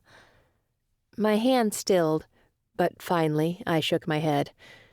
Honestly, me getting a boyfriend right now is about as likely as Merritt signing up for seminary. Ginger snorted, then frowned. At least you have guys interested. I'm never going to fall in love the way high school's going. Come on, Rory said. You know you will. Ginger tilted her head to the side. Not with my parents around. The guy would see how they treat me and get worried about taking out a child. If they know about it, I said. They don't need to know. What do you mean? I mean, if they're going to treat you like a delinquent, maybe you should act like one. Her eyes sparked for a moment, and then she shrugged. I'd have to find a guy worth risking it for first. How will you know? Callie asked, chewing her lip. If he's worth it, I mean. With a dreamy look, Ginger turned her paintbrush in her fingers. He'd have to be generous, kind, giving, strong. It struck me that I already found a guy like that. Each of those words applied to Kai. Zara raised her eyebrows. If you find one of those, let me know if he has a brother. A burst of giggles sounded down the hall, and we each craned our necks to hear. What was that? Ginger asked. Rory shook her head. Aiden and Casey. I swear they get cuter by the day. A small frown found my lips. Maybe it was in Rory's DNA to be in a good relationship. Her parents seemed so close. Her brother and Casey were the perfect candidates for the high school sweethearts who made it all the way. And she and Beckett? They were practically the picture in the dictionary next to happily ever after. My mom hadn't dated since Dad left. And my relationships? I shuddered, thinking of Martine and the man he'd revealed himself to be. How could I be with a guy for nearly a year and not know all that anger was lying underneath the surface? No matter how excited I was to see Kai, I had to admit I was still fearful. Could I really trust that I knew the real Kai? Was I ready to risk everything to find out? You seem deep in thought, Jordan, Callie said. I kept my gaze down on the letter I was painting. It's been a busy couple weeks. Yeah, she said. How have you been getting enough sleep with all the early mornings at the Rushes? I could feel the other's eyes on me as I shrugged. You get used to it. But something happened a little while back. There was so much I wanted to tell them, but couldn't yet. Not until I knew it was real. My hand shook on the paintbrush. I couldn't tell them about Kai without telling them about Martine, without telling them that I'd lied to Ginger and my mom hadn't actually met me. And then I'd have to explain why I hadn't let her drive me home. Shame flooded me, and it was a wonder they couldn't see it seeping through every one of my pores. Ginger put a gentle hand on my free arm. Is it about Martine? The bruise on my arm had healed, but the feeling of betrayal and helplessness was still strong. Taking in a deep breath, I nodded. He attacked me. Rory's peaceful studio erupted into a chorus of gasps and cries and questions. How did you get away? Zara asked. I slowly looked up and met their wide, sympathetic eyes. I didn't feel judged for ever having liked him, or for putting myself in a vulnerable position. There was just concern and care. It expanded the moisture in my eyes. I sniffed and answered, "Kai saved me." "What?" Rory cried. "Kai Rush? The Kai Rush who plays video games all the time?" Zara asked. Ginger looked equally as shocked. "Wasn't Martine a big guy?" "Was he hurt too?" Callie asked. I shook my head. Martine didn't even stand a chance. He was bigger, but Kai was trained. It was crazy. "I never would have guessed," Zara said. "Me neither," I admitted. Ginger pulled at one of her bouncy curls, twirling it around her finger. "So, Martine followed you to Kai's house? That's so creepy. Are you worried about him doing it again?" "No, The studio door opened, and Rory's mom came in, carrying a tray of veggies and cheeses, along with a clear pitcher of fizzing liquid with mint sprigs, cucumbers, and lemons. "How about some refreshments, painter bees?" I flipped my expression to a pleasant one and said, "Of course. Thank you, Mrs. H." I wanted this raw, pounding sensation to leave, and the excited one about seeing Kai later to return. Like he could protect me from the painful memory just as well as he had an agonizing reality. Now, more than ever, I couldn't wait to meet him later that afternoon and see what our future had in store. 25. I got in my car and drove from Rory's pristine suburban neighborhood to Emerson Trails. One day, when I was an oncologist, I wanted to live somewhere like this, somewhere I could have a yard and a house with some space to just relax. Not so big, though, that it ate up precious resources I could use to help others. Kai's face popped into my daydream, welcoming me into our home, and I slammed my eyelids shut, quickly blinking away the fantasy. Why had I pictured Kai? It was way too soon, and it couldn't happen. No matter how long we dated, there wasn't a public future for us, even after we graduated. Mr. Rush had power in this town, which meant he could ruin my mom's reputation, before or after I moved out. There it was, that heavy blanket weaved from guilt and shame. That should be plenty to keep daydreams I shouldn't be having from entering my vision. For good measure, I took a deep breath as I parked a few spots away from Kai and quietly said, "This is just for now, not forever." Kai appeared at my car door, a genuine smile on his face, one that shined through his carefully controlled exterior. And suddenly, my willpower was gone. He opened the car door for me, and I stepped out, aware of his eyes on me and the tight leggings I wore. I pushed the lock down on the driver's side door and shoved my hands and keys into my pockets. "Ready?" he asked. Not knowing if I was, I nodded. "Let's go." For several minutes, we walked down the open trail. The cold weather had cleared it out for us, but he kept his cap low over his eyes. We were so close to each other, and all I wanted to do was reach out and touch his hand, feel his long fingers and the need they had as they explored my body. "Want to step off the trail?" I suggested. His eyes sizzled on me. "Just a little way longer. I have a plan." I'd suggested Emerson Trails, simply hoping for some privacy amongst the canopy of trees. But he'd gone above and beyond, planning something for us instead. "How far are we walking?" I asked.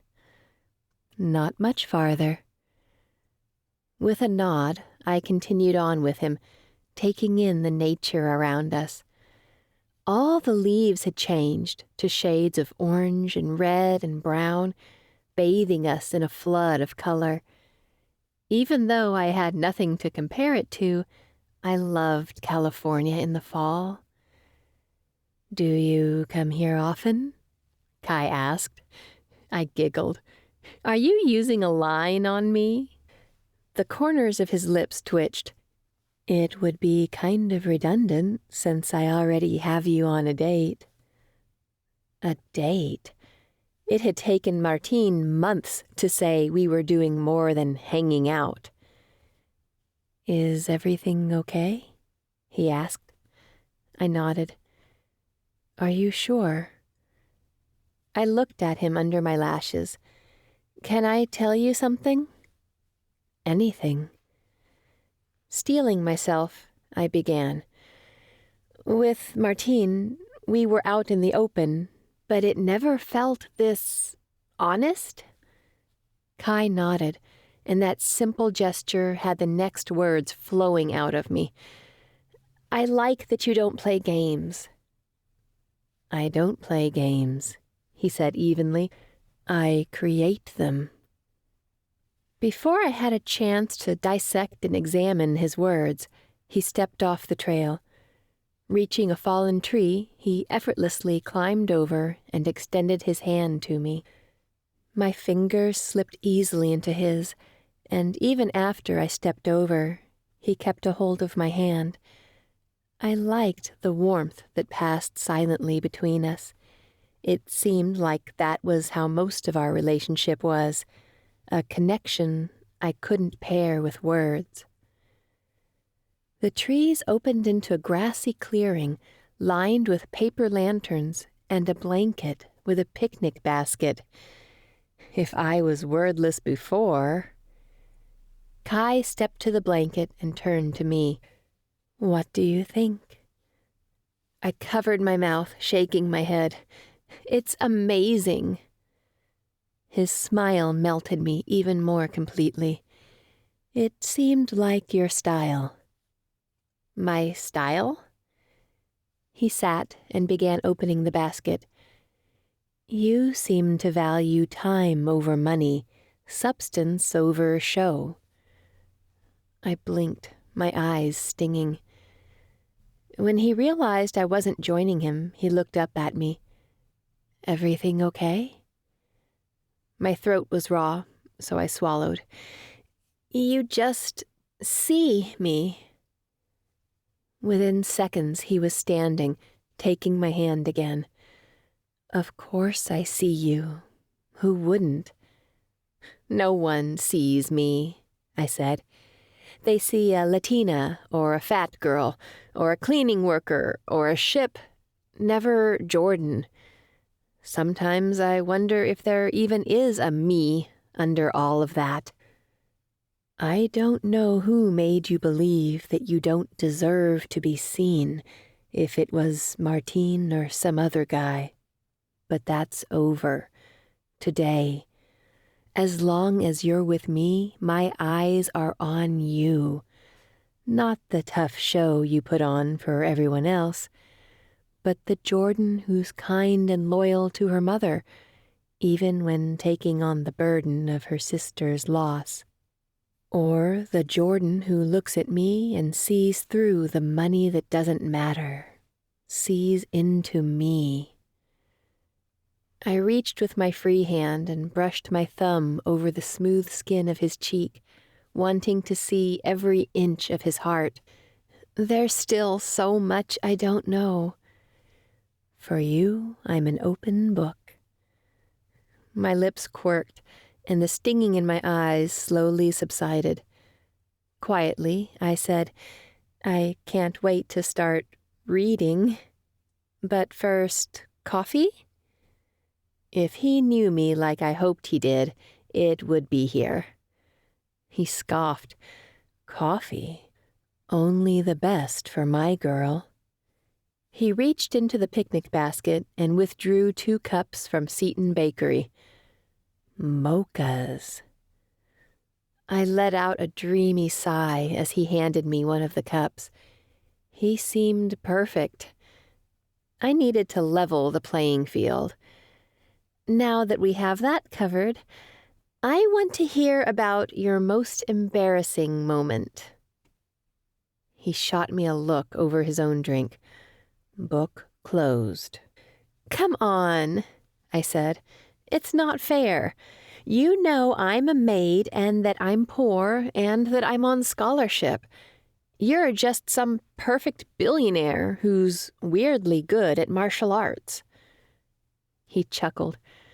Well, first of all, I'm not a billionaire until I'm a college graduate. I raised my eyebrows. What do you mean? It's a clause in my trust fund. I found it hard to swallow my coffee.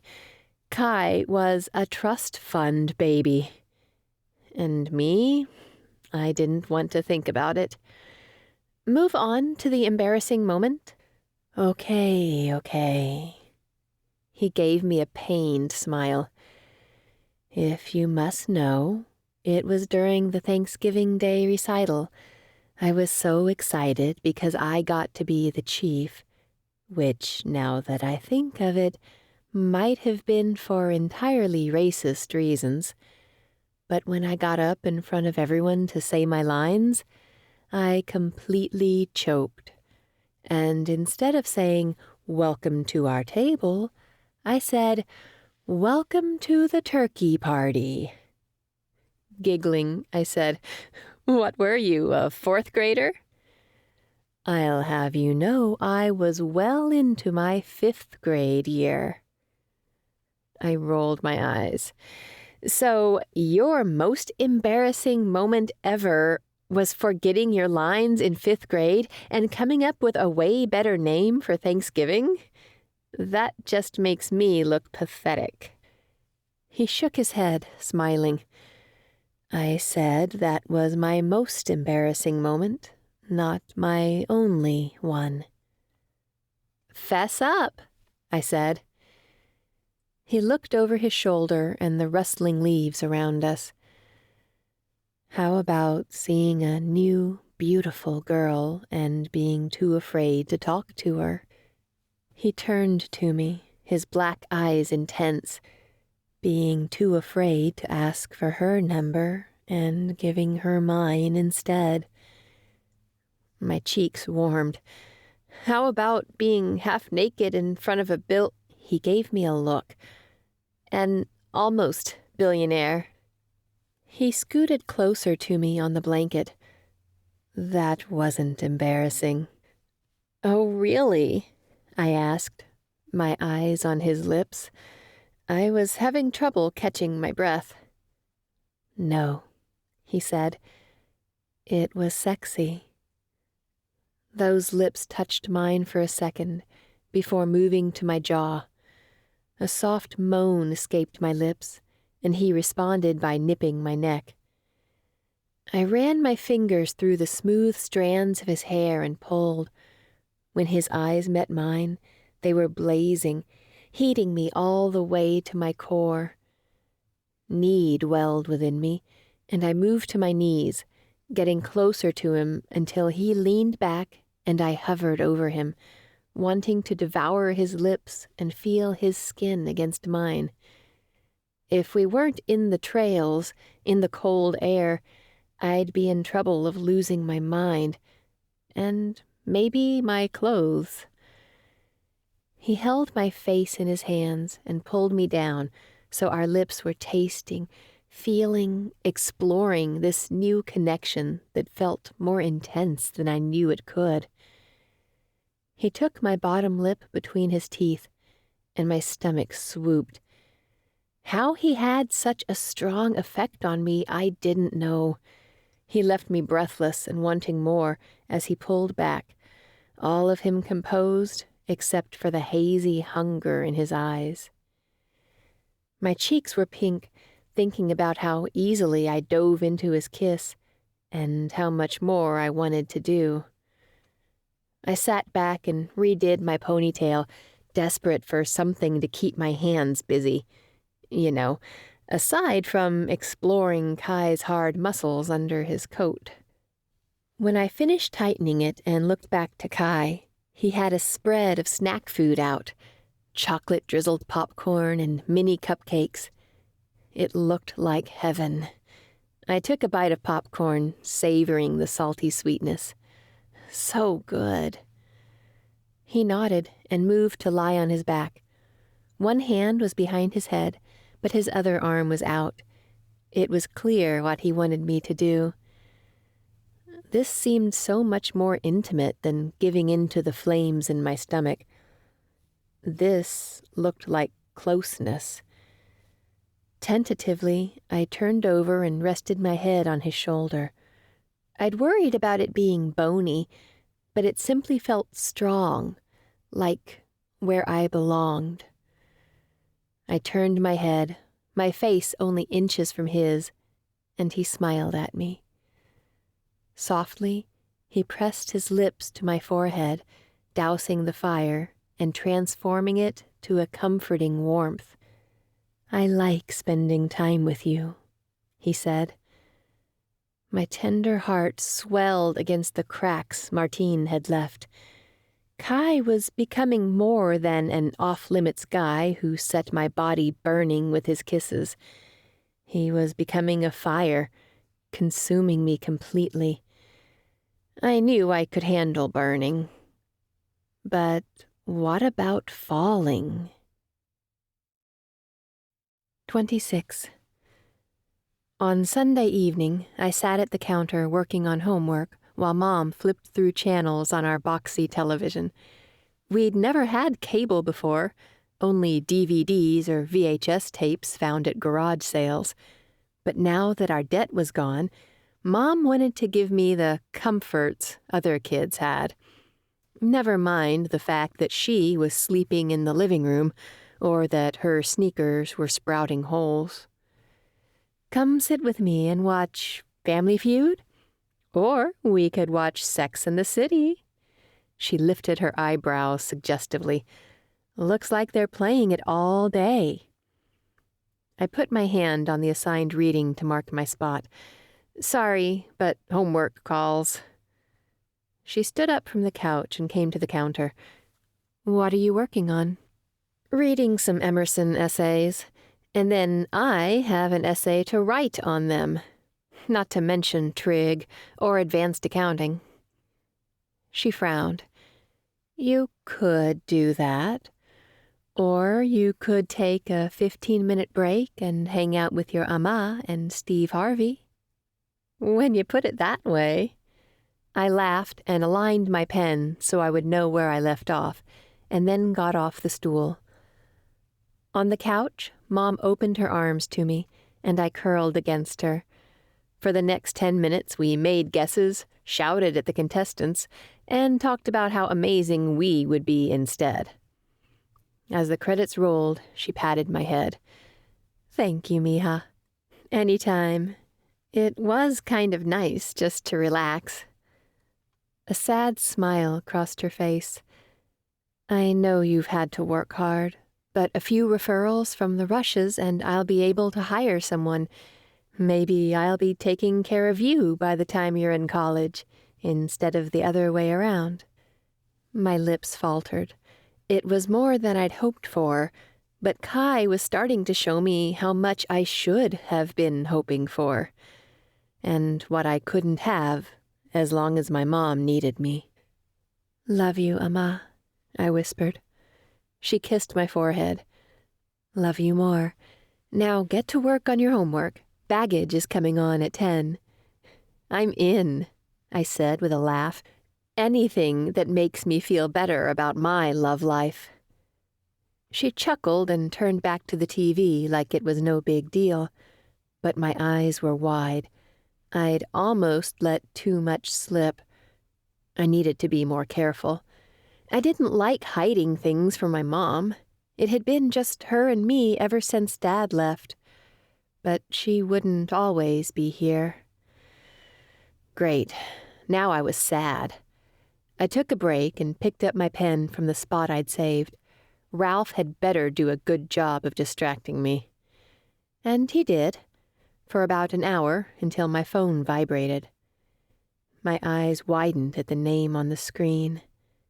Kai. I'd removed the setting that showed a message preview while dating Martine, because he liked to send pictures that would make my grandma roll over in her grave. I hurried to open the screen. Kai, I can't stop thinking about you. My stomach swooped, and I couldn't help the smile that touched my lips. Truth be told, I couldn't stop thinking about him either, but I couldn't lay all my cards on the table. When someone had your whole heart, they could also break it. Jordan, is that so? I set my phone down and tried to focus on my homework, but with my eyes bouncing between the phone and the assigned reading, Ralph didn't stand a chance. The phone lit again, and I took it in my hands. Kai, I was thinking that I haven't heard your most embarrassing moment, and it's hardly fair that you know my epic fail as chief of turkey party. A quiet laugh escaped my lips. Thankfully, Mom was so absorbed in a show she didn't hear. Jordan, I can't tell you. I hardly had to wait, as his message came back almost instantly. I liked it, because then I wouldn't have to pretend to be busy or wait before texting him back. Kai, and why is that? Jordan, you're assuming I have only one most embarrassing moment. Kai, and? Jordan, I have a collage, a smorgasbord, if you will. Kai, I hardly believe that. Jordan, sounds like a personal problem. Kai, top 3? Jordan, what's in it for me? Kai, I'll make it worth your while. Just the words sent a burst of excitement through me. Jordan, how? Kai, some of my plans for you might not be appropriate to send over text message. My cheeks heated, along with other parts of me. I looked over my shoulder to make sure my mom hadn't snuck up on me while I'd been distracted texting, but found her completely absorbed in something on the television.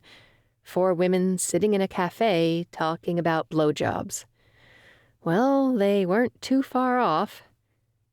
Jordan, and when do you intend to show me these plans? Kai, as soon as you tell me. Jordan, I plead the 5th.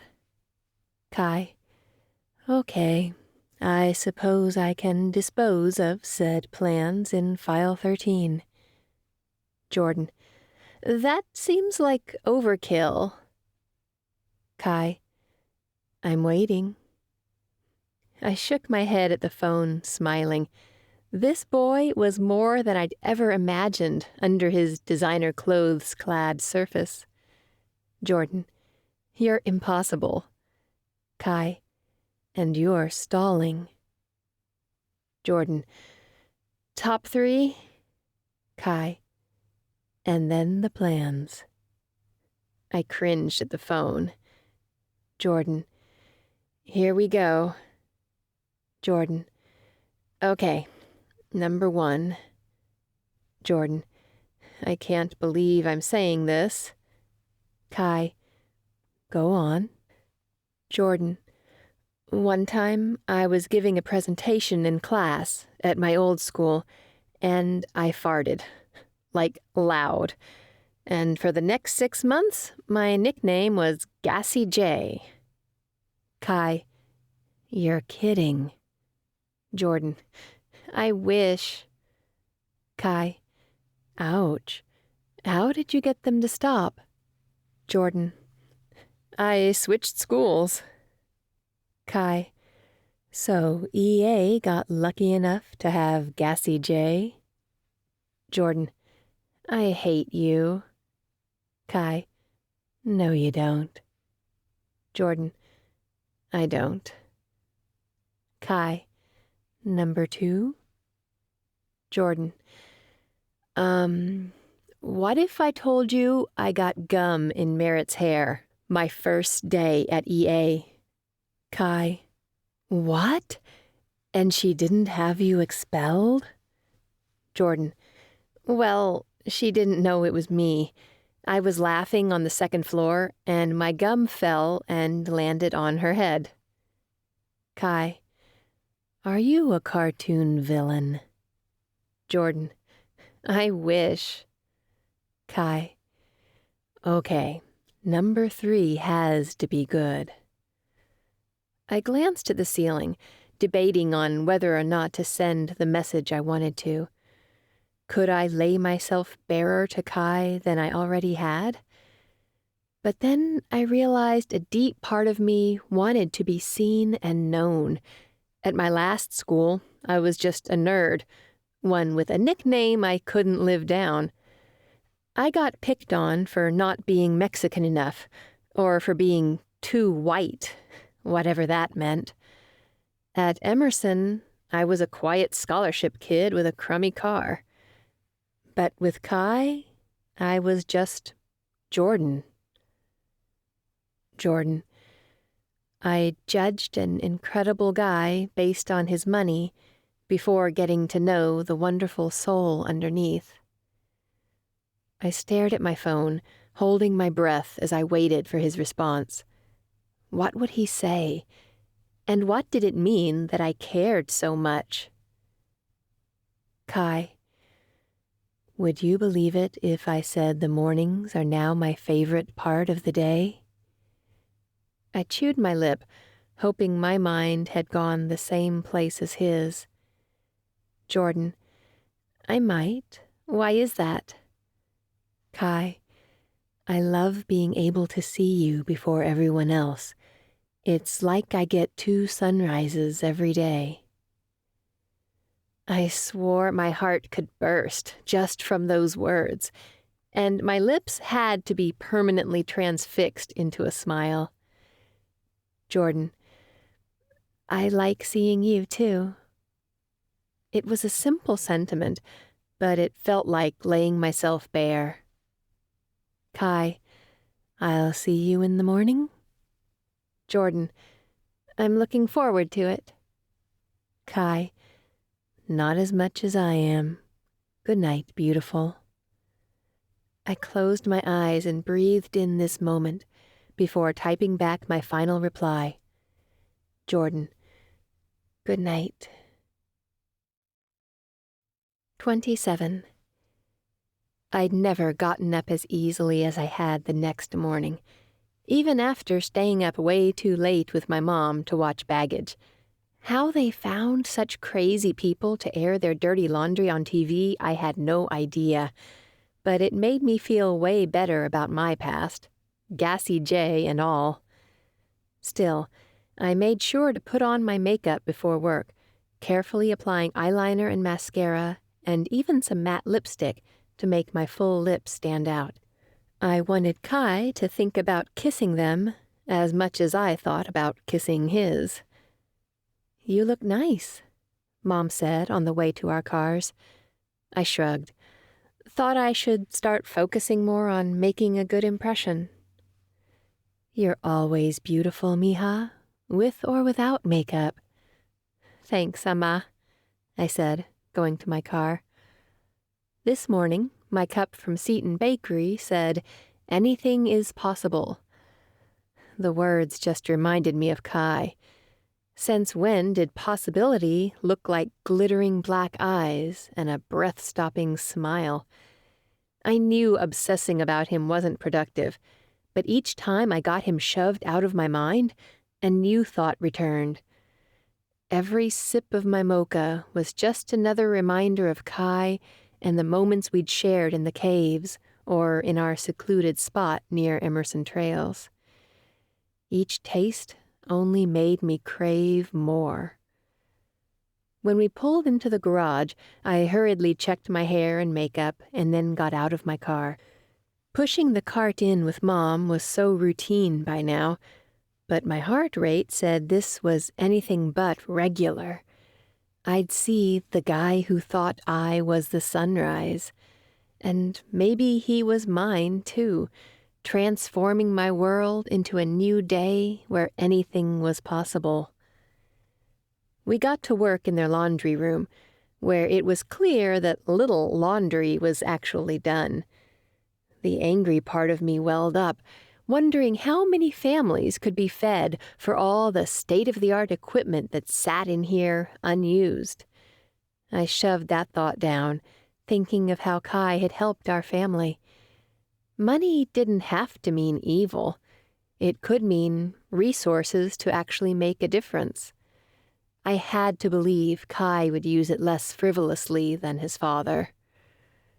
We finished the laundry room and then climbed the stairs to the kitchen. As we neared the top of the stairs, we could hear Kai and his father.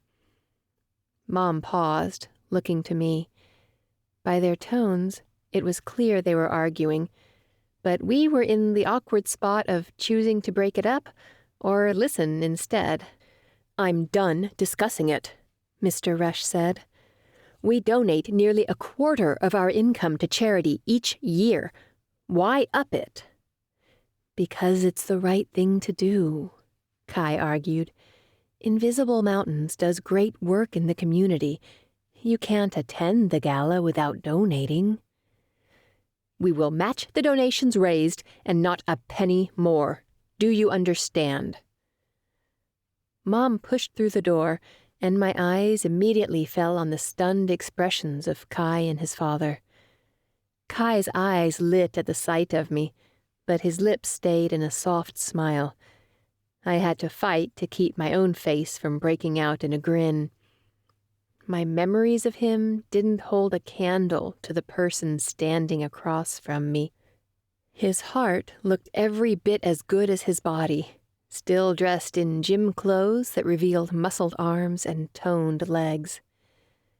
Mr. Rush nodded at me and my mom. "How are you ladies doing today?" "Great," my mom answered, doing a great job of pretending we didn't hear their conversation. "We just finished with the laundry room." He nodded.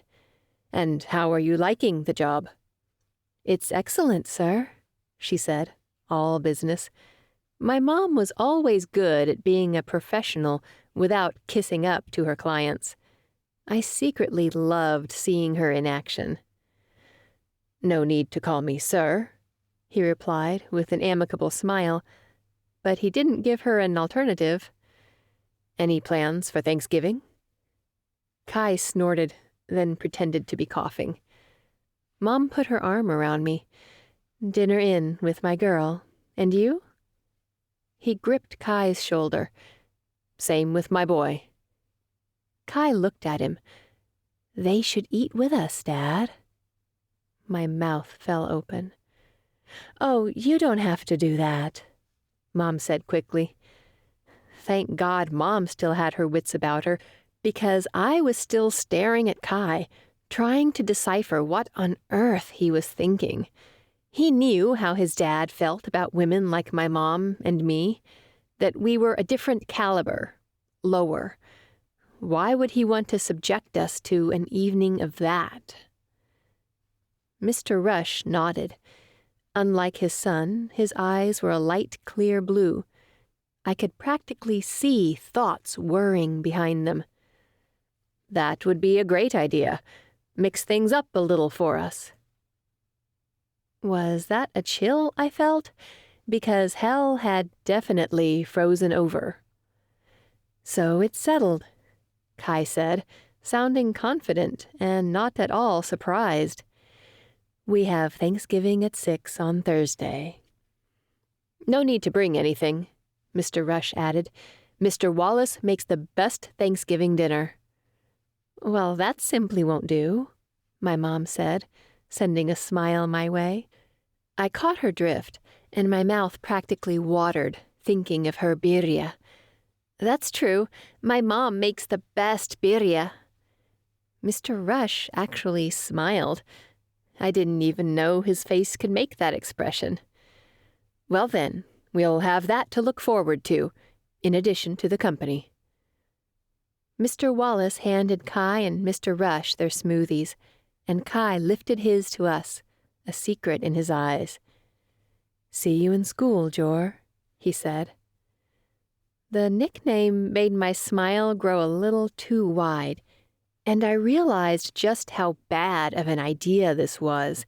An entire meal across the table from Kai would be too hard. My mom was smart. She would know there was something going on, even if Kai's dad didn't. As soon as they walked away, I turned to Mom to convince her not to do this, but she began talking. Is that okay with you that we join them? I want them to get to know us, you know. It will make it that much easier to recommend us, and that much harder to find fault. The shrewdness in her eyes caught me. This business mattered to her more than anything had in a long time. She needed this. It's fine, I said, and I resolved that no matter how hard it was to be in the same room with Kai and act like we were no more than classmates, I would make it work. Thank you, sweetie, she said. Of course. I kissed her on the cheek. Happy to help. She smiled at me and held my cheeks in her hands. Since when did you grow up to be such a beautiful, smart, mature young woman? I smiled back. I learned from the best. Oh, hush. She kissed my forehead. Now, go get ready for school. I've got this. Are you sure? I glanced at the time. I can work for another 15 minutes or so. Nah, she said, and then winked at me. I can tell you need some extra time to impress some boy. All the blood drained from my face. What? The makeup, she said. There must be some boy at school. Knock him dead. My stomach sank as I muttered a thank you and escaped to the bathroom. She knew there was a boy. Let's hope she didn't find out which one. 28. I got to school early enough to hang the posters the girls and I made. When I finished, I went to my locker and spun the combination to open it, expecting to find only my books inside. Instead, I found a cupcake, clearly from Seton Bakery, with a note underneath. 2 second sunrises. Meet me after your FMP meeting in the Mew room. I ran my fingers over the handwriting, imagining Kai carefully pressing his pen to the paper. It made electricity sizzle in my fingertips. Secret admirer? Merritt crooned. I shoved the note in my locker and turned, blocking it from her view. Hi, Merritt. Her eyes narrowed, obviously annoyed at my composed exterior. Of course, she didn't know the panic welling inside me. She'd humiliated Rory, and I didn't put it past her to do the same to me, or find a way to have me expelled. Her family certainly had enough social capital to make it happen. A fake sympathetic frown twisted her dainty features. Is he a toad? Excuse me? He's ugly, right? She leaned against the locker next to mine. For him to want all of that, he must be, and you're obviously ashamed of him. That's not it. An arm encircled my shoulders, and I looked up to see Beckett standing beside me, staring hard at Merritt. What's up, Jordan? He asked, keeping his eyes on her. Just trying to grab my books. I couldn't quite meet either of their eyes. But I did hear a frustrated groan and Merritt's heels clack away. Beckett's arm slipped from my shoulders, and when I was sure Merritt was gone, I muttered, "Thank you." "No problem," he said. "Saw her going in for the kill." I rolled my eyes. "No, just toying with me." The hatred in my voice was clear. I couldn't stand people who picked on those with no means of defense. The best thing to happen all year was Rory winning that bet, especially since she and Beckett had managed to work it out and were clearly happy together. "Don't worry about her," he said. "She just senses when someone's happier than her and gets jealous." "I'm happier than her?" I turned and retrieved my things from my locker, including the cupcake. "She has everything." A corner of Beckett's lips lifted. "Except someone who's putting that kind of a smile on her face." He glanced at my hands. "Or a cupcake in her locker." With a salute, he continued down the hallway, and I turned toward videography class, my smile back again. I took a bite of the cupcake, and the only thing sweeter was my anticipation to see Kai again today. In videography class, Ginger sat next to me and leaned across the aisle. "What's this I hear about a cupcake in your locker?" I raised my eyebrows. The wrapper had already been disposed of before she walked in. "What?" "Word travels fast, and I need someone to live vicariously through. Now spill." I shook my head. Half pleased people were talking about me in a positive way, and half frustrated that Emerson was such a small school. Everyone knew everything about other people's business. That kind of thing never happened with my class of nearly 1,000 at Seton High. "You know how I've been cleaning Kai's house?" I said. She nodded, her red curls bouncing. I had to think fast. His dad had him get it for me, as a thank you. "So there's nothing going on between me and Kai?" I shook my head, hoping to look appropriately disturbed by the very idea, as put off as I might have been a month and a half ago. "No way." She let out a relieved sigh and slumped theatrically in her chair. "Phew, because that would have been crazy. I would have wondered if he'd use some of his billion-dollar technology to addle your brain." My first thought was that he didn't own billion-dollar technology. Yet. My second was that I wished I could tell Ginger. Now that I knew him for who he really was, I thought they would have liked him. But her judgment of him only affirmed my decision to keep my relationship with Kai a secret. My friends wouldn't understand. And besides, Kai and I had agreed to keep this to ourselves. It was the only way our relationship could work. I tried to listen to what Mr. Davis was saying about filming with DSLR cameras, but thoughts of Kai made it nearly impossible. Which was crazy, because I wasn't that girl, the one who met a guy and forgot about school or made her life about him and not her friends. But my grades were still good. I had all A's. I could read Mr. Davis's notes online later, when my mind wasn't filled with rumors and expectations, and my friends' misguided distaste for Kai Rush. I tried to think back to the time when I hated him, but I realized I hadn't hated him. I despised his privilege. If I was scarily honest with myself, I was jealous of it. That realization stuck with me through the day as I ate lunch with my friends, reassuring them that I was not, in fact, in love with Kai Rush. As I took my trig midterm, as I sat in the FMP meeting, going over schedules for the next day's blood drive. "Can we move on to the gala?" Poppy asked. "It's not like the blood drive matters anyway." I looked up at her over our notes.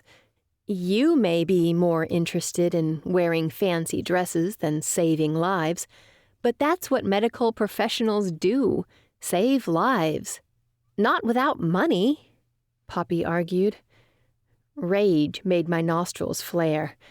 Just because you are privileged enough to never worry about health care doesn't mean the rest of the world feels the same way.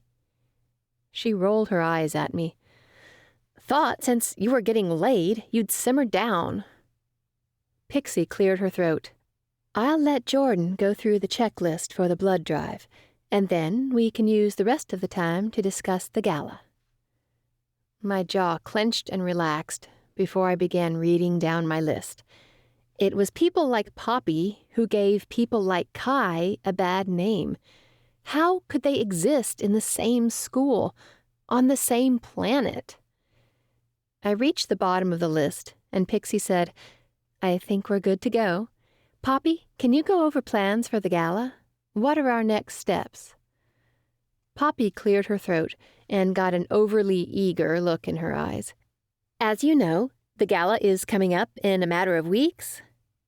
Even though it was a statement, Poppy said it like a question, and it took all of my simmer not to roll my eyes.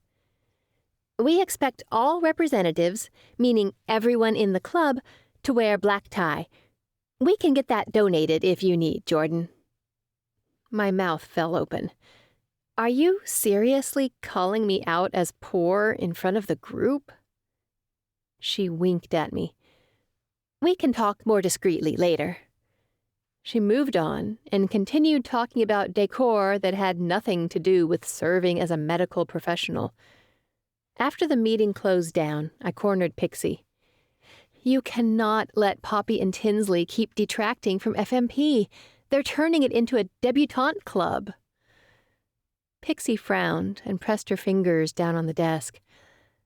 Look, Jordan, I don't expect you to understand this, since you haven't been in this world long, but you have to pick your battles. If everything's a fight, then you'll never get what you want. You let them think they're in charge, and when it really matters, they'll go along with you. Appalled was the only word to describe my feelings at that point. So you're saying we can let them make a mockery of our entire profession as a political play? That's exactly what I'm saying. She stood and patted my shoulder. Imagine what you could do with that much power behind you. Is a little bit of pride that high of a price to pay? With that, she picked up her books and walked out of the meeting room, leaving me with my jaw still hanging open. Was this really how the world worked? Did connections and power and political agreements really control life as I knew it? Sure, I expected some people to work that way, but I'd hoped as a doctor I'd eventually be above that. With a sour taste in my mouth, I left the meeting room, not sure if even Kai's sweet lips would be enough to kiss it away. 29. I stopped outside the music room near the library and tried to look through the window, but it had been covered with a curtain. Someone walked past me, and I pretended to be digging in my backpack for something until they were well out of eyesight. And then I tried the handle. Locked. The door cracked open, and Kai tugged me inside, right into a breathtaking kiss that shoved my worries away. His touch was like a breath of fresh air against the cloudy day of rumors and expectations. Here, all that mattered was him and me and the way our bodies moved against each other. I loved the way his hands explored my body, feeling each curve like he cherished them. He seemed to like them almost as much as I loved the hard tone of his arms and sure grip of his hands. He pulled back, his smile dazzling me. Hi. It was impossible not to smile back. Hi. I saw the wires and cords and whirring machines for only moments before he kissed me softly again and pulled back. "How was your day?" "Insane," I said, sitting in one of the 2 rolling chairs in the small space. "My mom and I got invited to this rich family's turkey party, and there's no way all the outfits in our closets cost as much as one dress we should wear." "I would imagine your company to be worth more than all the dresses in the world." He moved to the chair opposite me, and his knee brushed mine as he sat. My cheeks warmed. "That might be a bit of an exaggeration." "Not even in the slightest." His fingers took mine, his thumb rubbing slow circles on the inside of my palm. I closed my eyes, soaking in the feeling, wanting to push out everything else and focus on this moment, so sweet in its simplicity. How had I gone so long without feeling his touch, without understanding the kind heart that lay underneath his composed exterior? "It's good to see you," he said. I smiled, looking back at him. "You too." "I mean, it's not every day you get to sit in the presence of Gassy J." His face was completely impassive, even though his eyes sparked with humor. I reached forward and hit his shoulder. "You're the worst." "I know," he said, "but I must have done something right to be sitting here with a girl like you." I shook my head. "I'm still wondering what you see in me." Kai turned my chair so both of my knees were locked with both of his, and he looked me dead on, all sense of humor gone. "What I see in you is an amazing, strong, independent woman who's like no one I've ever met. Not on trips abroad, not in the halls of Emerson Academy, and not on any business for Rush Plus." I couldn't manage to look in his eyes, not when he was seeing things in me I didn't quite see in myself. I didn't even have the power to help a club dedicated to future medical professionals see the importance in a blood drive. "You know Emerson Academy's motto?" he asked. I nodded. "Ad meliora, toward better things." I don't think I understood it before. His thumb stroked my knee. I thought they meant careers and wealth and service and scholarship. I've been at the academy, hearing ad meliora since kindergarten, and for the first time, I feel like I know what it means. His voice became soft. "When they talk about better things, the better thing for me is you."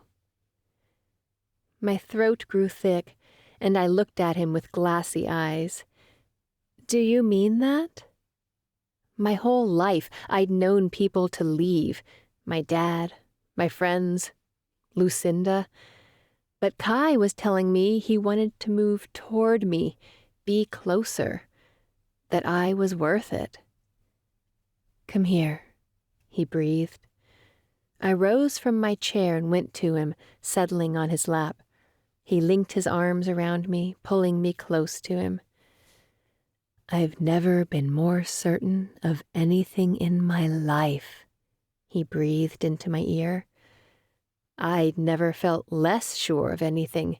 In a world where boys you hated could turn into men you loved, how could I be? I'd thought Kai was my enemy, but now all I could think of were his lips on mine, and his cologne, and the way he held me like he never dreamed of letting go. "I like being in the quiet with you," he said. A smile tugged at my lips. It was quiet in here, except for the soft humming of the air conditioner. "Me too." "Are you donating blood tomorrow?" he asked. "I'll try," I answered. "My iron is usually too low. Are you?"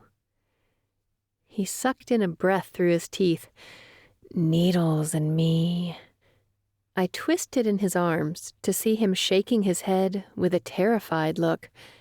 Kai Rush, are you afraid? I tried to keep a straight face, but couldn't help my smile. He glanced down at me, but didn't answer. You took on a guy twice your size in the middle of a dark parking lot, but you're afraid of a little pinprick? Yeah, but that was different. My eyebrows came together. How? Because I had something to defend. I had you. The smile spreading on my face was undeniable. But what about the 3 people you could save? 3? He asked. I nodded. That's what they say. Each donation can save 3 lives, especially if you have a rare blood type. Is O-negative rare? He asked. Oh my gosh, now I know you're kidding. It is? I twisted enough so I could put one of my arms around his shoulders. You have a very rare blood type. They're always in desperate need of more O-negative. Well then, he said, sign me up. And damn, if he wasn't attractive before, he was now. Are you sure? He nodded. But if I pass out, it's all your fault.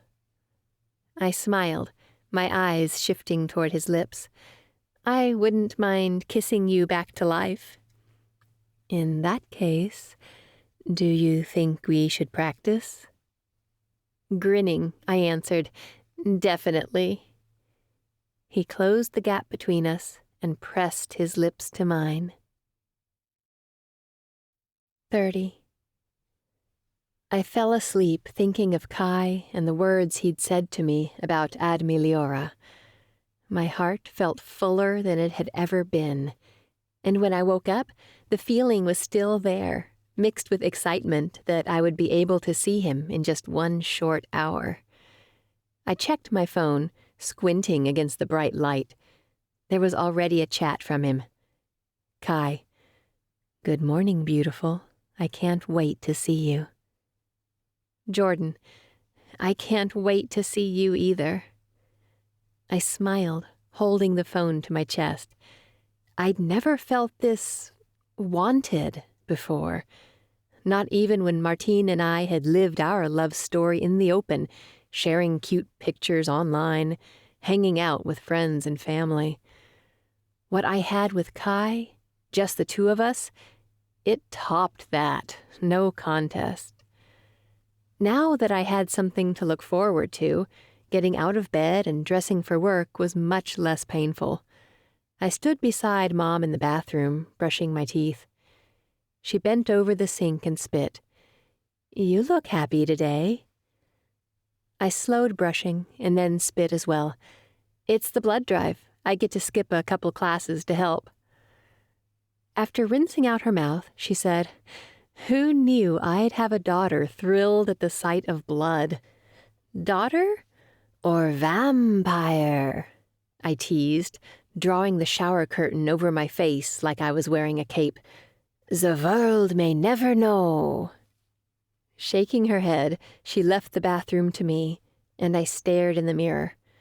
I did look happier. My face didn't look so heavy, serious. Or maybe that was just how I felt, how Kai made me feel. I grabbed my lipstick and put on an even layer, then pressed my lips together. It was impossible not to remember the sure, adoring way Kai had kissed them. They were his now. After I finished getting ready, Mom and I went down to our cars and drove to Seton Bakery. Today I got out, and Mom glanced over at me. Are you coming in? Yeah, I answered, clearing the front step with her. Just wanted to get an extra cupcake. Hungry? Mom asked. I need a snack for later, I said, thankful for the out. We walked inside, and Gail grinned at me from the front counter. There's my girl. I smiled back and sidestepped the counter to give her a hug. She squeezed me tight, and then said, "I haven't seen you in a while. School must be brutal." I lifted my eyebrows. "You have no idea." Mom jerked her thumb at me. "This nut would rather study than watch Sex and the City with me." Reaching for a couple of muffins, Gail said, "If you ever need someone to watch TV with, hit me up.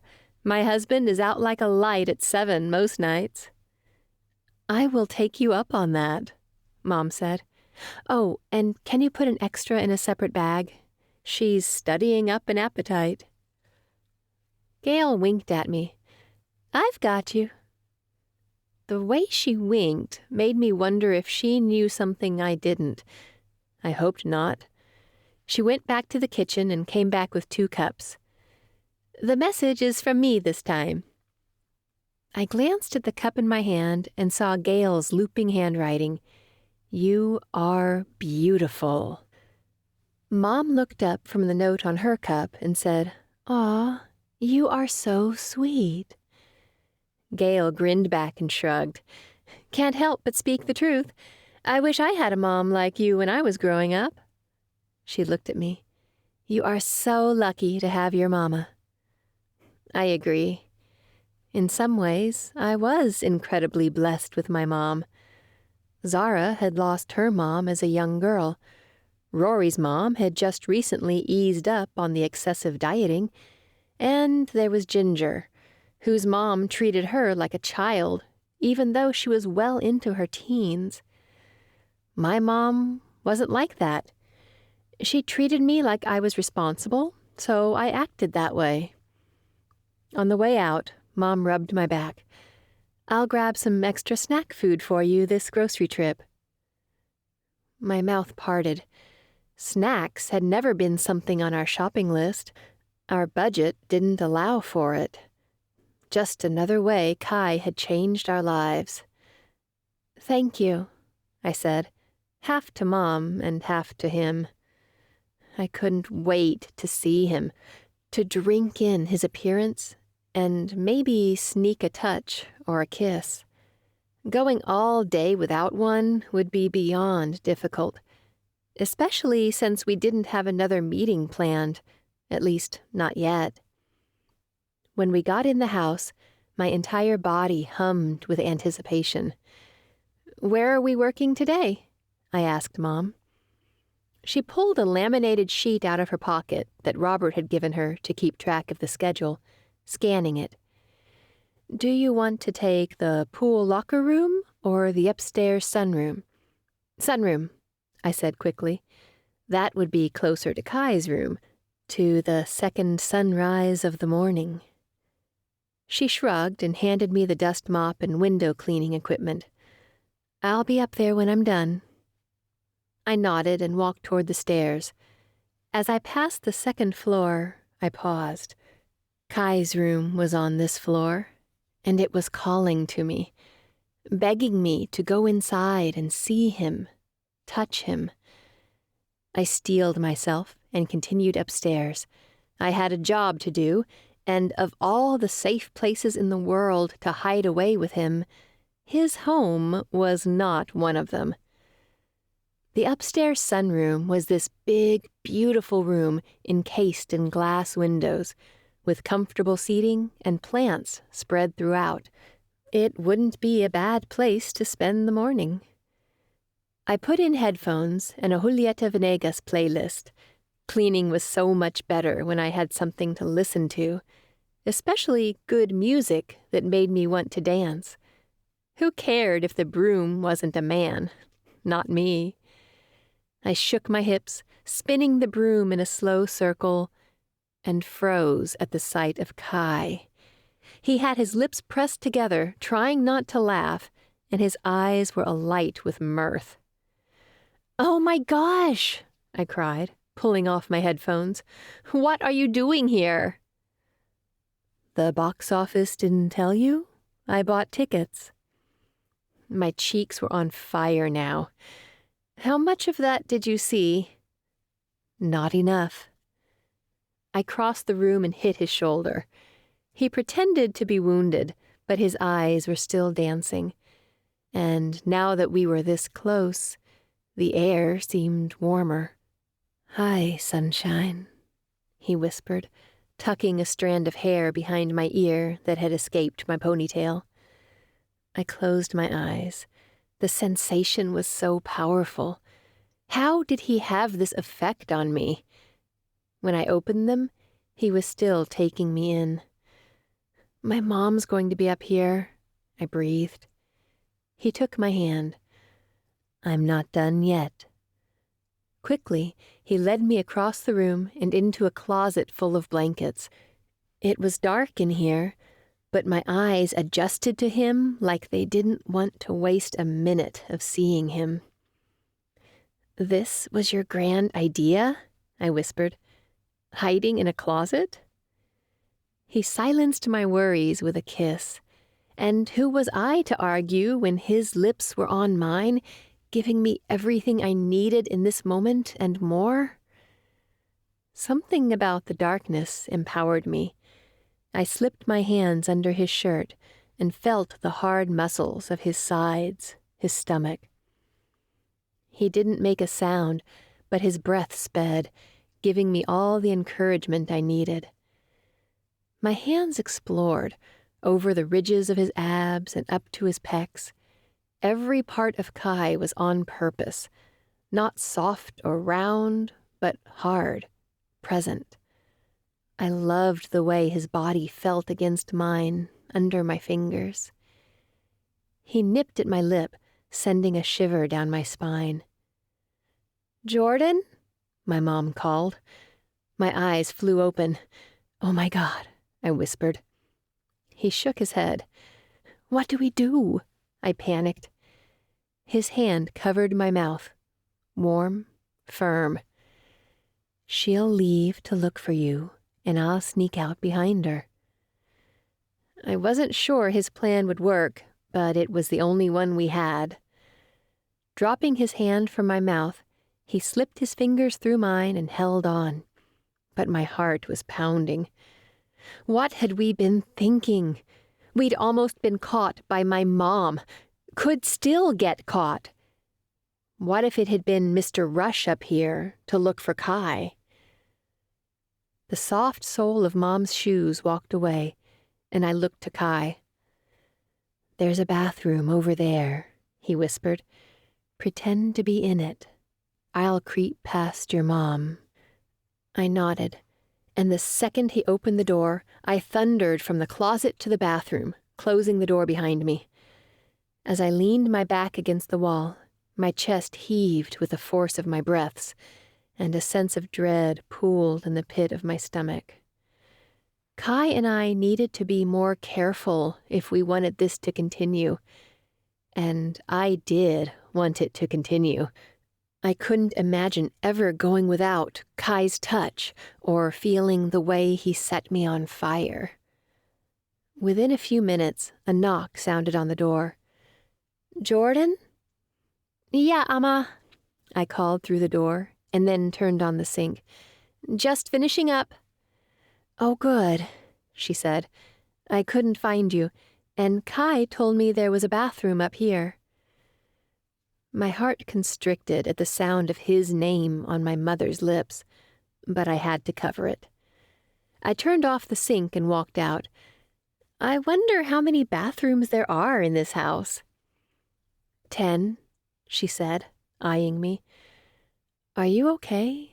You look flushed."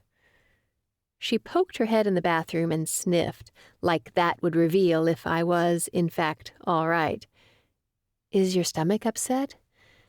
"Ma, I'm fine. Just needed a bathroom break." "Okay," she said.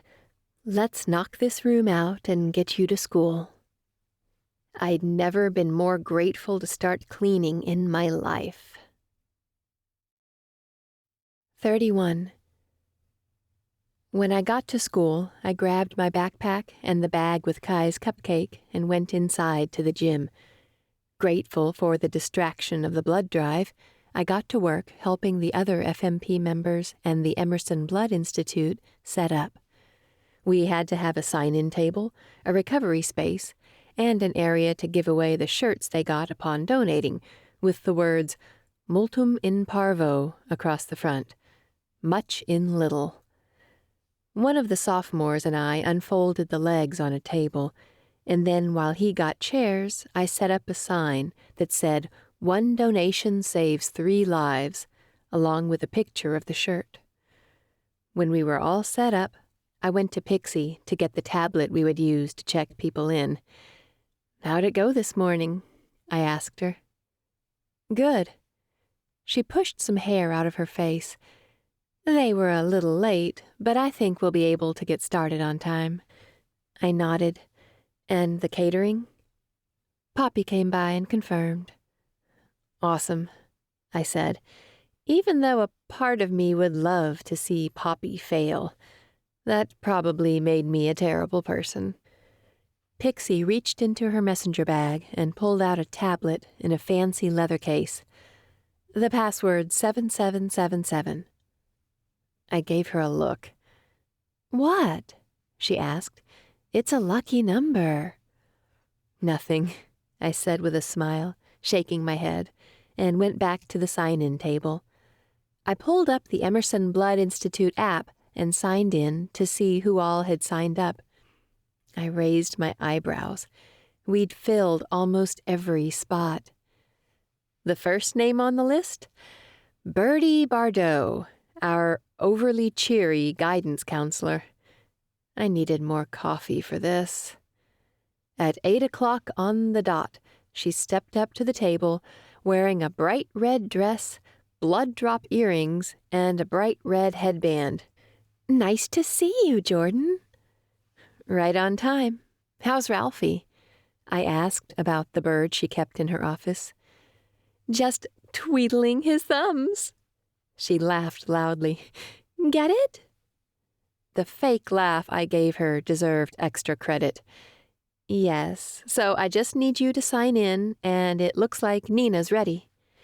I nodded toward the woman in scrubs standing by her pop-up cubicle. "I sure am," Nina said.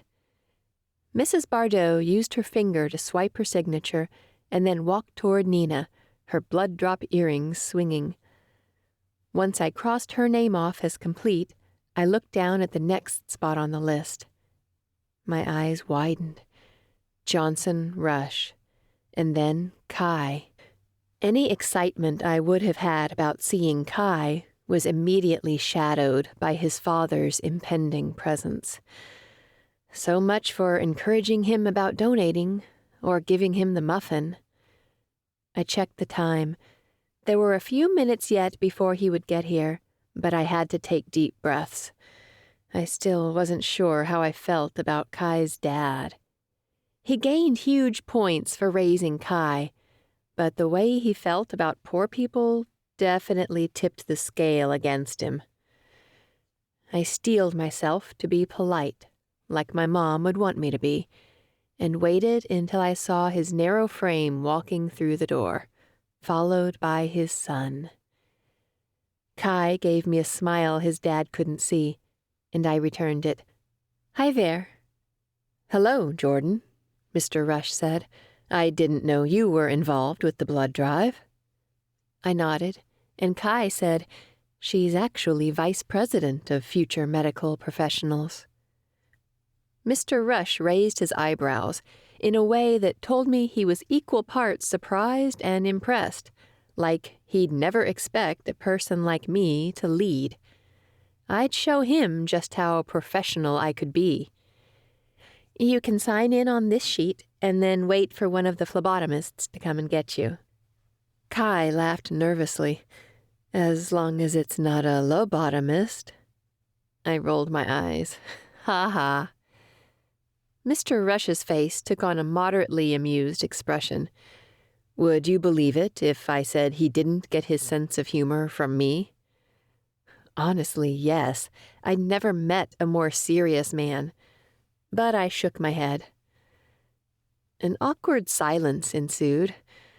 What did we have to talk about if not the tile grout? "I'm looking forward to Thursday," Mr. Rush said. That surprised me. "You are?" He nodded. Your mother's dish sounds delicious. It is, I agreed. Well worth the wait. We don't have to wait long, Kai said. Just 2 more days. A phlebotomist named Alex came around the corner of his cubicle. Who's next, Jay? He asked. I nodded toward Mr. Rush. He stepped forward and extended his hand, which Mr. Rush shook as quickly as humanly possible. Alex led Mr. Rush back, and Kai leaned against the table. My eyes went to his long fingers. They were like art. How's your morning going? He asked. Oh, after being scared to death my mom would catch us, it's turned out all right. I turned to the empty chair next to me and lifted the cupcake. I got you this. He smiled as he took it from me. That almost makes up for seducing me into donating blood. Why were my cheeks warm? Seducing? If I remember right, you signed up willingly. Whatever you need to tell yourself to sleep at night, sunshine. The way he called me sunshine made me feel so light I laughed. I think I'll sleep just fine, knowing I seduced you into saving 3 lives. True, but thanks for the cupcake, really. I shook my head. It was no big deal. It is to me. Merritt's voice jarred me like nails on a chalkboard. Well, well, well, if it isn't my gala date and the maid. My eyebrows drew together. What? Before Kai could answer, Merritt said, I'm here to donate. I'm only 2 pounds above the weight requirement. She leaned over the table so her breasts were exposed to Kai, due to her shirt not being buttoned to dress code regulations. The only comfort was that Kai kept his eyes on me, judging my reaction. Gala date? I asked him. Oh, Merritt said. You didn't know? I thought since you 2 were so close, Kai would have told you. An annoyed expression crossed Kai's features. So she wasn't lying? Kai opened his mouth as if to explain, but Merritt said, His father asked my father if Kai could escort me. It only makes sense that those of us with the highest status attend together. Of course, I said, my voice shaking. That makes perfect sense. Kai's dark eyes pleaded with me, but I turned them away. Even looking at Merritt was preferable to seeing him right now. You're on cleanup duty, right, Ship? She put her hand on Kai's shoulder. Maybe we'll see you there. I didn't know whether Merritt actually believed any of the words she said, or if she just knew they would get under my skin. Because they did. Even Kai shrugging out from under her manicured nails that had never come in contact with bleach didn't comfort me. Nina stepped out from her cubicle and said, Next! The blood drained from his face.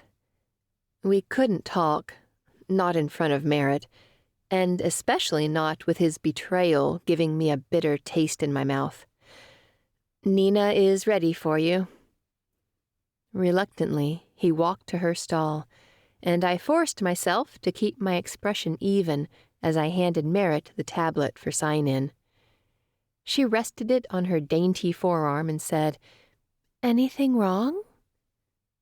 People like Merritt could smell fear, and I wasn't going to give her the satisfaction, not if I could help it. Of course not. The blood drive is running right on schedule.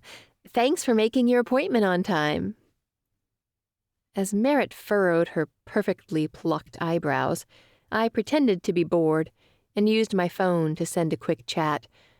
I wasn't sure if the girls would see it in class or not, but I needed backup. Jordan, SOS, come to the blood drive. Merritt finished and passed the tablet back to me. You're not upset, are you? She was digging her nails into my wound, waiting to see me flinch. About you donating blood? I'm happy for everyone that's donating, I said cheerily, even though my stomach felt hollow. Why was Kai going to the gala with her, of all people? Hadn't his dad discovered what an evil shrew Merritt was? Hadn't Kai? He could have told his dad he would go alone. And why hadn't he told me about his date, when just hours ago we were kissing in a closet, risking everything for stolen moments together? But thinking I had any real claim on him was crazy. Kai and I were a secret, kept from the rest of the world. Of course he could go to the gala with someone else. Of course his dad would set him up with a socially appropriate date when he thought Kai was single. But was he? The dread in my stomach from this morning returned at full force. Did he have other girls he kept secret? Kai and I had never discussed the exclusivity of our arrangement. Why wouldn't he want a girlfriend he could attend events with, who would win his dad's approval? After all, his dad was all he had. He'd said so himself. "Don't worry," Merritt said. Ginger banged through the gym door, a camera around her neck. "What doesn't she need to worry about?" She flashed a shot of Merritt, then cringed at the screen. "Oof, let's hope that one doesn't end up in the yearbook." Merritt turned all her hatred on Ginger. "You wouldn't dare." Ginger shrugged. "That's above my pay grade." If I loved Ginger before, it didn't come close to how I felt about her now. I grinned at her, watching the easy way she took on Merritt. "If you don't delete that photo, I swear I'll—" "Next," Alex called. "This isn't over," Merritt whispered, then turned to Alex with a wide smile. "Hi there, handsome." Ginger and I gave each other disgusted looks as she sat next to me behind the table. "Thank you," I said, putting all of my gratitude in my voice. "No problem," she replied. "Shouldn't have to take on the two-faced monster by yourself." But I already had. I guess she and Kai are going to the gala together. She rolled her eyes. They deserve each other. She shook her head. "I told Mr. Davis I'd get some pictures for the yearbook, so I better head over." I nodded. "Go for it." With a smile, she went to where the people were donating, and I sank back in my chair. The bell had just rung for second period, and I had already burned through the full range of human emotions. And I hadn't even confronted Kai about the gala yet. "Can someone get me an ice pack?" Nina yelled. "Got it," I called back, since I knew the other phlebotomists were busy with donors. I jogged to the cooler of ice packs, feeling a sense of purpose I looked forward to having as a doctor. I pulled one out, shut the lid, and jogged to the table. At the sight of Kai, pale, leaned all the way back, my heart stopped. I had to force my legs to carry me farther, and I wordlessly handed Nina the ice packet. His eyes were closed, so maybe he wouldn't even see me. "Open your eyes," Nina instructed. "I need to know if you pass out." Great. Those perfect black orbs landed on me, and his lips parted. "Jordan." Mr. Rush walked over, holding a cotton ball to his arm. "Son, are you okay?" Kai looked toward the ceiling and nodded. "Fine." That was my cue. I left him lying there on the table. He may have been the one who looked ill, but I felt just as sick. He'd given his blood for a good cause, and I'd given my heart for no cause at all. 32. I sat on Zara's bed, staring at her massive closet. She was deep inside the rows of hanging clothes, and I couldn't see her anymore. "What did you say this was for again?" she called. "Thanksgiving with some of Mom's rich clients," I replied. "And I need one for the gala, too." "Gotcha. Why did they plan the gala so soon after Thanksgiving?" "I think that was the only time the venue was free for the next 2 years." "Ah," she nodded. "I was kind of surprised you guys got that space at all." I shrugged. I have no idea how all of that stuff works. "No need," she said, moving a hanger aside. "So, you need to look professional but young at the dinner." "I guess?" I was so bad at this, especially since I apparently had no idea how to leverage social capital. "What about the gala?" she asked. And before I could stop myself, I said, "Make me look irresistible." "Girl, I got you." She came out of the closet holding up 2 dresses. One was a pretty purple one, made out of what looked like cotton, with an asymmetrical hemline and short sleeves. And the other... "Are you sure there's enough fabric there?" I asked. She grinned from the dress to me. "Just enough." My phone dinged in my pocket for the 4th time, and I knew it was another text from Kai.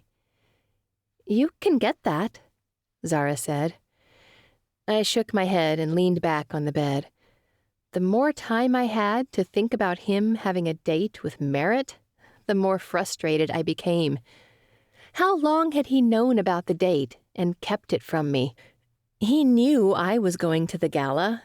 How did he think I'd feel seeing him walk in with Merritt, dancing with her, spending the entire evening with her when we barely had time for stolen kisses in hidden spaces? I knew I had to talk to him about it, but what would I say? She hung the dresses in a garment bag and then lay next to me on the bed. "How's the whole arranged marriage thing going?" I asked, just to get my mind off my own problems. "Dad's still trying to find me an acceptable suitor." She sighed, "which probably means one of the actors he wants to sign for another movie." It sounds like he's making a business arrangement, not an arranged marriage. The idea hurt. At least my mom wasn't forcing me to date anyone I didn't like. "It's all a business arrangement," Zara said resignedly. "We attend events because of how it looks, not because they'll be fun. We dress nicely because we may be photographed, not because we like the way we feel. And we date people because of how it will help our reputation, not for love." I immediately thought of Kai, forced to take Merritt to an event he probably wanted to attend alone, and felt guilty for ignoring him. I rolled my head to the side. "That sucks." "Yep, but it's life." Maybe it was for her, but I promised myself it wouldn't be for me. I lifted a corner of my lips. "I'm holding out that your dad sets you up with a mega hottie, and you'll fall completely head over heels in love." She laughed. "Keep dreaming. I'm just hoping whoever it is still has hair." I shook my head, smiling. "I better get going," I said. "Thank you for the dresses, really." "Happy to help." She stood up and handed me the garment bag. "And I can't wait to see you in that sexy dress." I laughed. "You'll be seeing plenty of me, all right." When I got down to my car, I skipped past Kai's messages and sent him one of my own. "Jordan, meet me at the trails, same place as last time?" He replied within seconds. "Kai, I'll be there." I drove across town, attempting to imagine all the things I'd say to him, but I kept coming up short.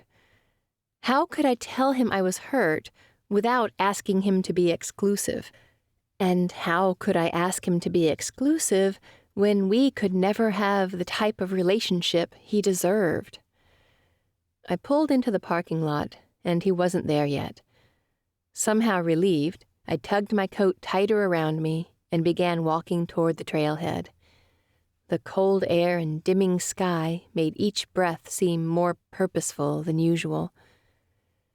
I focused on the crunch of fallen leaves under my feet and the sound of my inhalations. Soon, I fell into a peaceful rhythm.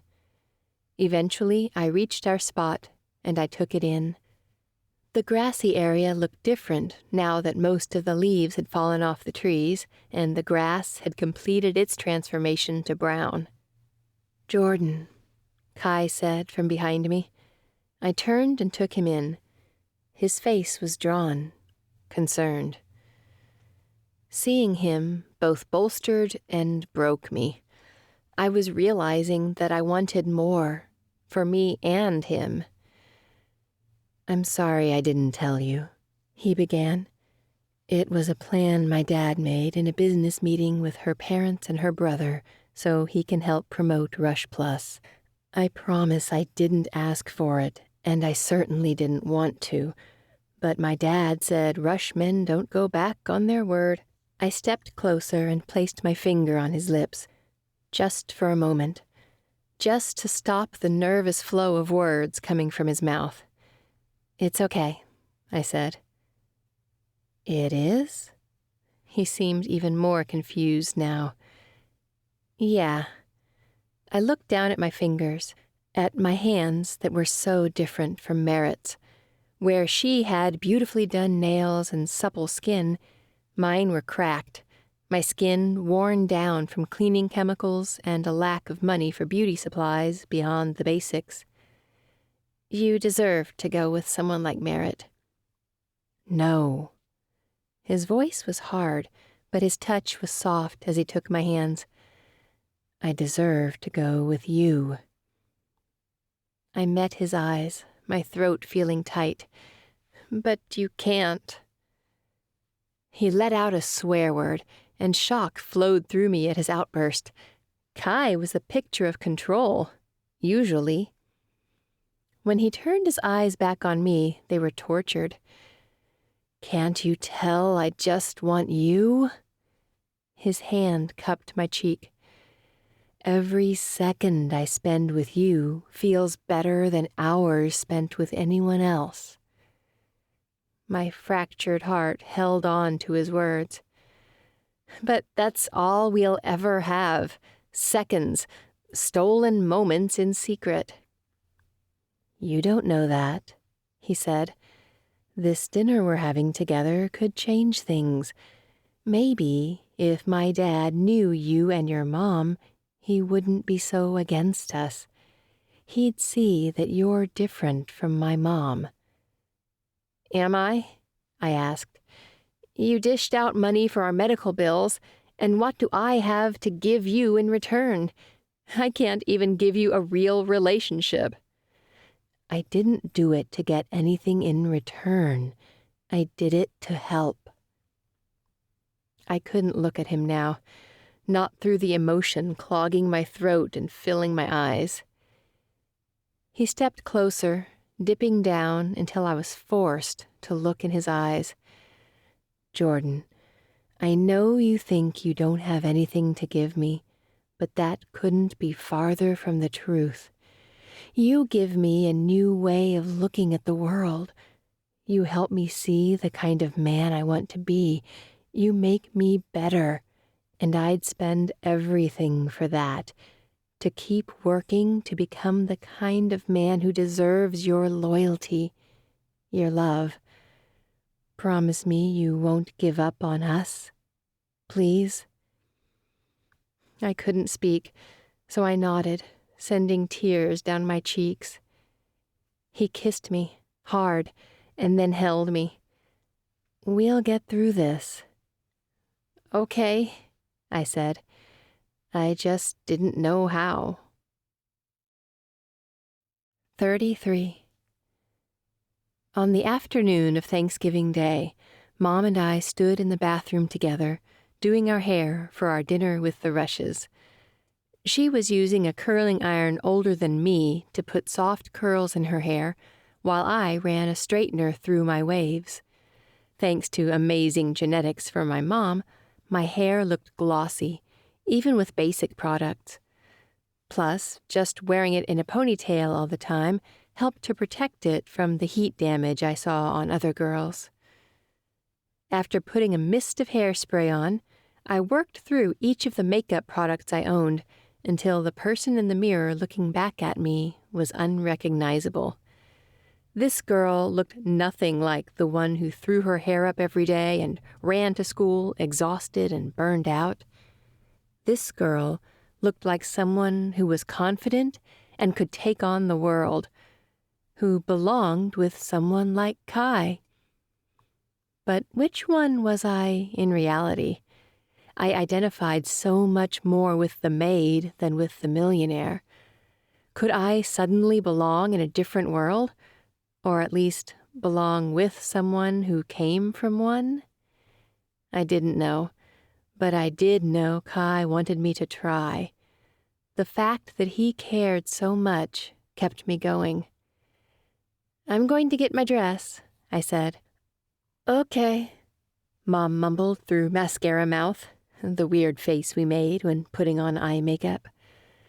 I walked to my bedroom and shoved hanging clothes across the closet rack until I reached the garment bag. I unzipped it, revealing the dress for tonight first. The fabric was smooth under my fingers, and I was actually excited to put it on, unlike the other dress that still scared me a bit.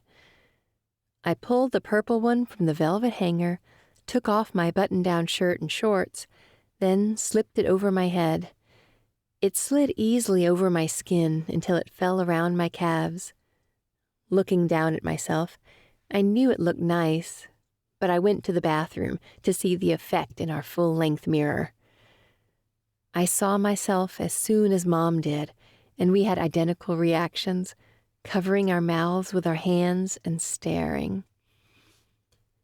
"You look so grown up, Mija," she breathed, her eyes shining. "You think?" I smiled, turning to see how the dress accentuated my every curve. Zara was magic. "Too bad Kai is off limits because, wow," she said, and fluttered her eyebrows.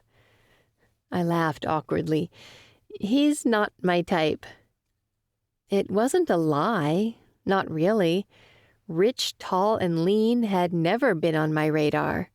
I'd gone for bulky underdogs, salt-of-the-earth type people who understood hard physical labor like I did.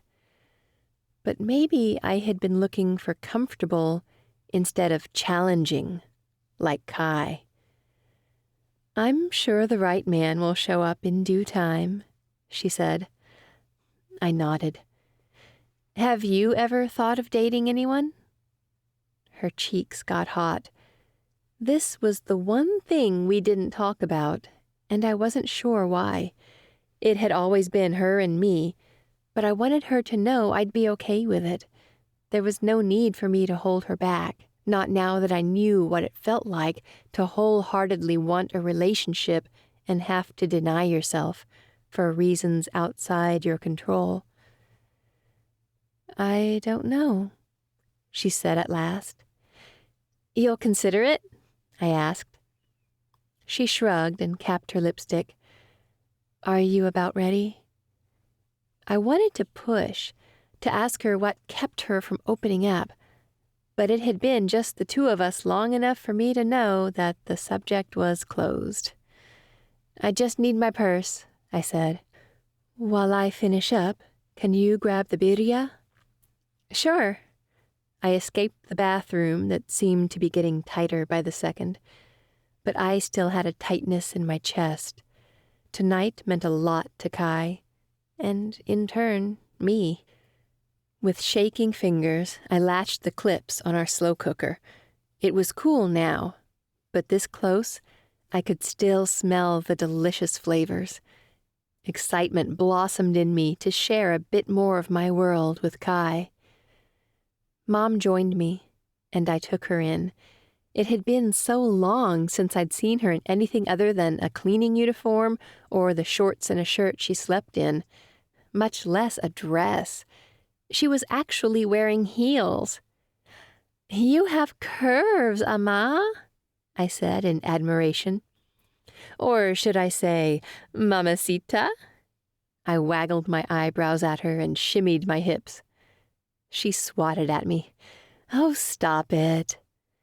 I didn't even know you had heels." Looking a little sheepish, she said, "I borrowed them from Camilla." So I wasn't the only one who cared about looking good for this meal.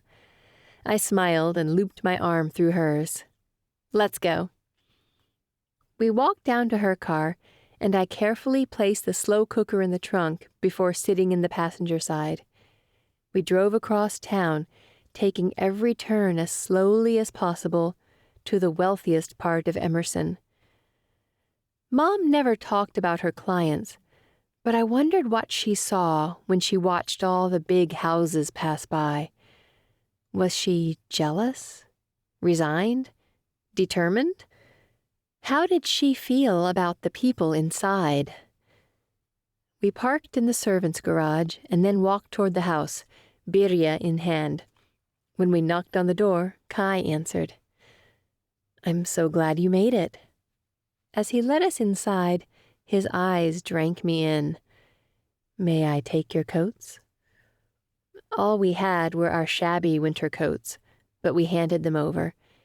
He took them and folded them over his arm, just as if they'd come from royalty. My mom thanked him, beaming. She looked stunning when she smiled like that, loose curls hanging around her face. "You're welcome," he answered, putting our coats on a nearby rack. "Can I take that for you?" My mom handed him the slow cooker, and then we followed him back into the kitchen we'd cleaned for this very occasion.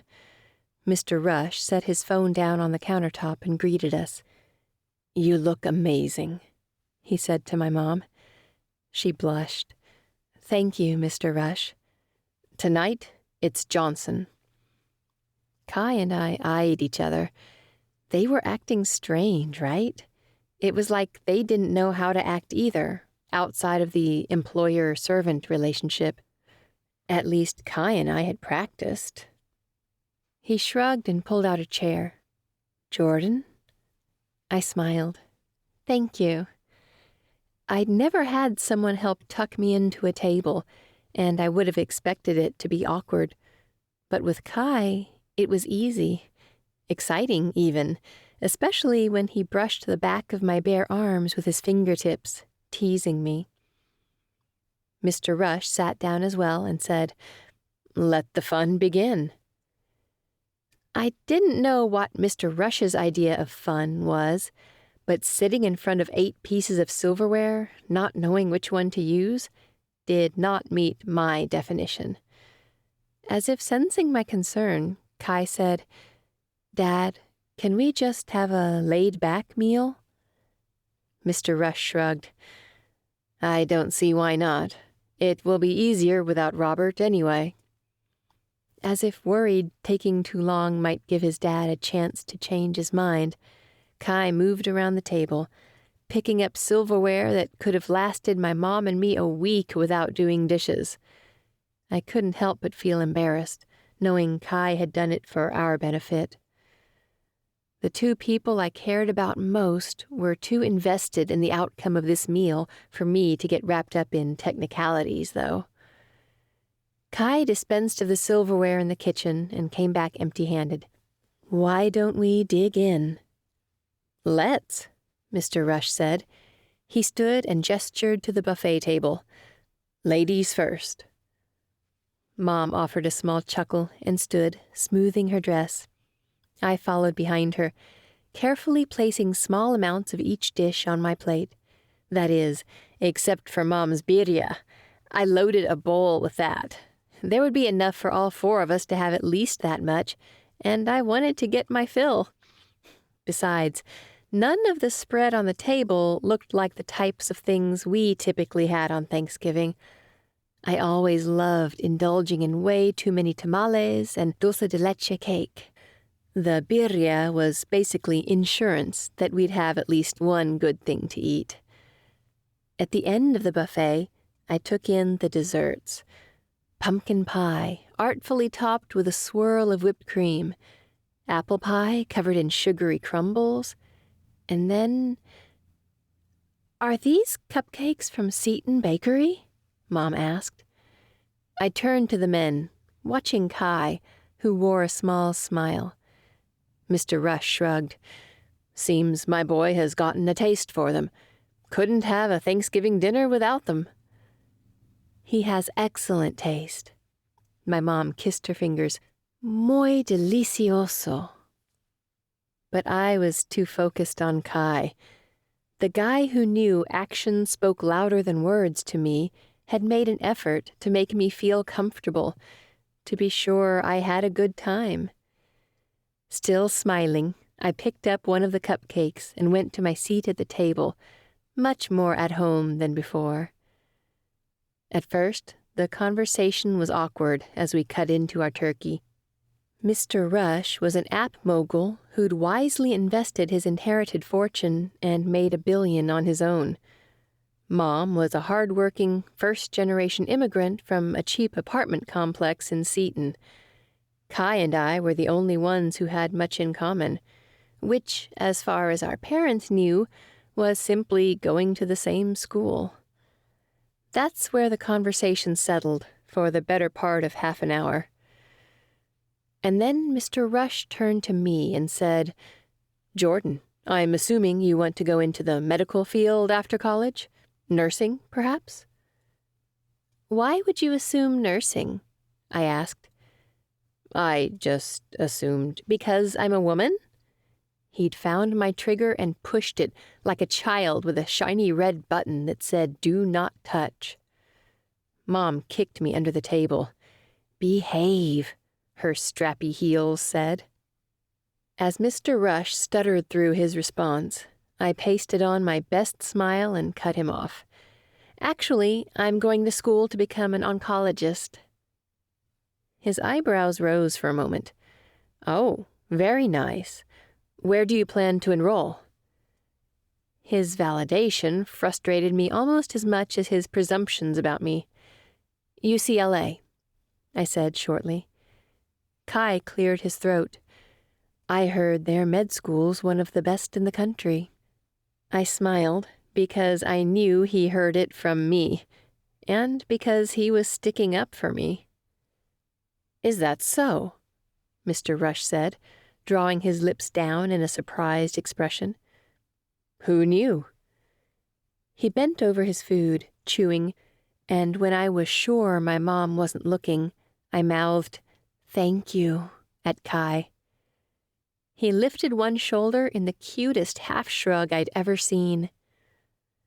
Kai took a bite of Mom's dish, and his eyes widened. "Ms. Junko, this is amazing." Mom batted a hand at him. "You flatter me." "No," he said, loading his spoon with another bite. "You have to give Mr. Wallace the recipe."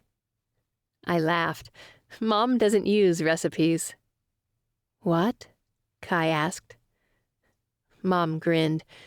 "I've been cooking birria for holidays since before I knew how to spell, but I can teach him sometime if you would like." "Yes, please," Kai said. Mr. Rush cleared his throat. "Maybe on her day off." The table went so silent I could hear the wind outside the windows. Mr. Rush had just gone out of his way to remind Mom and me where we belonged, and it wasn't sitting at his kitchen table. That much was clear. Kai extended a spoonful toward his father, who'd neglected to get a bowl. "Try it, Dad." "Isn't there pig stomach in it?" he asked. Okay, if I was annoyed by the nursing comment, this had to be worse. No, that's menudo, made with tripe. At his nonplussed look, I added, cow stomach. Mom makes the best menudo, by the way. Mom tilted her head toward me. Yours isn't too shabby either, mija. Kai still waited with his spoon extended. Begrudgingly, Mr. Rush stood and walked to Kai. He took the spoon and put it in his mouth, clearly straining to swallow. Interesting, he grunted, reaching immediately for his water and taking 3 big gulps. Mom kicked my leg again and narrowed her eyebrows at me. I knew what that meant. My face was giving away my own distaste for this man. I wanted to like him, really, for Kai's sake. But come on. Interesting? That was the best he could do? What about you, Kai? My mom asked. What are your plans for after graduation? Taking over the family business? Kai opened his mouth, but his dad answered for him. Not until he has his degree. Oh, my mom said, nodding, looking between them. Any hobbies? She was reaching here. Mr. Rush grunted. You mean other than anonymously donating funds to charities without asking permission? I kept my eyes down because I knew my face would display my emotions without my permission. Kai's dad had found out about the medical debt, and he was disgruntled about it. Mom's voice had an amused smile in it. Sounds like you have a philanthropist on your hands. Dad, Kai said, why don't I get the ice cream? He wiped his cloth napkin over his face and went to stand. I can help, I offered. Thank you, Jordan, Mr. Rush said, frowning. But I was beginning to think that was his only facial expression, other than condescension. If you're sure you don't mind. I don't, I said. Honestly, it would be a relief to escape from the building tension in the room. Kai and I stayed casual until the doors to the kitchen had closed behind us, and when we were sure we were on our own, we gave each other a look. Is this going how you planned? I asked. Not exactly. He sighed and took my hands. Time for Plan B? And that would be having Hank fly us to Mexico and starting a new life? I snorted. Now that you've donated all your dad's billions to charity, I'm not sure we can afford it. Kai gave me a pained look. It's just his generation. He doesn't understand that having it all doesn't amount to anything. His hand covered my shoulder, warming me. I forced my eyes to stay on him instead of sliding closed. And what does amount to something? His hand cupped my cheek, and he searched my eyes before speaking. Having someone to love, who's not there because of birth or requirement, but because they choose to be. He'd used the L word so easily, but it was big to me. My heart clung to it, the fact that love was on his mind when it came to me. And in that moment, I knew that I'd choose Kai over and over again. When his hand fell away from me, I felt his absence just as completely as I had felt his touch. He turned to the freezer and took out a tub of ice cream. Holding it in front of him, he said, "Back into the lion's den?" I could only nod. 34. Mom and I walked to our car, tugging our coats around us. When we were several yards away from the house, I whispered, "That was awful." "Shh," she hissed. I looked back at the house. "What? No one's listening." "You never know, mija." She hit a button on her key fob, and only one tail light lit up. "Great," she muttered. "I can change it Saturday," I offered. "Are you sure?" I shrugged and put my hand on the handle. "Yeah, we'll just take my car until then." "Thank you." She sounded truly relieved as we got in the car. After she shut the door, she ducked her head to look in the rearview mirror and shook her hair out. "Okay, you can say it now." "What?" I asked. She raised her eyebrows at me. "It was awful." "Oh, the worst," I said. She giggled, more light-hearted than usual, and imitated him trying her birria. "Interesting." "Right?" I cried. "Who says that? I mean, marvelous or fabulous, maybe, but interesting?" She shook her head, sobering. "He was kind to have us over, and his son was very polite. I like him." My heart swelled that Mom had noticed Kai's compassion for other people. Me too. For a moment, we were quiet as she drove away from the house. "Is he dating anyone?" Mom asked. "Mr. Rush?" I sputtered. "Mom, no." "No, his son." All the jest left my body, replaced with fear. My mom knew me better than anyone else. She'd birthed me, dressed me, fed me, held me. How would she miss the effect just the thought of Kai dating had on me? I hoped the disappointment was gone from my voice as I said, "He's going to the gala with Merritt Alexander." "The girl who bullied your friend?"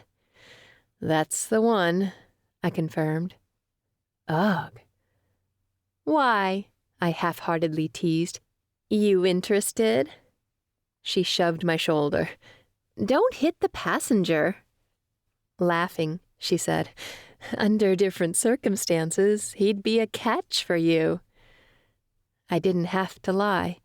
Instead, I stuck with the truth. "I completely agree." "I'm sorry, mija." I was, too. That night, I lay in bed, staring at the ceiling and holding my phone, wondering what to send Kai, because he wasn't texting me. Deep down, I feared it was because he'd seen my mom and me through his father's eyes. We'd gone from servants to disappointing guests at best. Finally, I gave up looking for the perfect message and settled on an honest one. "Jordan, tonight was bad." "Kai, I'm sorry." "Jordan, for what? You were the one who made it just bad and not completely terrible." "Kai, small consolation." "Jordan, I know." "Kai, he just doesn't know you yet. It takes a while for him to open up." "Jordan, you mean there's more behind that disappointed look, or the stereotyping about women in the medical field?" The texting screen was blank for a moment, and I started second-guessing my message. Had he fallen asleep? Was Kai bored? Relieved he could go to the gala with someone his dad wouldn't dread being around for fear the poor would rub off? Finally, my phone vibrated in my hand, and I felt like I could breathe again. That was until I read the words. "Kai, he's not perfect, but he's my dad. He's the only person who's always been there for me." "Jordan, well, my mom's always been there for me, and your dad treats her like dirt." "Kai, excuse me?" "Jordan, interesting? He didn't have any complimentary words to say while he was trying not to vomit? Not one in his vocabulary?" "Kai, he has IBS. It was nice of him to try it at all." "Jordan, he could have said that." Kai, he was being courteous. I scoffed at my ceiling, glad I had Steve Harvey's voice to cover it so my mom wouldn't hear. If that was courteous for Kai's dad, I'd hate to see rude. How could someone as kind and thoughtful as Kai come from someone with as much personality as a porcupine? But then again, seeing the guy through office doors and briefly in passing every morning didn't mean I knew him. Maybe there was a side to Mr. Rush that wasn't judgmental. I doubted it, but that didn't mean it wasn't there. Kai, I'm sorry. Jordan, for what? I was the one being rude. I would be upset if someone talked bad about my mom. Kai, I'm sorry I can't get my dad to see how incredible you are. Much to my surprise, my lips curved into a smile. Jordan, as long as you see it. Kai, I can't wait to see you tomorrow night. If you look half as beautiful as you did tonight, I'll be breathless. Smiling, I bit my lip and let it slide out of my teeth. How could I say anything to even compare to his words? But then I remembered who he'd be attending the gala with, and my smile fell. Jordan, I wish you didn't have to go with Merritt. Kai, not as much as me, trust me. That made me feel at least a little better. Kai, someday we'll go to a ball together, and it won't matter who sees us together, because we'll only have eyes for each other. The idea of it made the yearning feeling in my chest expand to painful limits. Jordan, sounds like a fantasy. Kai, it is a fantasy, but wishes can't come true if you're too afraid to dream them in the first place. Jordan, I never thought to dream of you, but here we are. Kai, that's okay, because I dreamed of you. Jordan, I hope you have even better dreams tonight. As I waited for his text goodnight, I wondered, what would my life look like today if Kai hadn't dreamed of me? What would my life look like if my dreams hadn't left with my father?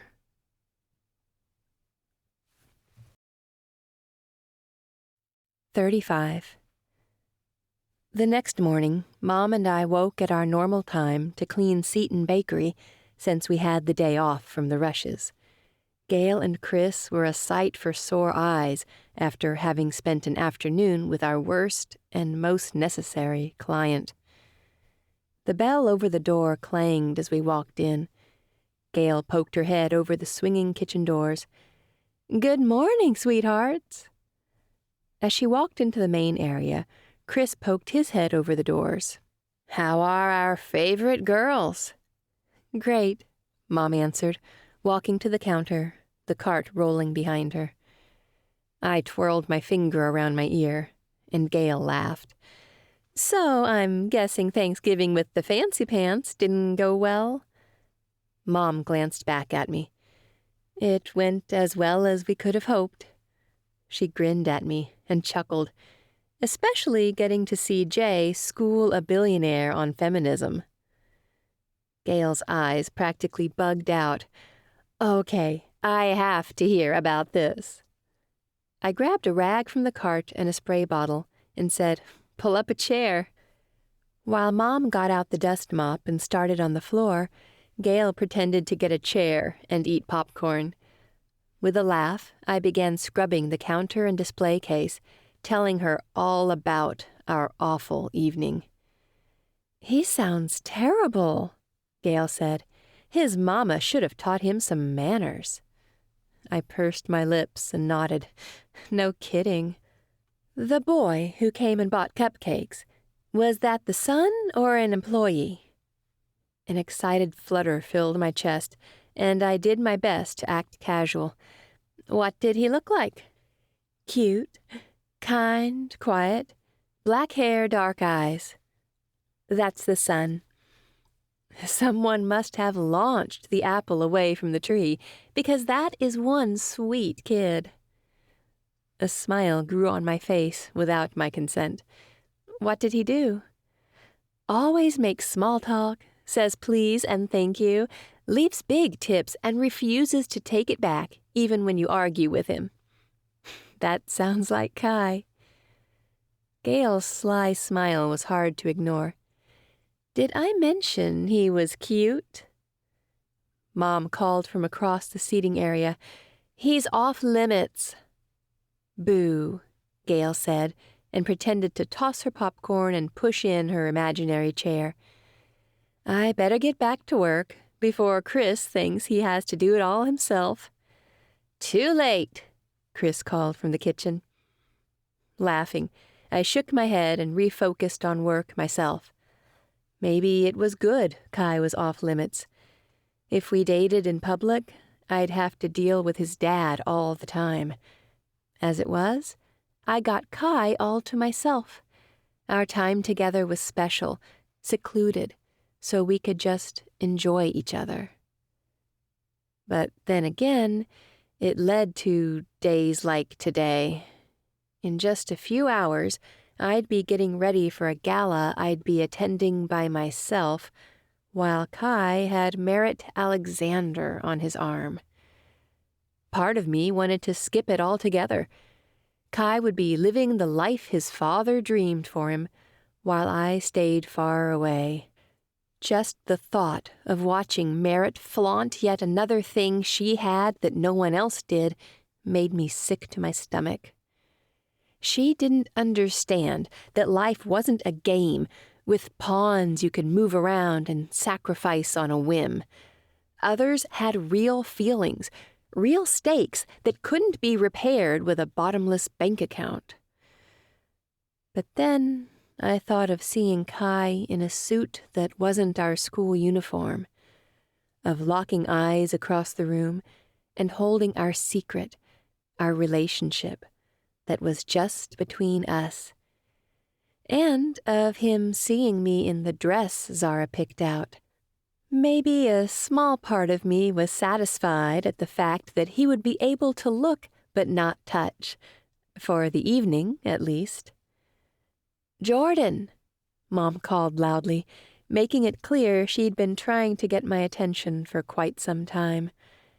I jerked to attention. "Sorry, yes?" She passed me the glass cleaner. "Wipe the display with this." I nodded and did as she asked. We made short work of the tables, floors, and chairs. The kitchen was Gail and Chris's domain, so when we were finished with the dining area, we said our goodbyes and headed to the apartment for a nap. I curled on the couch next to Mom while listening to her play along with a game of lingo on the TV. For a non-native English speaker, she was really good with words. I wondered what she could have done in another life, one that didn't involve all the heartache hers had come with. The last thing I heard before I fell asleep was her muttering that she would be way better on this show than the contestants. After my nap, I said goodbye to Mom, packed up my stuff for the gala, and headed to Ginger's house. Her parents didn't trust her not to sneak off to the gala, so we were going to her. My phone's GPS led me to a bungalow in the old part of Emerson. It was painted bright yellow, with gnomes nestled in the rocked front yard. Maybe someday Mom and I could have a cute house like this. I had to dream, right? I parked along the curb, realizing I was the first of our friends to get here. On the way to the front door, I passed a sign stuck into the ground that said, "Buy ripe." If only I could afford to. Readjusting my garment bag over my elbow, I went to the front door. Their doorbell was surrounded by fruit decals, and I smiled as I pushed it, thinking of the sarcastic remarks Ginger probably made about it. A younger girl I recognized from the junior class at EA answered the door. "Hey, Jordan, "Hi," I said, and followed her inside. "I didn't catch your name?" "Corey, short for Coriander." She pointed at two identical girls sitting on the couch in the living room we'd walked into. "The twins are named Tara, for Tarragon, and Kara, for Caraway. Our parents are a little obsessed with produce." Corey gave an eye roll so reminiscent of Ginger, I giggled. She led me past a wall of their photos, all red-headed and blue-eyed, then stopped in front of a closed door that had signs with both her and Ginger's names on it. "This is our room," Corey explained, "but I'm not allowed to be in there. You can hang out on my bed, though, if you want. It's clean. I mean, it's made, but it's clean, too. There might be some drool on the pillow, but..." The door opened, and Ginger gave us a mildly amused look. "Corey talking your ear off?" I gave Corey a sympathetic grin. Not too much. Corey tilted her head and shrugged, making her curly hair bounce. "See you around, Jordan." "See ya." I waved at her back because she was already off down the hallway. Ginger practically pulled me into her room. I could tell just by the way it was set up that she'd been loved and taken care of her whole life. There were pictures hung everywhere of a happy life worth remembering. Was this the kind of life I would have had if Juana had never been sick and if my dad had stayed? "Okay," Ginger said. "Tell me everything about Thanksgiving." I took Corey's offer and sat on her pink handmade bedspread. "I'm pretty sure Webster's adding a picture of the night to the dictionary, right next to awful." "Oof." She cringed and sucked in a breath. "That bad?" "If by bad you mean Mr. Rush insinuated I was going to be a nurse by going into the medical field, and he called the dish my mom makes every year interesting, then yeah." "Kai did?" "No, his dad." I shook my head, my eyes landing on the poster of the singer Dorian Gray hanging on Corey's side of the room. Kai was actually nice. Got his dad to take some of the silverware off the table. Did you know people have like 15 forks for one meal? Most I've ever had is 3. She folded her arms on the back of her desk chair and rested her chin on them. "Was it awkward being around him after the whole Martine thing?" "Not really." I looked down at my battered nails and picked at some skin on my thumb. "He's easier to get along with than I thought." She snorted. "Probably just doesn't want you to spit in his kale juice or something." I managed half a laugh and shrugged. "So, anyone new on the horizon?" "Huh?" "Guys, romantic interests?" she said. "I'm living through you, remember?" I had to fight to keep my expression even as I shook my head. "No one. You?" She shrugged. "There are plenty of hot guys at the Academy. I mean, have you seen Ray Sadler?" She fanned herself. "I think so. Isn't that the cowboy on scholarship?" She nodded. "He's been here since freshman year, but I've never really talked to him." "Why not?" Her full lips turned down. "Not everyone is into the whole sheltered ginger thing. And that's even if my dad would let him look at me long enough to go on a date. Plus, I don't know what kind of farming he does, and my parents are all about organic food and no antibiotics, blah, blah, blah." I wondered what it would be like to have that kind of money that afforded you options of buying organic or not. She shrugged. "Besides, I don't even know if my parents would let me date. I've never had to ask." "No one's ever asked you out? Not even to a dance?" She shook her head, keeping her eyes on the floor. My heart hurt for her. Rory had made the same kind of comments when she was first trying to get Beckett to notice her. I wish they knew that any guy worth his salt would embrace their curves and love them for it. Corey's voice rattled on outside the door, and it opened to Rory and Zara. I grinned at her as Ginger got up and greeted them. Callie came next, and soon it was all of us in a frenzy of curling irons and hairspray and makeup. I'd never gone to a school dance, but I imagined this would be like prom night. It was way more fun than I'd ever imagined. Plus, the snacks Ginger pulled from her pantry didn't hurt. Some of them were weird healthy things, like seaweed crisps, but there were actually some salted caramel rice cakes that tasted good. Once my hair was pinned into an updo that embraced my natural curl, Zara said, "Now, put on that dress. I want to see you in it." With everyone's eyes on me, I changed out of my clothes and slipped the dress over my head. The smooth fabric clung to my curves, every single one of them, and the low-cut neckline accentuated the best two. Rory fanned herself while Ginger whistled. "Stop!" I cried, blushing harder than I knew I could. "You look hot," Zara said. I tugged up on the neckline, adjusting it to more appropriate levels. "Are you sure it's not too much? Or too little?" Ginger shook her head. "Let's put it this way. If there aren't any guys in the picture now, there will be after tonight." 36. After taking pictures with Ginger, we rode in a limo, provided by Zara's father, to the hotel that was hosting the gala. From the way they talked about it in our FMP meetings, I knew the hotel was grandiose, but this towering skyscraper with valets and red carpet was beyond what I'd expected. To stay there just one night probably cost more than a month's rent and groceries. Now, instead of feeling sexy, I felt bare. Would everyone see through the bold outfit to the poor, curvy girl wearing it? Callie nudged my arm. "You okay?" Tugging at the straps of my dress, I asked, "Do any of you have a shawl I can borrow?" Zara sent me a confused look from across the limo. "What's going on?"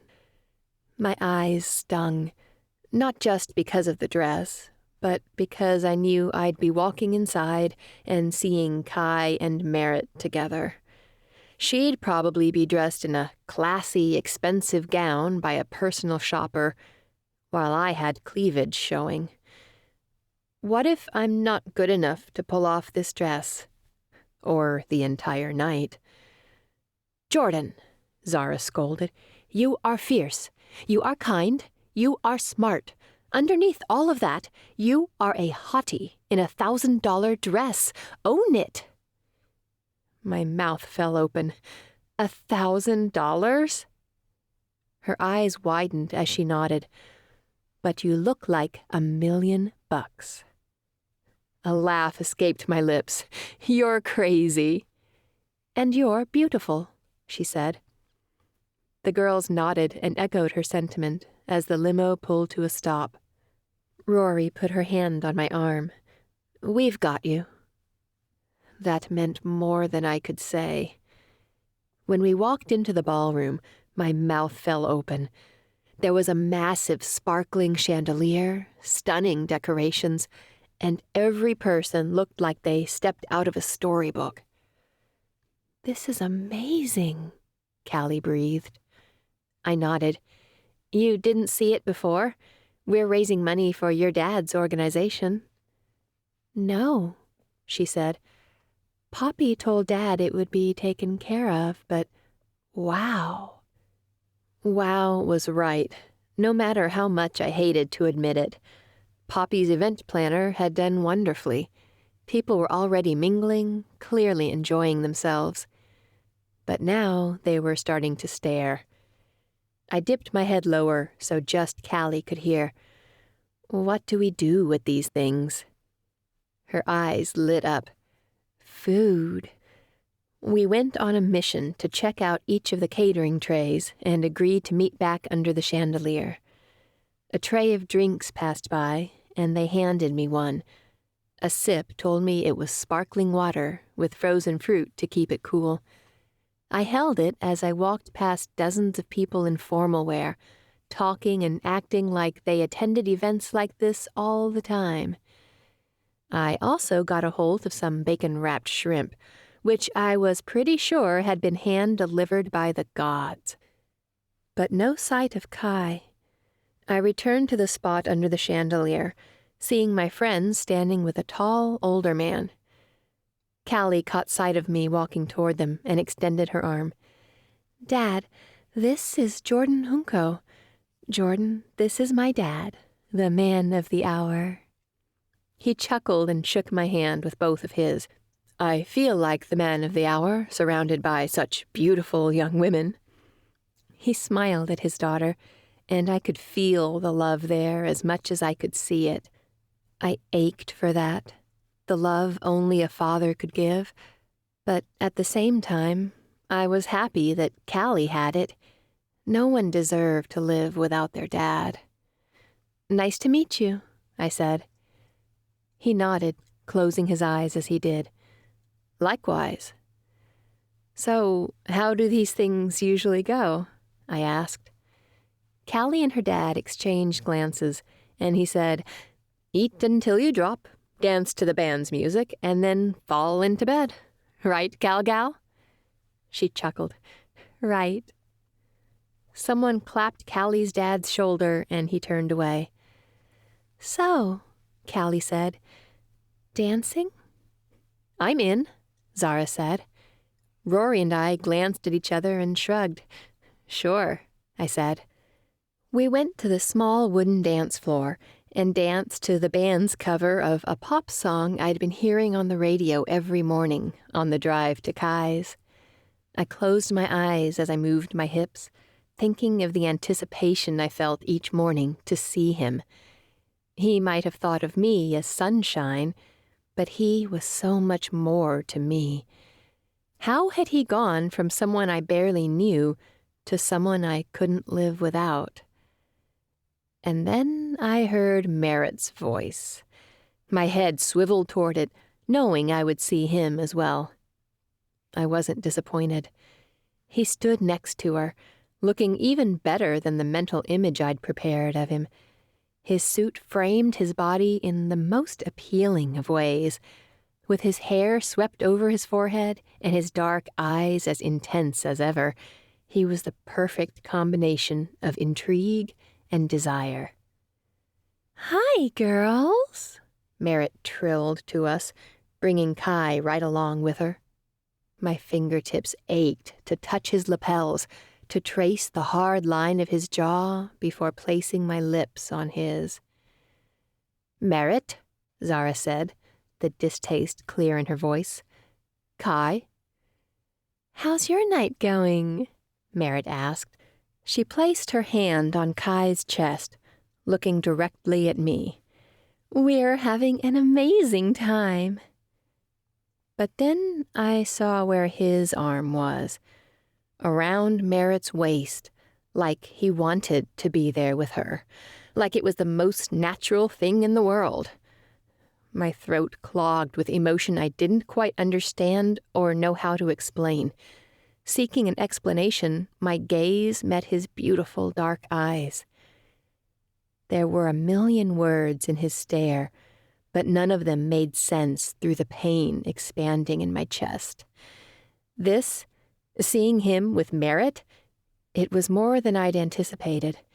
It was the confirmation of everything I'd thought or feared in a single perfect image, with her dress that flowed over her perfect body and her hair that never frizzed curling around her face, or her perfectly manicured nails standing out against the black of his suit as she laughed and placed her hand on his chest, the one my fingers had explored so recently. I was torn between needing to stand strong in front of Merritt and crumbling on the inside piece by piece. But that was our relationship, wasn't it? Everything we felt was carefully hidden by a facade no one could see. I was tired of it. It hurt, physically. I turned to my friends and quietly said, I need to use the bathroom. Callie's eyes were worried. Are you okay? Do you need us to come with? I shook my head, then turned to Merritt and Kai. Hope you keep having an amazing time. And then I walked away. 37. I could feel their eyes on my back as I rushed out of the ballroom. I knew I was being ridiculous, but that didn't make the pain flooding my chest any less bearable, didn't keep tears from threatening to fall. How had I been so dumb to fall for Kai, to entertain a relationship when we both knew it could go nowhere and only end in pain? Because right now it hurt like hell, and I had no idea how to face something no one but me could see.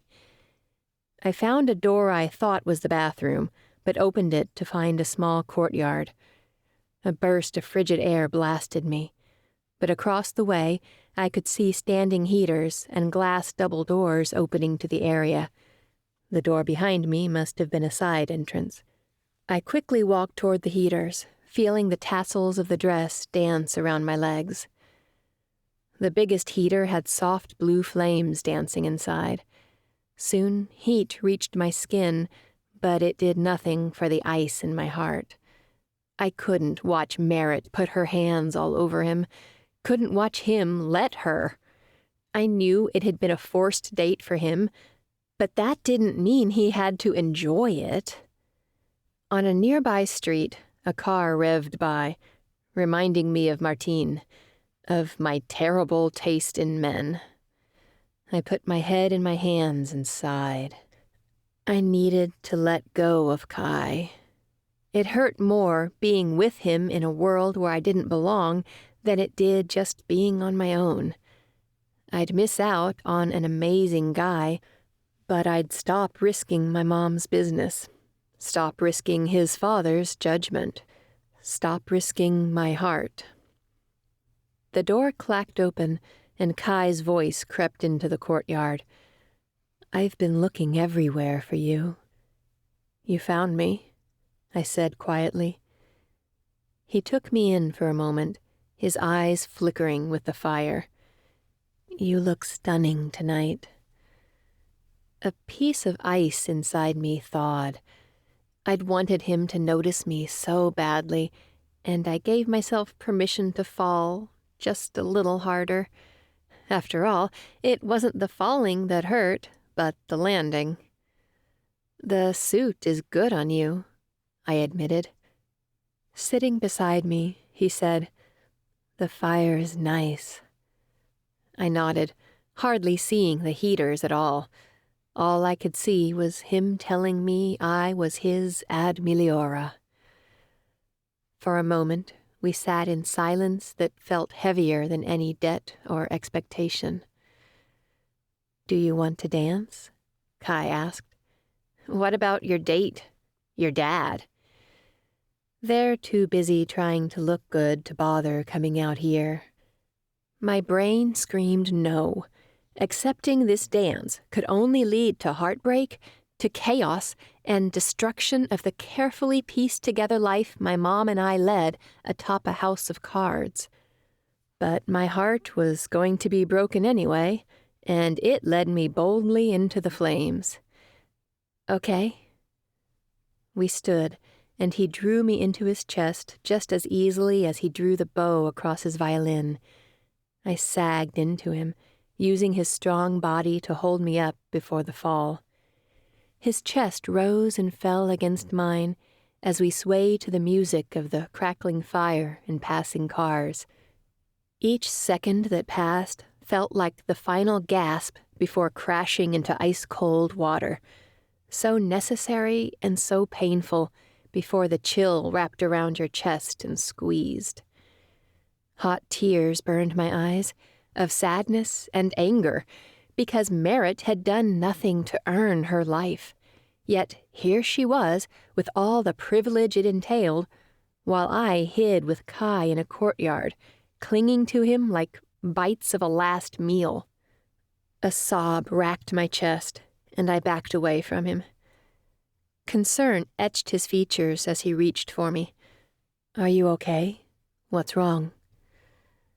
I shook my head, clutching my chest. "Kai, I can't do this anymore." "What do you mean?" He placed his hands on both of my arms, but I couldn't meet his eyes. I can't do this." I stepped away from him and looked pointedly at his hands, which were no longer holding me. "It hurts too much, and it can't go anywhere." He stepped closer, but I retreated again. "Is this because of Merritt? You know I didn't want to come with her. I'd rather be here with you." "No," I said. "It's because of life. You're a billionaire. Your father expects you to be with people like her, and he expects people like me to clean the ground you walk on so we can worship it afterward." I wasn't bitter, though, not anymore. I was resigned. Even if I hadn't chosen my life, it was the one I had. Kai's calm exterior shattered, and his lip curled in distaste. "Screw what my father thinks. What's between you and me has nothing to do with them." "Exactly," I cried, my voice echoing off the stone walls of the hotel. "That's the problem. As long as they don't know we care about each other, there will always be something else. Another job, another date for a gala, another college. I'm tired of the secrets. I'm tired of always being somewhere I know I don't belong." "What if you belong with me?" he asked. I clenched my jaw and looked toward the cobbled stone beneath my thrift store shoes. "I don't." The hurt I felt was only magnified in his eyes as he said quietly, "You told me you were okay with our arrangement, that you wanted it this way." I clenched my jaw, doing everything in my power to hold back tears and failing miserably. "I can't do it anymore." And then I turned to leave, coming face to face with Mr. Rush, Merritt right behind him. 38. For a moment, we stared at each other, the truth of what existed between Kai and me clear on our faces. Kai was the first to speak.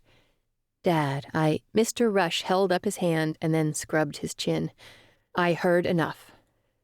My eyes turned toward the ground as fear and loss ripped through me. It felt like every other part of me was on the ground too, standing 2 inches tall. "Mr. Rush, He shook his head. "That's quite enough, Miss Junko." He waved his hand. "You may go. And please let your mother know I won't be needing her services anymore. You can tell her why." Desperation replaced every other emotion. "You can't do that. He didn't raise his volume, but his tone was deadly. "I can do anything I like in my home. Your time doing that, however, is over." The complete dismissal tore whatever was left of me to shreds. I turned and left. "Jordan!" Kai called behind me, but he didn't follow. "Dad, let go of me." I pushed through the open courtyard door and ran into my friends. Their faces were pictures of the shock I felt. "Was that—" Callie began, but her sentence trailed off. Rory's eyebrows drew together. "You and Kai were together?" Arguing voices sounded through the double glass doors behind me, booming, yelling words like trash and immigrant. I stood in stunned silence as everything I'd ever doubted about myself was aired to the person I loved. Callie put her arms around me and hauled me away, the other girls following us. "I don't understand," she said quietly, guiding us into a bathroom. Why was Mr. Rush saying those things about you? The fluorescent lights hit me like a freight train, and I closed my eyes, suddenly feeling exhausted. And I was tired of the lies, of the secrets, of this entire day. He found out I'm dating his son. Was dating his son. The bathroom burst out in a chorus of confusion and questions, trying to make sense of a situation that didn't. Their questions assailed me just as harshly as Mr. Rush's insults had. "Stop!" I yelled. I blinked back tears and stepped away, feeling like an open wound. "All I've ever heard you guys say is how much you hate Kai. I kept it to myself because I didn't need another person judging me more than everyone already is." "No one's judging you but yourself," Zara said, her chin up. "Yeah," I said sarcastically. "That's why everyone at the academy calls me Ship and makes fun of my car every time I pull up." "We never did that. So why would you punish us like we did?" Zara demanded. "You were ashamed about Kai. That's why you didn't tell us." "No, I didn't tell you because if Mr. Rush found out, my mom would lose her job. And we did." My voice was rising, shaking now. I hated the pity filling their eyes more than the accusations earlier. "So, yeah, I kept it to myself, and no, I don't feel sorry about it. I wouldn't expect you to understand when you've never had to worry about where your next meal is coming from, or whether your mom's back is going to make it through the next cleaning job." Callie's lip trembled. "Is that how you think of us? Rich kids who don't have a clue? All we've ever done is try to help you." "Help me?" I cried. "I don't need your help. And furthermore, I don't want it." Zara raised her hands. "I'm out. I don't need to be anywhere I'm not wanted." "Then go," I said. "If you're perfect, then go." Her heels pounded on the tile as she walked away. She raised her hand in the air, then pushed through the bathroom door. "You too," I told the other two. "Go. I never belonged in the group anyway." They hesitated, Rory's eyes searching mine, and Callie's looking at the floor. Eventually, Callie turned and walked away, and it felt like she'd ripped a shard of my heart out of my chest and carried it with her. Rory's eyes were watering. "I know I've made mistakes before, but I never lied to you. We deserved better." And then she walked away too. I blinked quickly at the closed bathroom door, trying to stem the flow of building tears. When I couldn't anymore, I fled the bathroom and ran, leaving the hotel behind. Shucking my heels, I sprinted across the street, getting as far from the building and from my heartbreak as I could, until blisters opened on my feet and I couldn't move another step. I went inside a dingy diner and sat in a booth. The people inside gave me looks, but I didn't care. My fingers tapped my mother's number into my phone. I had no one else. But after I told her about this, I worried I would lose her, too. "Jordan. Ma, I need you." I sent a map pin of my location and waited. "Mom, be there in 15. The waitress asked if she could get me anything, and I waved her away. She could kick me out if she wanted. It wouldn't be the first time tonight. No, I'd been kicked out of the Rush's home, out of the friend group, and as my mom's car pulled into a parking space, I worried I'd be kicked out of her heart as well. Her car pulling into a front parking spot was like a godsend. My heart swelled as I ran out to her. Mom reached out and opened the door for me, her eyes full of concern. "What happened?" I looked her straight on. I tried to, but I burst into tears instead. I'd ruined the most important job of her career, along with my heart. Kai and I had been playing with fire, and now everyone around us was getting burned. Whoa, whoa, whoa, honey. She rubbed my back. Did someone hurt you? I shook my head, tears dripping off the tip of my nose. I made a mistake. What did you do? Her voice was guarded now, and I saw her looking around the car. Are the police coming? No, I said, sucking in a breath that grated against my lungs. Mom, we don't have the rush job anymore. She froze, her hand on Juana's necklace around her neck. What are you talking about? We were fired. The words gritted past my teeth, all three of them wrong. Her eyes hardened. What do you mean? I fell in love with Kai, Ama. I know you told me not to, but I did, and I was trying to end it. I promise I was. But Mr. Rush found out, and he said don't come back, and She cut me off, her jaw trembling. We lost the Rush job? Slowly, I nodded, wishing more than anything I could give her a different answer. Because you directly disobeyed my wishes. Her jaw trembled. With sadness or fury, I couldn't tell. Again, I nodded. It was like I'd fallen off a cliff and landed, covered in bruises with broken bones, only to find out I'd actually landed on a ledge that was crumbling beneath me. Now there was nothing I could do to stop my descent. I began, and she cut me off. Mama, please, I begged. No, she said, her eyes hard. The moisture building there was the only thing giving away her hurt.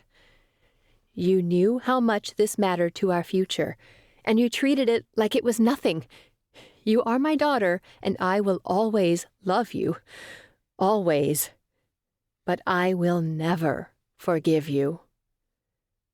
She put the car in reverse and drove us the rest of the way home, not speaking another word. I kept my tears at bay until I was in the safety of my room, and then I lost it, all of it. And I knew, without my mom and her forgiveness, I had lost everything that mattered. 39. The next morning, when I first woke up, I didn't think of Kai, or my friends, or my mom. No, I thought of Merritt. I wondered what kind of bed she was waking up in, whether it had a canopy, or 4 posters, or overlooked the ocean. Did she sleep in a silk eye mask with eyelashes on the front? Or did she have blackout curtains that let her rest as long as she wanted? Did she make her own breakfast, or was there a maid that prepared it just to her liking? Most of all, when she slipped between the dark space of sleep and into the muddy space of almost alertness, did she feel a pain in her chest so strong as to be debilitating? Because I did. I'd never been so ashamed in my life. Not when I earned the nickname Gassy J, or the first time I pulled into the Academy's parking lot and everyone looked at my car like I'd come from another planet. Not even when the richest person I'd ever met saw me half naked when I should have been cleaning. But now, I'd given my mother yet another heartache to mourn alongside my own. I didn't care what happened to me, whether I needed to work double shifts at fast food places or beg Lucinda for our jobs back. But I hated myself, absolutely hated myself, for doing that to my mom. Just feet away, I could hear the TV playing an infomercial to a weight loss system. She had done something she never did and let it play all night long. The thought of her lying on a fold-out couch in front of our old TV with the cable she'd been so proud of made me sick. Wanting to hide from it all in the serenity of sleep, I rolled over and closed my eyes. But I couldn't fall back to sleep, not with my stomach roiling and my eyes burning. Beside the bed, my phone vibrated, and without thinking, I lifted it to my face. Kai's name flashed across the screen, slamming into me with all the force of a wrecking ball. Kai, I need to talk to you. The word need stood out against the rest. There were a lot of needs in the world: food, water, shelter. And the biggest mistake of my life was letting him give me a taste of wants. If I needed anything, it was to be as far from him as I could. I had meant it when I said we should end things, that he should be with someone at his level. But hearing his father say those horrible things about me only confirmed that fact. I swiped away from the message and went to an album on my phone I hadn't visited in months, the one where I kept all the pictures of Martine and me from when we were happy. They used to cheer me up when we were together. After we broke up, they increased the pain.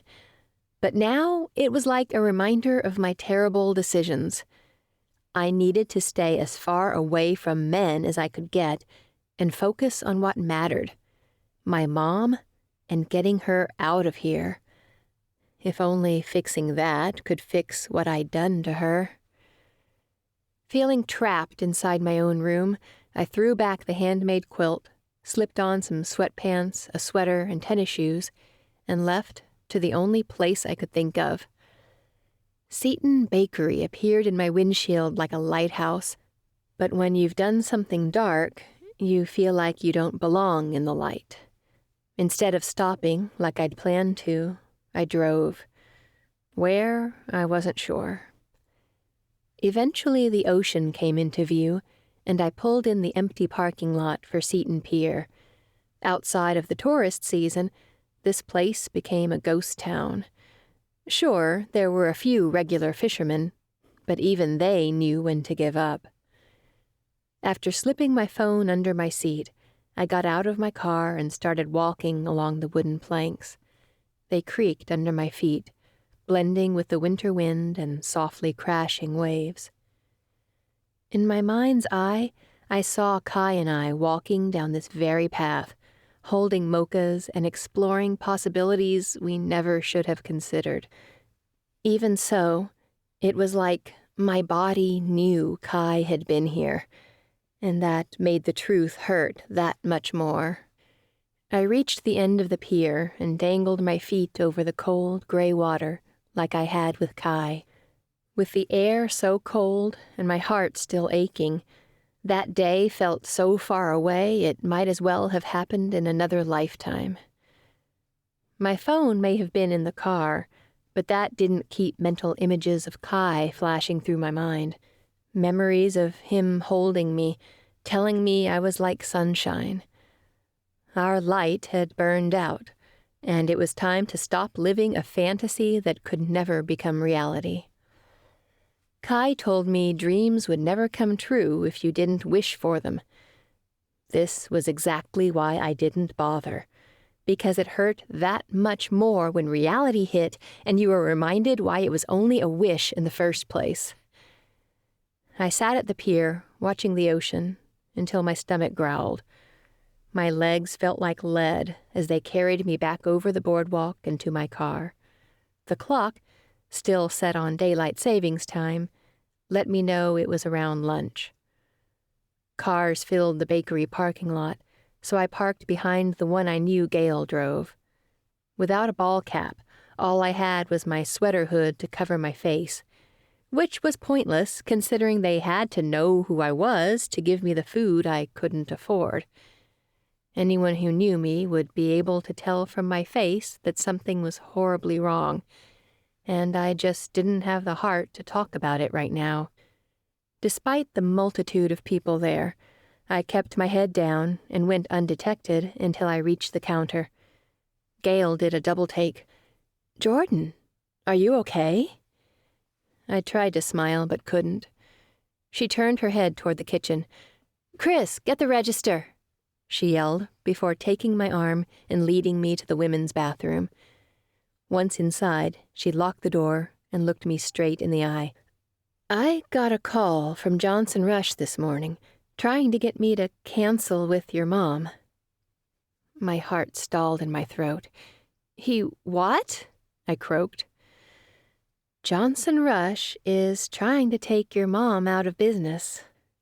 The words entered my ears, but they scrambled before hitting my brain. What she was saying couldn't be true. I don't understand. Jordan, he's offering quite a bit of compensation to anyone who withdraws services and signs an NDA about the agreement. You didn't, she smiled grimly. If I did, I wouldn't be telling you now. Shaking her head, she added, Your mom's probably getting cancellations from her clients as we speak. An expletive flew through my lips as I thought of my mom, alone in the apartment, hearing the terrible news. I have to go tell her. I pushed out of the bathroom, and Gail followed close on my heels. Let me get you some food real quick. I need to tell her. Gail grabbed my shoulder. Jordan, please. I gave up a lot of money today because I love you guys. You're like my daughter. And your mom's more of a sister to me than my own flesh and blood. Let me do this, please? The helplessness was apparent in Gail's eyes, probably because I was no stranger to the feeling. I nodded. Okay, but hurry, please. I will, she promised. Within minutes, I had a bag full of food, and I was on my way to the apartment to sit with my mom amongst all the ruin I'd created. I hurried into our building and took the stairs 2 at a time, but at our door I stalled. My mom, the woman who'd been there for me through everything, was on her own. Her clients had probably called and canceled with no explanation at all, but she'd know. She'd know it was all my fault. I couldn't let her handle it alone. I walked inside and found my mom sitting on the couch, staring at the TV. It was off. Mom? Silence. I stepped closer, tentatively, and held up the bag from the bakery. Gail sent us some food. Do you want some? She gave her head a small shake. I'm going to sleep. My heart fell. She'd gotten the bad news. I could feel it, but there was nothing I could do. Except... I spun on my heel, grabbed my purse, and walked out the door. 40. The parking lot for Emerson Trails held only a few parked cars. One of them had a dent on the hood and clouds of exhaust lifting from under the back bumper. I parked a few spaces away, knowing my heart needed the distance. As soon as I pulled up, the car door opened, and Kai stepped out, looking like a model for winter clothes and remorse.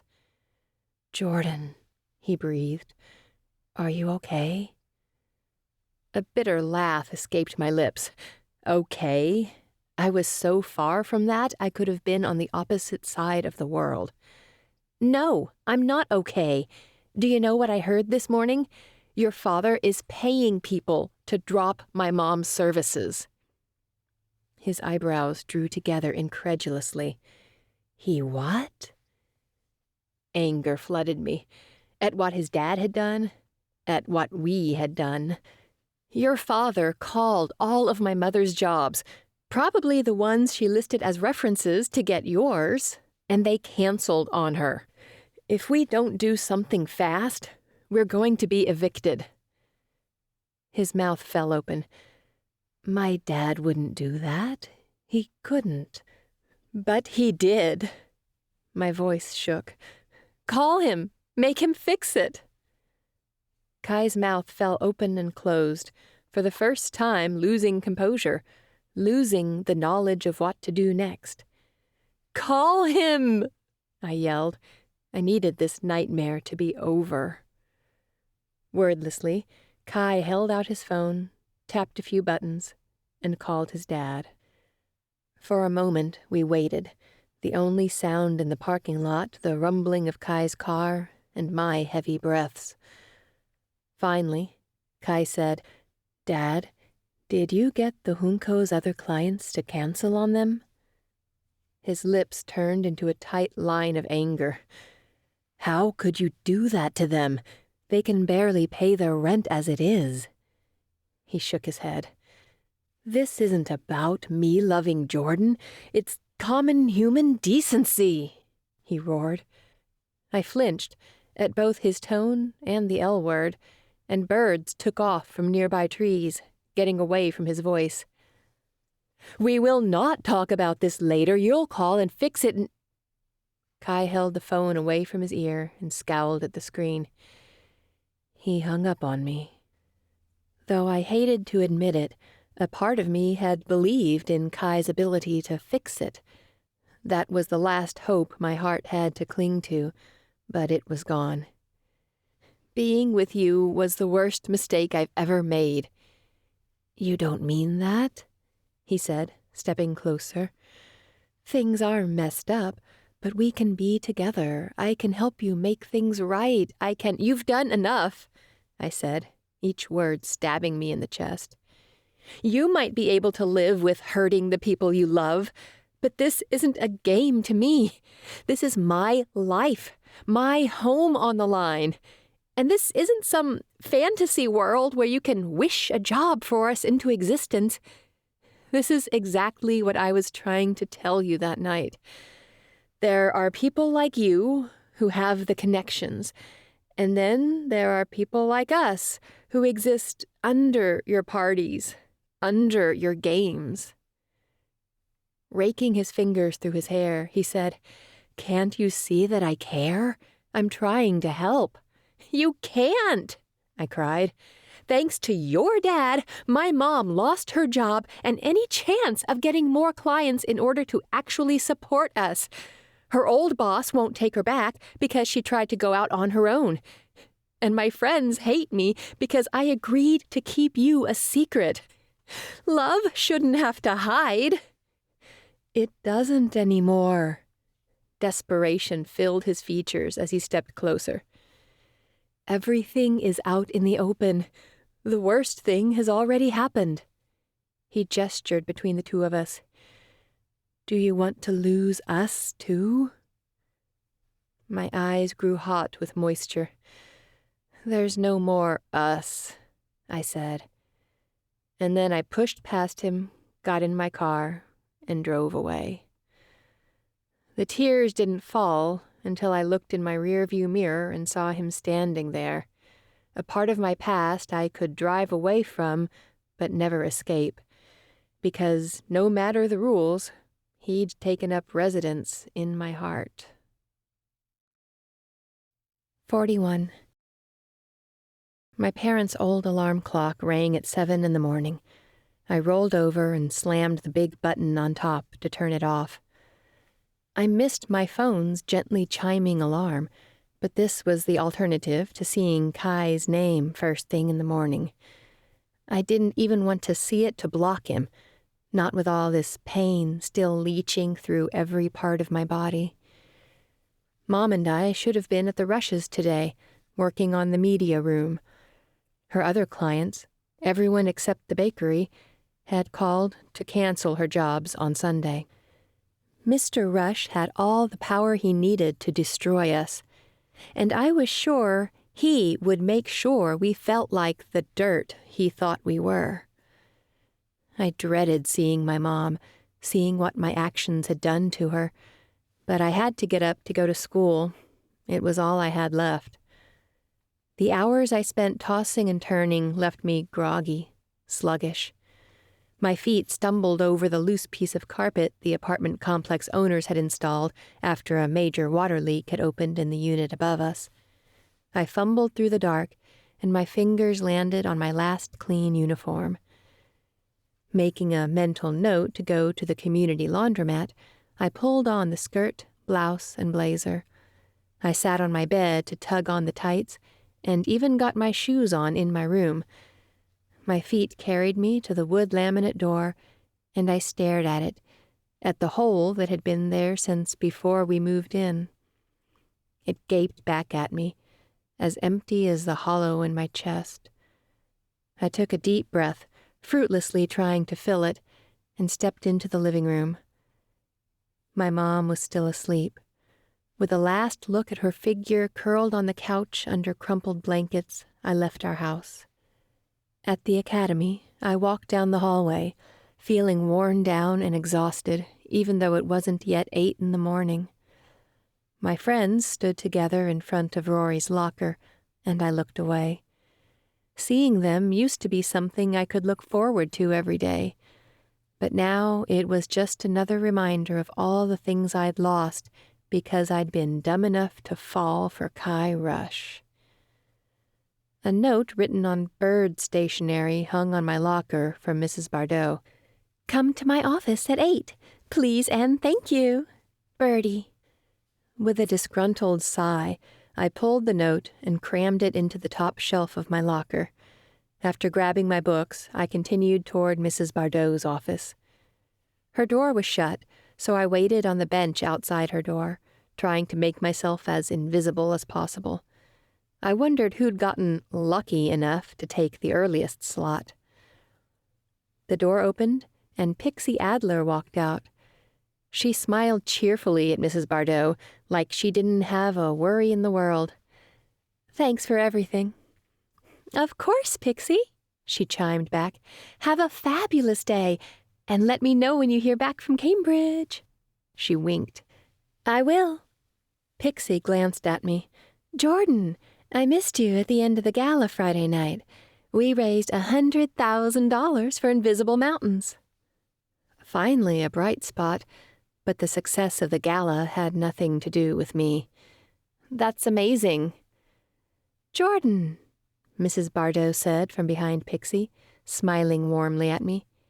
"Come in." I stood and smoothed my skirt before following her. Her finch tweeted and peered at me from his perch in the cage on a small end table. "Hi, Ralphie," I said to him. He tilted his head like he heard me, then ducked his beak under his wing several times. "He likes you," Mrs. Bardot said. At least something did. I should put that on my apps. With a chuckle, she went to her filing cabinet and pulled out a folder. After scanning it, she set it down and settled into her chair. "Sit, Jordan. So, you're still set on UCLA? Because I think you could have a good run for UPenn. You know they have a 76% acceptance rate into med school?" I finished for her. "Yeah." "Don't remind me," I wanted to add. "But I have to live at home." I buried the thought that my mom might not want me to stay after graduation. She frowned. "Even with a housing scholarship?" "My mom needs help with the bills. Especially now. That might be my one saving grace. That I could get a job and work and help. All the money in the world wouldn't be enough to make up for the way I'd betrayed her, though. She'd said so herself." Her frown deepened. "You know, honey, there are government programs. Section 8 could—" "No," I said. "My mom would never accept that kind of help. She says it's for people who really need it." She scratched at a spot behind her ear, making her earring jangle. "I suppose that is admirable." I nodded. It was, even if it was inconvenient. Rental assistance could help us get into a 2-bedroom unit, maybe even a place closer to EA. But we'd made it this long. "So, you've applied to college?" she asked. I nodded, and I filled out the scholarship application and put in for the presidential scholarship. "Good girl." She smiled, then looked down and shook her head. "It's too bad. You could have had a good shot at the Ivy League." Except I didn't want anything to do with the kind of people who would want to go there. Forcing a pleasant expression, I said, "I think Ralphie will forgive me." I stood and went to his cage. "Is that all, Mrs. Bardot?" "Call me Birdie." she said. And when she realized I wasn't going to follow through on the order right away, she added, "A little bird told me about what happened at the gala." My mind flashed to Pixie coming out of her office. "Let me guess, it was Ralphie?" She chuckled. "You are funny. A sense of humor will take you far in life." But would it take me far enough? I stared at the cage, feeling more like the bird inside than anyone in the building. "I hope you know that you are above your circumstances and that you deserve every opportunity you've been given at the Academy. Nothing, and no one, is going to take that away." A fear I hadn't even realized I'd been holding eased, and I nodded. "Thanks," I said, and bent toward the cage. "See you later, Ralphie." 42. When I got home, Mom sat on the couch, staring at the TV, except nothing was playing. I stepped forward, making sure she was actually awake. She was. "Do you need me to turn on the TV?" I asked. "It wouldn't play," she said, monotone. "Is it broken?" Her head shook slowly back and forth. "I canceled the cable. We can't afford it." My heart fell. The loss of her hope, of the one indulgence she finally gave herself, was just as heartbreaking to me as losing Kai. With no apology to offer that would actually matter, I began gathering dirty laundry. Once I had a couple of hampers full, I scrounged for quarters and went to the apartment laundromat.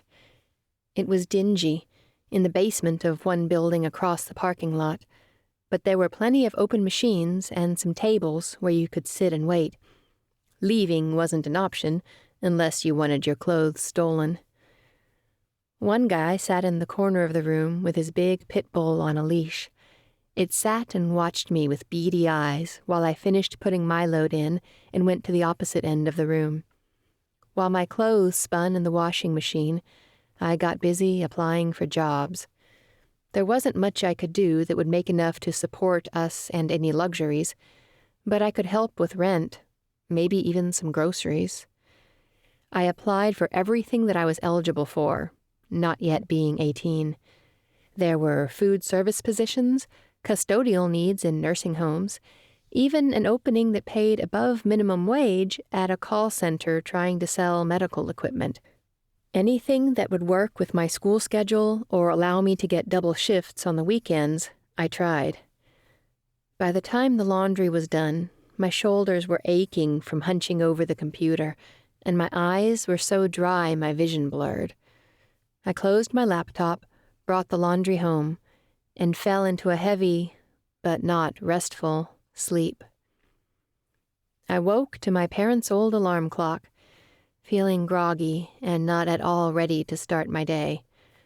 But I had no choice. I got ready in a fog, putting on my uniform, shoes, and throwing my hair into a messy bun. No part of this was easy. How could I hurt so much more over Kai than Martine? Kai and I had never had the labels or shared the intimacy I had with Martine, but I felt like a live cadaver, walking around with my middle sliced open and viscera exposed for everyone to see. And this time, I didn't even have the girls, because I'd ruined that too. I ached for their friendship, their comfort, their presence.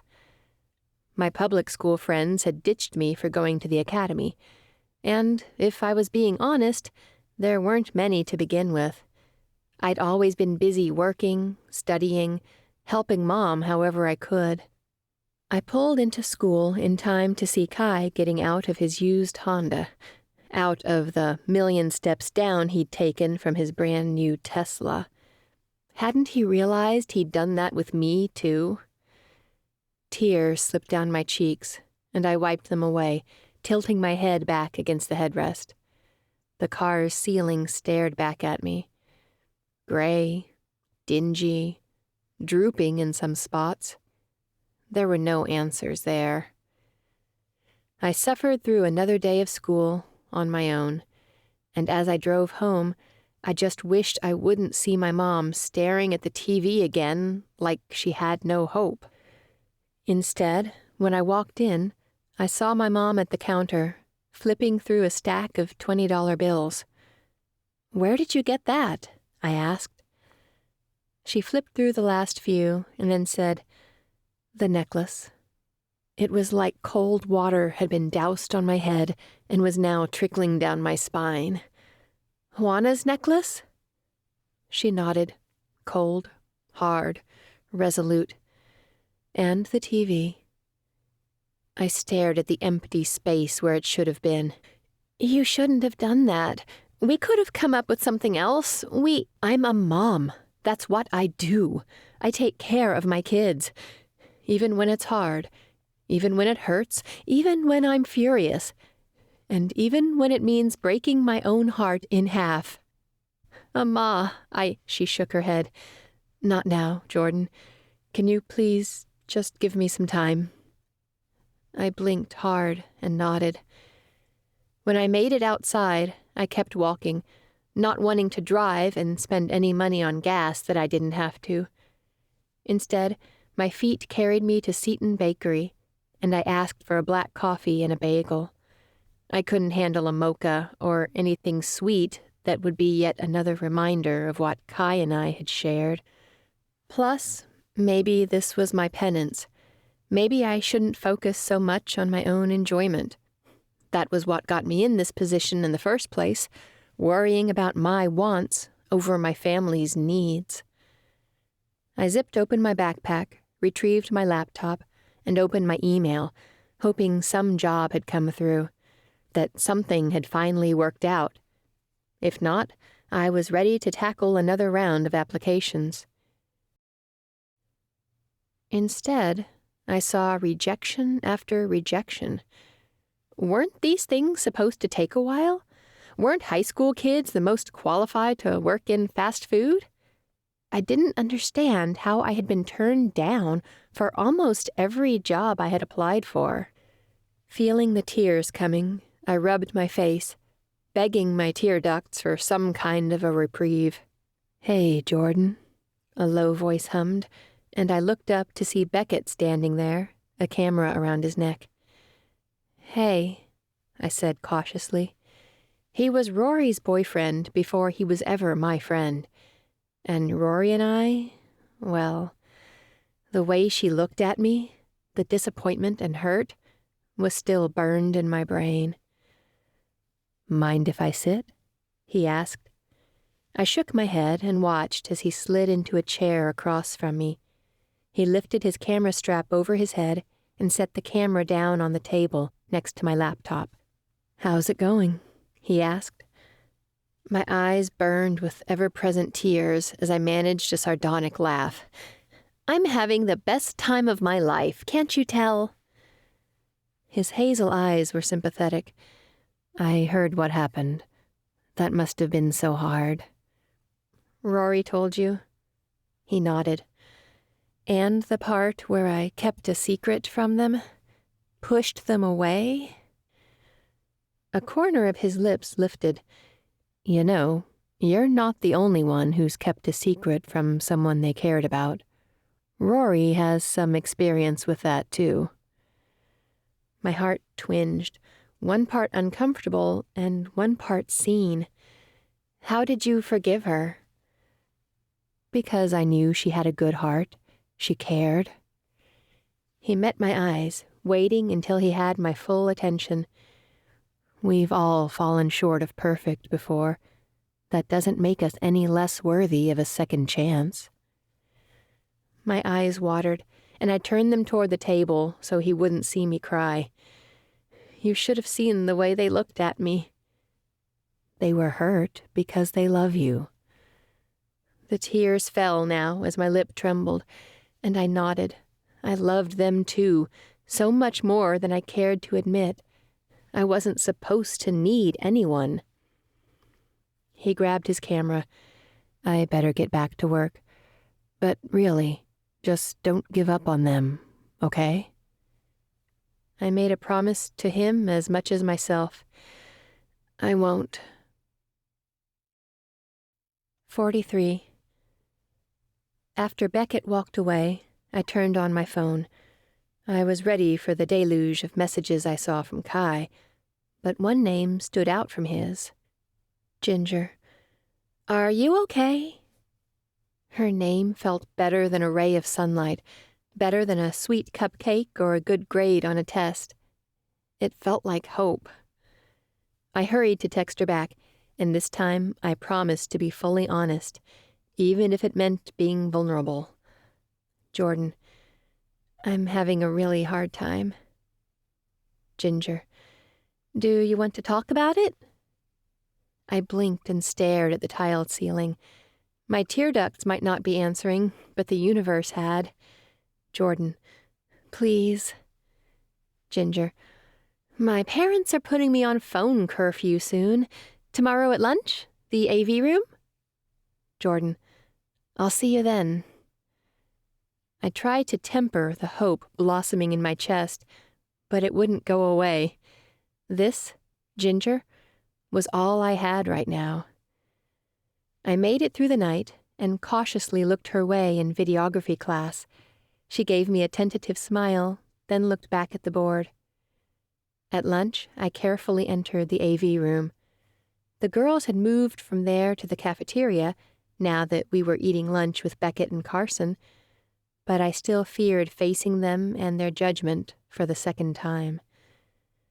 Instead, I found Ginger, a sympathetic smile on her face. Hey, I said, testing the waters.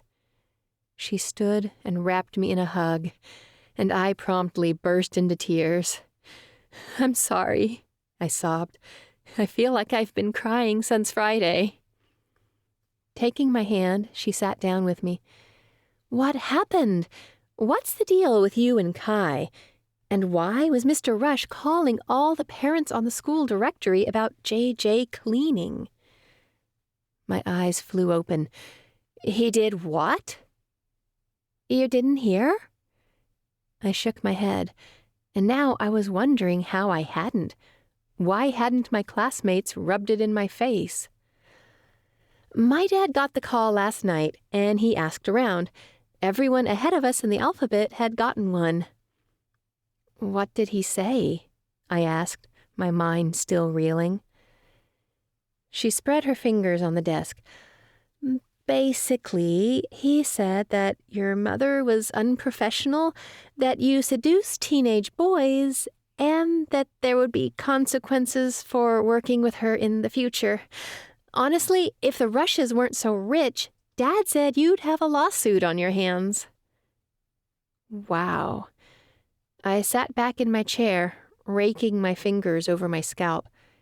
I couldn't even believe Kai's dad would be so vindictive as to ruin my mom's, and my, reputation. Why hasn't anyone told me? Zara told me that Kai's threatening to report anyone who does for bullying, and between him being the one reporting it and the zero-tolerance policy actually being enforced after what happened to Rory, I was speechless. But from the way Ginger was eyeing me, she had questions of her own. What was really going on with you two? She asked.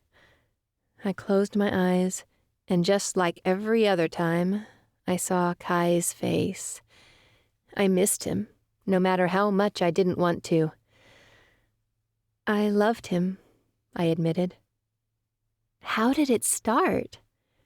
I told her about cleaning his house, my mom's rule, how he'd taken me on a helicopter ride, and how I'd shown him my life. It wasn't supposed to be anything more, but now it is, and I'm drowning, I said. I miss you guys. My mom hates me. She can't get work. I can't find jobs. She sold Juana's necklace. We're going to be evicted if something doesn't happen soon. Ginger looked down, deep in thought. And it has to be something outside of the Rush's control. Which is impossible, I said. He practically owns the internet. Except he doesn't, she replied, her eyes lighting up. I have an idea. 44. After school, we went to Mr. Davis's office together. At the sight of us, he pulled off his soundproof headphones and said, "To what do I owe this pleasure?" "We need a favor," Ginger said. Oof. He cringed dramatically and then smiled. "What's going on?" Ginger looked at me and nodded. I didn't have the relationship with Mr. Davis that she did, only being at the academy for a semester, but from how he treated my friends, I trusted him. "My mom and I have lost our jobs, and we're applying for work but struggling. Ginger came up with an idea, but we need video equipment to make it happen." I bit my lip, on edge. What Mr. Davis said could change our lives. "I try not to get involved in student affairs, but I've heard what happened to you and your mom." Mr. Davis shook his head slowly, compassion clear in his eyes. "I'm here to help, however I can." Relief rushed through me so strong my eyes watered. All I could say was thank you as he prepared a camera bag for us with video, sound, and lighting equipment. My heart was thundering as we walked out to my car, thinking this was the biggest long shot in the world. I wasn't sure whether my mom would even go for it, but I had to try. She already said she wouldn't forgive me, but if I wanted to forgive myself, I had to do my best to make it right. Helping my mom realize her dream of owning a successful business would accomplish that goal. That didn't mean it needed to look the way we first envisioned it. Hours of physical labor was hard on your body, and in some ways, even harder on your soul. But the closer we got to my apartment, the more a different kind of nerves started to rise. I'd seen Ginger's house, the cute bungalow with garden gnomes and spacious rooms that were big enough to share. Even her parents' kitchen was large, stocked with fresh produce and all kinds of expensive food. "Ginger," I said. "Yeah?" Her gaze was out the window, taking in the industrial businesses passing by. "You know my house, our apartment, it isn't like yours." "What do you mean?" I readjusted my grip on the steering wheel. "It's small, and our things aren't brand new. I have 3 little sisters. Trust me, we have our fair share of messes and stains." "But did your couch come off a curb on big trash pickup day?" She was silent for a moment before turning to me. I met her gaze for as long as driving would allow me. "You know I don't care about how much money you have, right?" she said. "You could be living in a box, and I'd still love you." My chest constricted at the outright way she said it. "It's not that. I just don't want you to—" My sentence trailed off. What did I want? Her not to judge me? Her not to think less of me?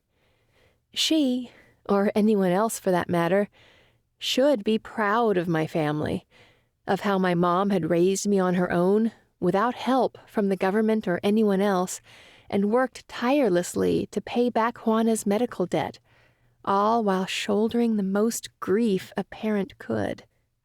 "Thank you," I said. "It means a lot that you want to help." I realized that was the one way I was different from my mom.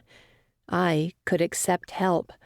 I could rest in the fact that we were worthy of a good life just for being human, that people could care about us and stick around, even if my father hadn't, even if Juana couldn't. We pulled up to the apartment building, and Ginger took it in. The person with a massive dog off its leash out front, the laundry hanging over balcony railings because people wanted to save money on drying clothes, the old beat-up vehicles that hadn't moved for months.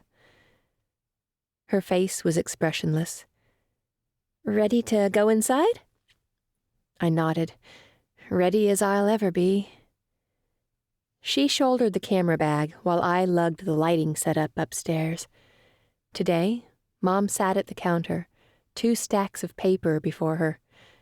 Job applications, I realized as I drew nearer. One large stack had been filled out, and the smaller stack hadn't. "Hi," my mom said, smiling at Ginger. "Are you one of Jordan's friends?" I'd missed her smile. It was pretty and crinkled her eyes at the corners. I put my arm around my friend. "Amma, this is Ginger." They waved at each other, and Mom nodded toward our bags. "School project?" "Not exactly," Ginger said. Mom looked at me for an explanation, and I launched into our idea. After I'd explained, she was quiet for a moment. "So, you want me to clean for YouTube?" she asked. I nodded. "And that will make money how?" "It's great advertising," Ginger said. "And after you get a certain amount of people viewing your videos, you can start showing ads. Some of my favorite YouTubers make thousands of dollars each month on those alone. And then there are courses and books and—" "Whoa, whoa, whoa," my mom said, putting her hands in the air and shaking her head quickly. "I don't know how to do any of that." "But we do," I said, glancing at Ginger, who nodded along with me. "You can do this. You know more about making a house a home than anyone else I know." I could see the wheels turning in her head, along with the doubt. Finally, she said, "It can't interfere with your schoolwork, either of you." "It won't," Ginger said quickly, and I agreed. "So, when?" Mom asked. "How?" "You'll try it?" I asked, hope bursting at the broken seams of my heart. Her doubtful expression transformed into a tentative smile. "I'll try." I launched forward and hugged her. After a moment, she relaxed in my arms and held me back. It wasn't forgiveness, but it was closeness, and it meant the world to me. 45. Our first day filming, we got out a jar of spaghetti sauce and created a stain on several items around the house. I held the lights, and Ginger held the camera as Mom went around the apartment, cleaning the messes. When Mom finished pre-treating the shirt and hand-washing it in the sink, Ginger turned off her camera and set it down. "You're a natural, Jacinda." Mom shook her head, her hands on her cheeks. "Are you sure it was okay?" "It was great, Amma," I said. Ginger agreed emphatically. "Let's plan to film more the rest of this week so we can store up some videos." Mom nodded. "After your homework is done." We both agreed, and as Mom set about making supper, I went with Ginger down to the car. I took her back to the school parking lot, where her car was waiting, and got out to help move the equipment to her trunk. My car had locks, but I trusted Ginger's neighborhood better than my own. She shut her trunk and leaned against it, shrugging her shoulders deeper into her coat. "Thanks for today," I said, the steam of my breath illuminated by the parking lot lights. "You have no idea how much it means to me." Her full lips spread into a soft smile. "You have no idea how much you mean to me. I'm happy to help." My heart swelled, and I wrapped her in a hug. "Thank you," I said again anyway. As she got into her car and drove away, I realized Ginger had done something better than filming a video. She'd given me hope. Our second day of filming, Ginger's parents learned about what we were doing, and they were completely on board.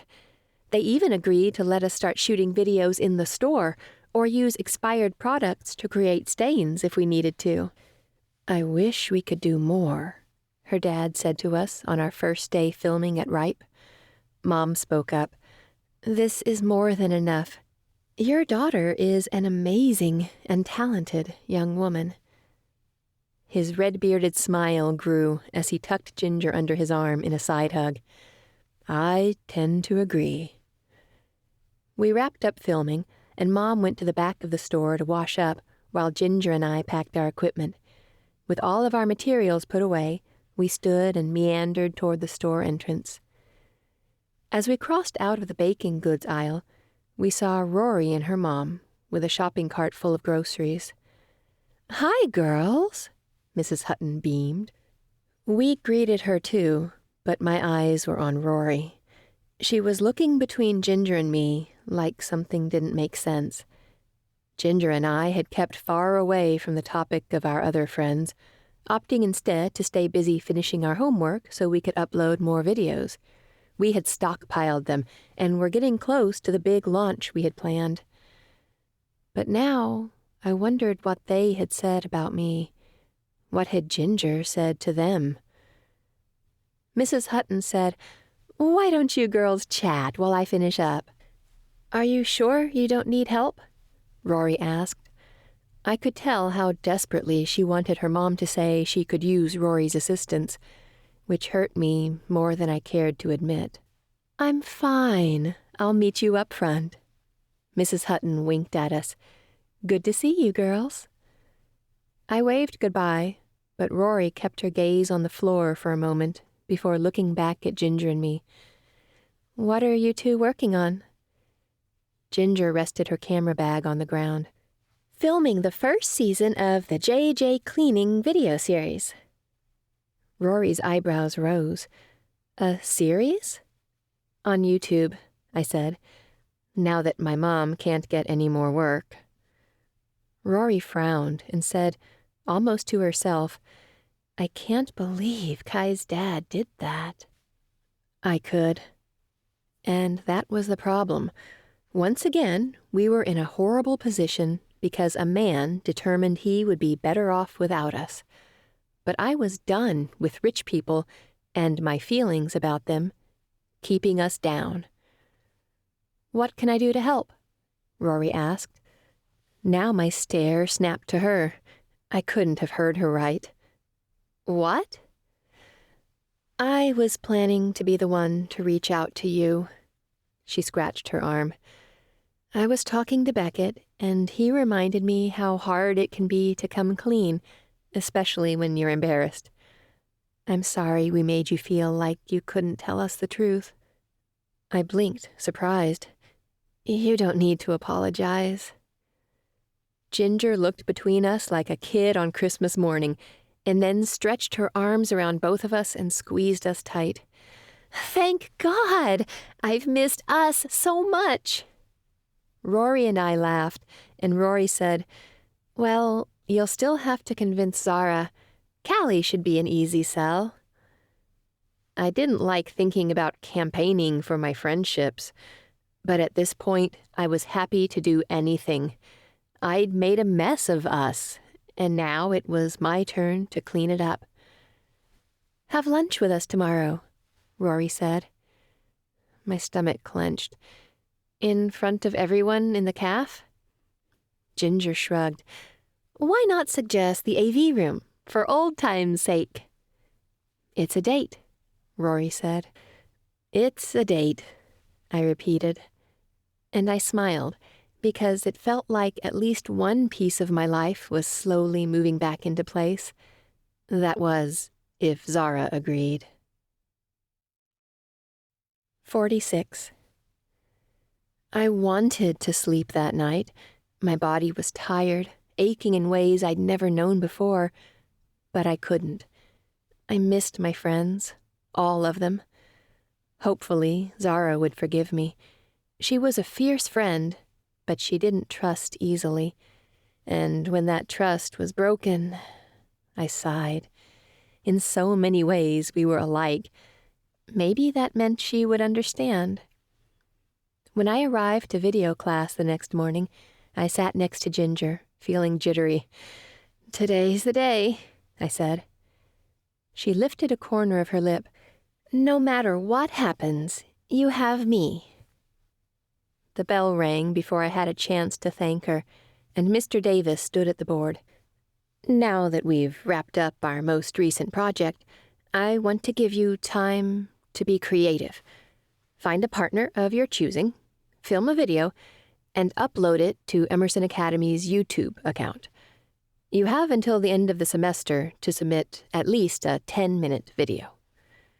He turned to Ginger and me and gave us a look that said, "Here's your chance."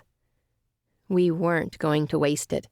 We got to work in front of a computer, uploading the edited videos to YouTube and scheduling the first 10 to drop on Friday night. Saturday was one of the highest days for engagement, and we wanted everyone in their Saturday cleaning frenzy to see my mom's videos. Mr. Davis walked behind us and put his hand on the back of Ginger's chair. "How's it going?" "Good," she said, hitting submit on another video. "You got those transitions to work?" She nodded. "Thanks to YouTube University." With a chuckle, he said, "Going to the Ivy Leagues, are you?" He gave me a sincere smile.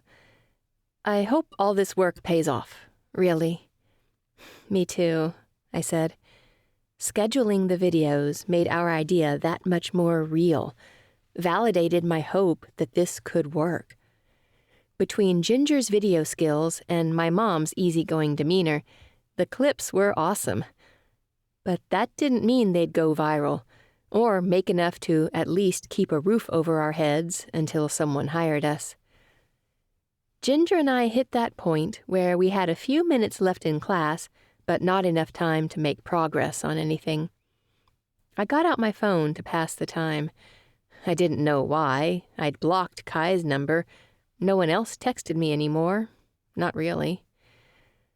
But since I had it out, I swiped through the screens, seeing if there were any apps I should delete. My fingers froze on the square that held the Rush Plus app. It was a fun game, even more addictive than Candy Crush. But I hadn't been able to bring myself to open it, knowing Kai had partnered with his dad on it, that the money made from the app was what gave them the power to destroy our lives. My hand shook as I pressed and held the screen and then deleted it, once and for all. I put my phone away, then looked at Ginger, who was now adding tags to a video. She caught me looking at her and asked, "Are you ready for lunch?" "No," I answered. She lifted a corner of her lips. "It will be okay." I hope so. 47. The bell rang and we parted ways. Each second that passed until lunch felt too long and entirely too short at the same time. Was there ever a good time to face the people you shoved away and beg them to take you back? I remembered the phrase Gail always said, "The best time to plant a tree is yesterday. The second best time is now." Time to plant my seed and hope it grew friendship. At the lunch bell, Ginger met me at my locker, like she worried I might run. She knew me too well. We walked together to the AV room, my chest feeling tight. The second we opened the door, the other girls stopped mid-conversation. Immediately, I felt like I was walking on ice, ready to shatter and plunge me below the surface. I lifted my hand in a jerky wave, like my joints were already frozen. Callie kept her eyes down. Zara stared at me hard, and Rory gave me an encouraging smile, which was probably the only reason I was able to set my bag down and approach the table. Ginger touched my elbow. "I'm going to grab us lunch. Any requests?" I shook my head. The idea of eating now made my stomach more unsettled than it already was. The door closed behind her, and we were silent for a long moment before Zara finally spoke. "What are you doing here?" she asked. For a moment, I wanted to turn and run away. I wasn't used to begging people to stay in my life. No, if they wanted to leave, good riddance. But I also had to admit that my actions had driven them away. I needed to let them know I was sorry. The rest would be their decision. Taking a deep breath, I decided to lay it all on the table. 2 months ago, my mom and I started cleaning the Rushes' home. I don't know if you knew this, but my mom and I have been buried under my sister's medical debt, to the point where we've had to work hard just to meet the payments and survive. And she told me that this job would be the one that could finally help us pay it off. But under no uncertain circumstances was I to fall for Mr. Rush's son, Kai. I thought, no problem. He's a stuck-up snob, my friends don't like him, and I hate everything he stands for. I blinked, turning away from their hard stares. But I was wrong.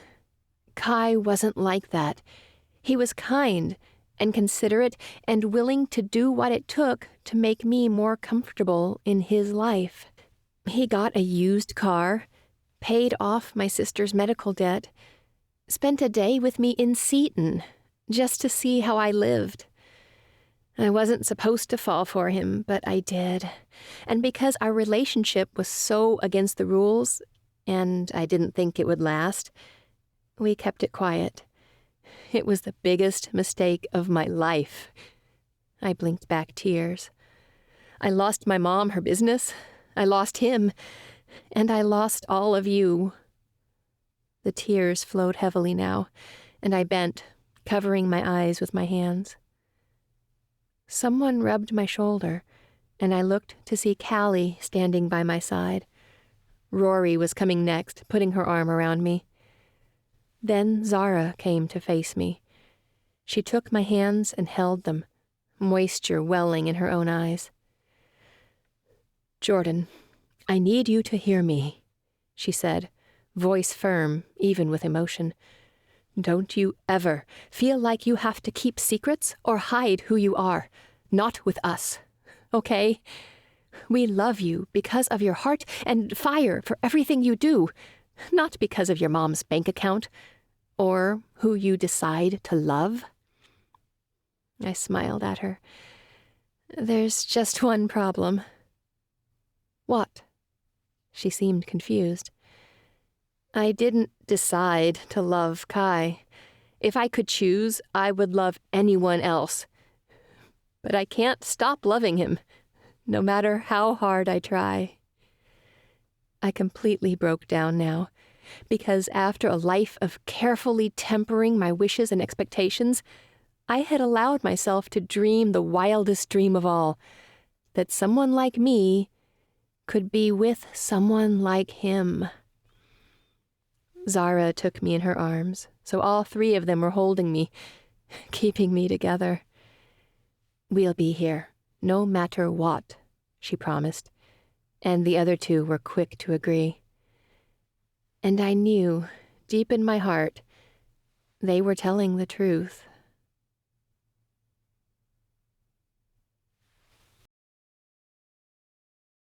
48. Mom and I got out of our car in Zara's giant garage. She looked beautiful in khaki joggers and a button-up denim shirt that hugged her curves, the curves she passed on to me. "Are you ready?" I asked her over the hood of the car.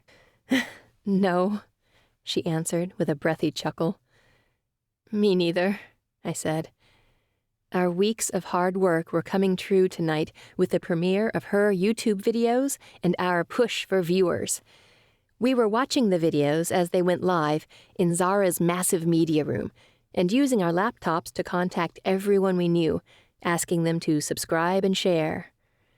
Zara's maid, Beth, met us by the garage entrance and led us to the media room, where there was a massive table full of snacks and my friends spread out in the cushy leather couches. Carson and Beckett were there too, and it made me feel more supported than ever before.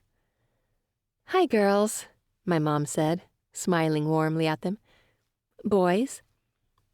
A deep part of me wished she could have been a mom to more than just me. More girls deserved to have her as their role model. "Hi, Mrs. Junko," Callie said, followed by greetings from the others. "What can I do?" Mom asked. "Take a seat," Zara directed. "Get your phone out and start texting. Ginger's reaching out to influencers. I'm tapping my dad's connections. Callie's getting with her network. Rory's contacting her brother's friends and her tutoring network. Beckett has got the jocks. Carson's getting their neighborhood. And we need you two to spread the word in Seton as much as you can." I nodded, feeling a sense of purpose replace my nerves. We could do this. We had to. For the next 2 hours, my mom's videos played on the screen. She might have been nervous about being in front of the camera, but she was a natural, warm and funny and instructive. Plus, Ginger's video talents were definitely taking her places. These clips looked every bit as professional as the other YouTubers we researched for inspiration. "Numbers are looking good," Ginger called from her computer. "Halfway to our goal already." My mom and I caught each other's gaze from across the room with matching giddy grins. If we reached our goal, we could monetize her channel and start making money. This was really happening. Every phone in the room pinged at the same time, except mine. I looked around at them, confused. Was there a weather alert? "No freaking way," Beckett said, holding his phone in the air. Every head swiveled his way. "What happened?" I asked. "Look at this notification," he said, sticking out his phone so I could see the Rush Plus banner over his phone. "Level up your cleaning game with videos plus more from JJ Cleaning." With my mouth hanging open and my heart still not sure of its rhythm, I looked up to find every eye in the room on me. "Did that go to every Rush Plus user?" Ginger asked. "It had to," Carson said. Beckett shook his head, amazed. "They have almost 500 million users." "We hit goal!" Ginger cried, clicking at her trackpad. "We hit goal! I'm monetizing right now." My eyes were watering, and I looked at my mom, who had collapsed into a chair and was sobbing into her hands. We had enough viewers to start making money on something we'd been crazy enough to dream. I went to my mom and hugged her tight. Within seconds, she had her arms around me too, clinging to me. "Is this really happening?" she asked. "It's happening, Amma. It's happening." "Monetized!" Ginger cried from the front of the room. "The ad income should start coming in soon, and YouTube has monthly payments set to be direct deposited into your bank account." All of our friends clapped and cheered so loudly the noise echoed off the walls. When the din died down, Ginger said, "You ready, Mrs. J?" I looked from Ginger to my mom, confused enough for my tears to stall. Mom was wiping her eyes and saying yes. She disengaged from our hug and walked to the front of the media room, standing in front of the screen. Her voice shook as she said, "You girls have been working so hard, and I worked on a video of my own for when we launched the channel." She wiped at the underside of her eyes, trying not to mess up her makeup, even though it was a lost cause. "I want to see what you think of it." Mom stepped to the side, and her face came on the screen. The video was clearly shot in selfie mode on her phone. About a month ago, I got the worst news of my career. My chest tightened, knowing exactly what she was talking about, and that it was all my fault. The mom on the video took a deep breath and continued. "I was fired from a job, my reputation was tarnished, and I had no way to support my daughter and give her even half the life she deserves." I turned to my mom. "Amma, you don't—" She shushed me and pointed at the screen. I told her, Her voice cracked, and she rushed through the next words like if she didn't say them fast enough, she wouldn't be able to say them at all. Baby, I forgive you. I never should have said that I wouldn't. The real question is, can you forgive me? For all the missed episodes of Family Feud and dinners of beans and rice and nights spent crying? For the years I spent grieving and holding on to you instead of letting you spread your wings? My throat clogged with emotion. So, she said on the video, I hope you will forgive me, and I hope you know everything I do, all the hard choices I make, I do them for you. The screen went black, and I went to my mom, arms extended. She pulled me into a hug and rocked me back and forth. Do you forgive me? She asked through tears. Of course, I cried.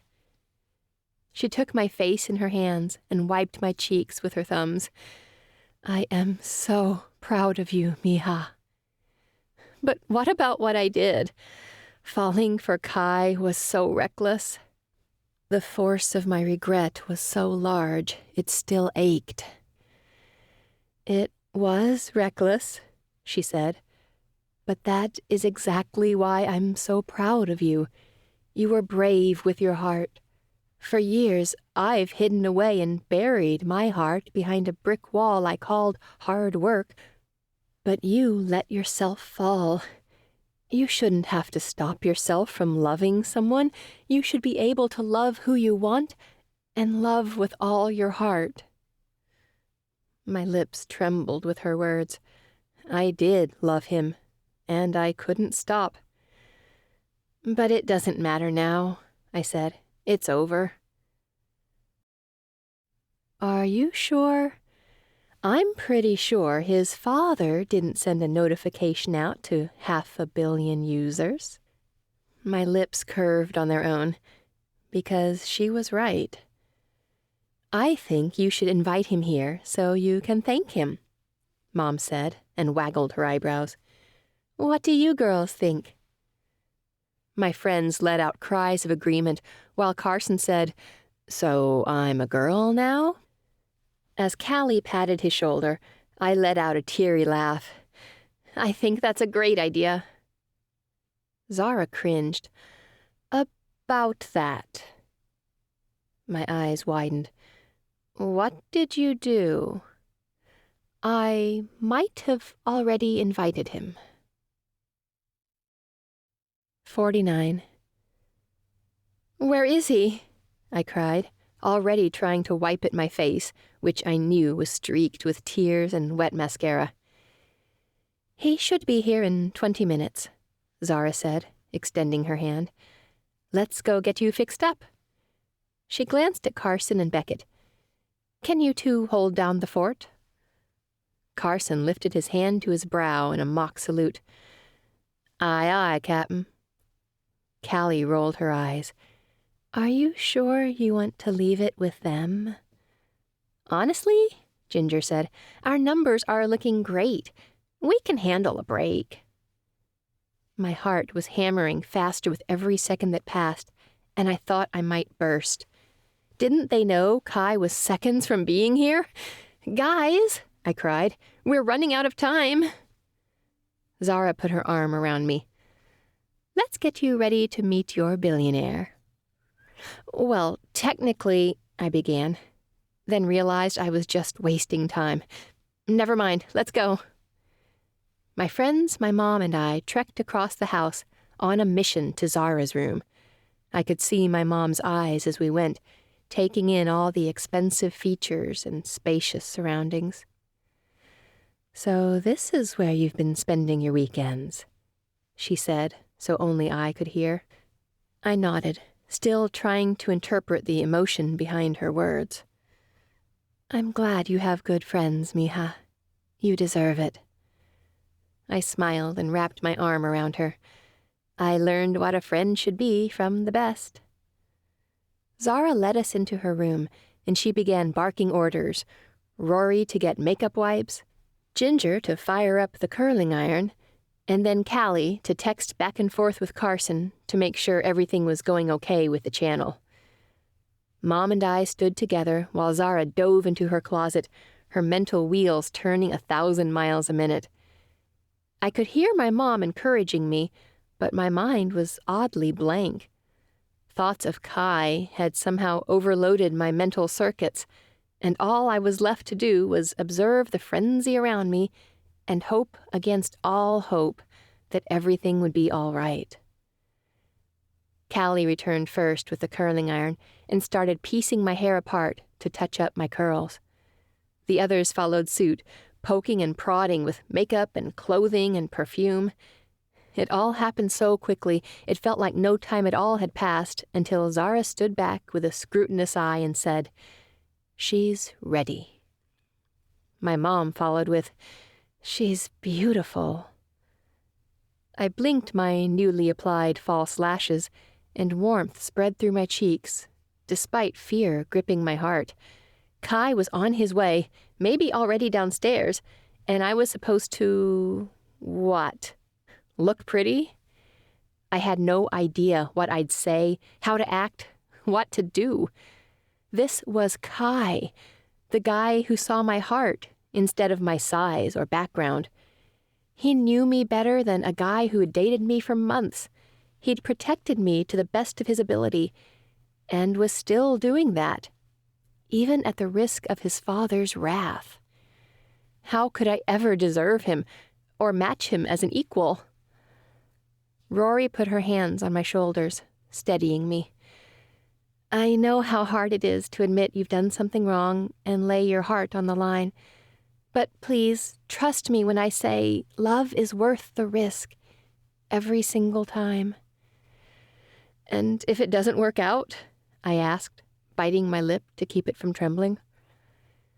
"We'll be here," Zara said.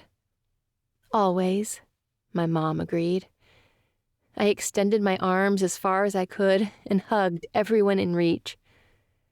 Zara's hip vibrated against mine, and I jumped back. Giggling, she pulled out her phone and held up the chat for me to see. Kai Rush. "I'm here." 50. I swallowed hard in a failed attempt to push down the nerves in my throat. "You can do this," Zara said. Her fingers flew over her phone's screen, and then she looked up at me. "Beth is bringing him to the patio." "Do you need a coat?" Mom asked, looking around like she could make one appear. Zara shook her head. "The heaters are going. Do you want us to walk with you?" "No," I said. "I need to do this alone." My relationship with Kai started in private, and it seemed right for our fate to be determined in private as well. "Good luck," Ginger said with an encouraging smile. The others nodded, and I gave a brief wave goodbye before turning and walking the now familiar path to the balcony where the hot tub and pool resided. The entire way, I pressed each of my fingers into my thumbs, trying to come up with something to say. The blood rushing through my ears drowned out any ideas. Cautiously, I stepped onto the patio and looked around. Disappointment filled me when I realized he hadn't arrived yet. I pressed my hand into my chest, trying to still my heart. Then Kai's voice blocked out everything else. "Jordan." The way he said my name, full of pain and longing and hope, it cut me to the core. Slowly, I turned to face him. His eyes were dark, guarded despite the hope in his voice. The only warmth in his skin was the light reflected through the fire rising from glass beads. I'd been so worried about my mom and our finances that I hadn't realized how hard this had been on him, too. Guilt swept through me, but there were no words to pair with it. None adequate enough to express the depths of my regret. "You saw the notification?" he asked. Slowly, I nodded. "You have no idea." Emotion constricted my throat and stung my eyes. I swallowed. You have no idea how much it meant to me.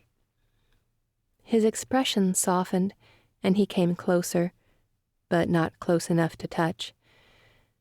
I hope it helped. We reached our goal. I'm not sure how it translates into dollars, but we're on our way. The relief was obvious in my voice. Just saying it made me feel lighter. Not as light as if Kai knew how sorry I was, but I couldn't bring myself to apologize out loud. Not yet. I hope your dad wasn't too upset. He doesn't know yet. I raised my eyebrows. What will he do? Kai shrugged. At this point, I don't care. Cautiously, he took another step forward and reached for my hand. I watched his fingers come closer until the touch I'd been longing for landed on my skin. Everything in me fell apart, collapsed at his simple contact, like I'd been holding it all together, waiting for this moment to come. What my dad did was wrong, Kai said fiercely. He can't judge you and your mom for my mother's mistakes and his broken heart. I don't care if I have to start from scratch or live on loans until I graduate college. I know what's right, and I know what I want. His eyes met mine, saying the word he didn't out loud. You. Kai. I put my hand on his cheek, and everything in me cried that this was right, that every second we'd spent apart was wrong, and the world was just now shifting back into the right orbit. He looked to me, his eyes open and earnest and hurt. I'd done that, and that fact ate at me. I did the same thing your dad did, I admitted, hanging my head. I judged you because of your money, and I thought you were like every guy who would hurt me or leave. Drawing my gaze up, I met his searching eyes and traced my thumb over the rise of his cheekbone.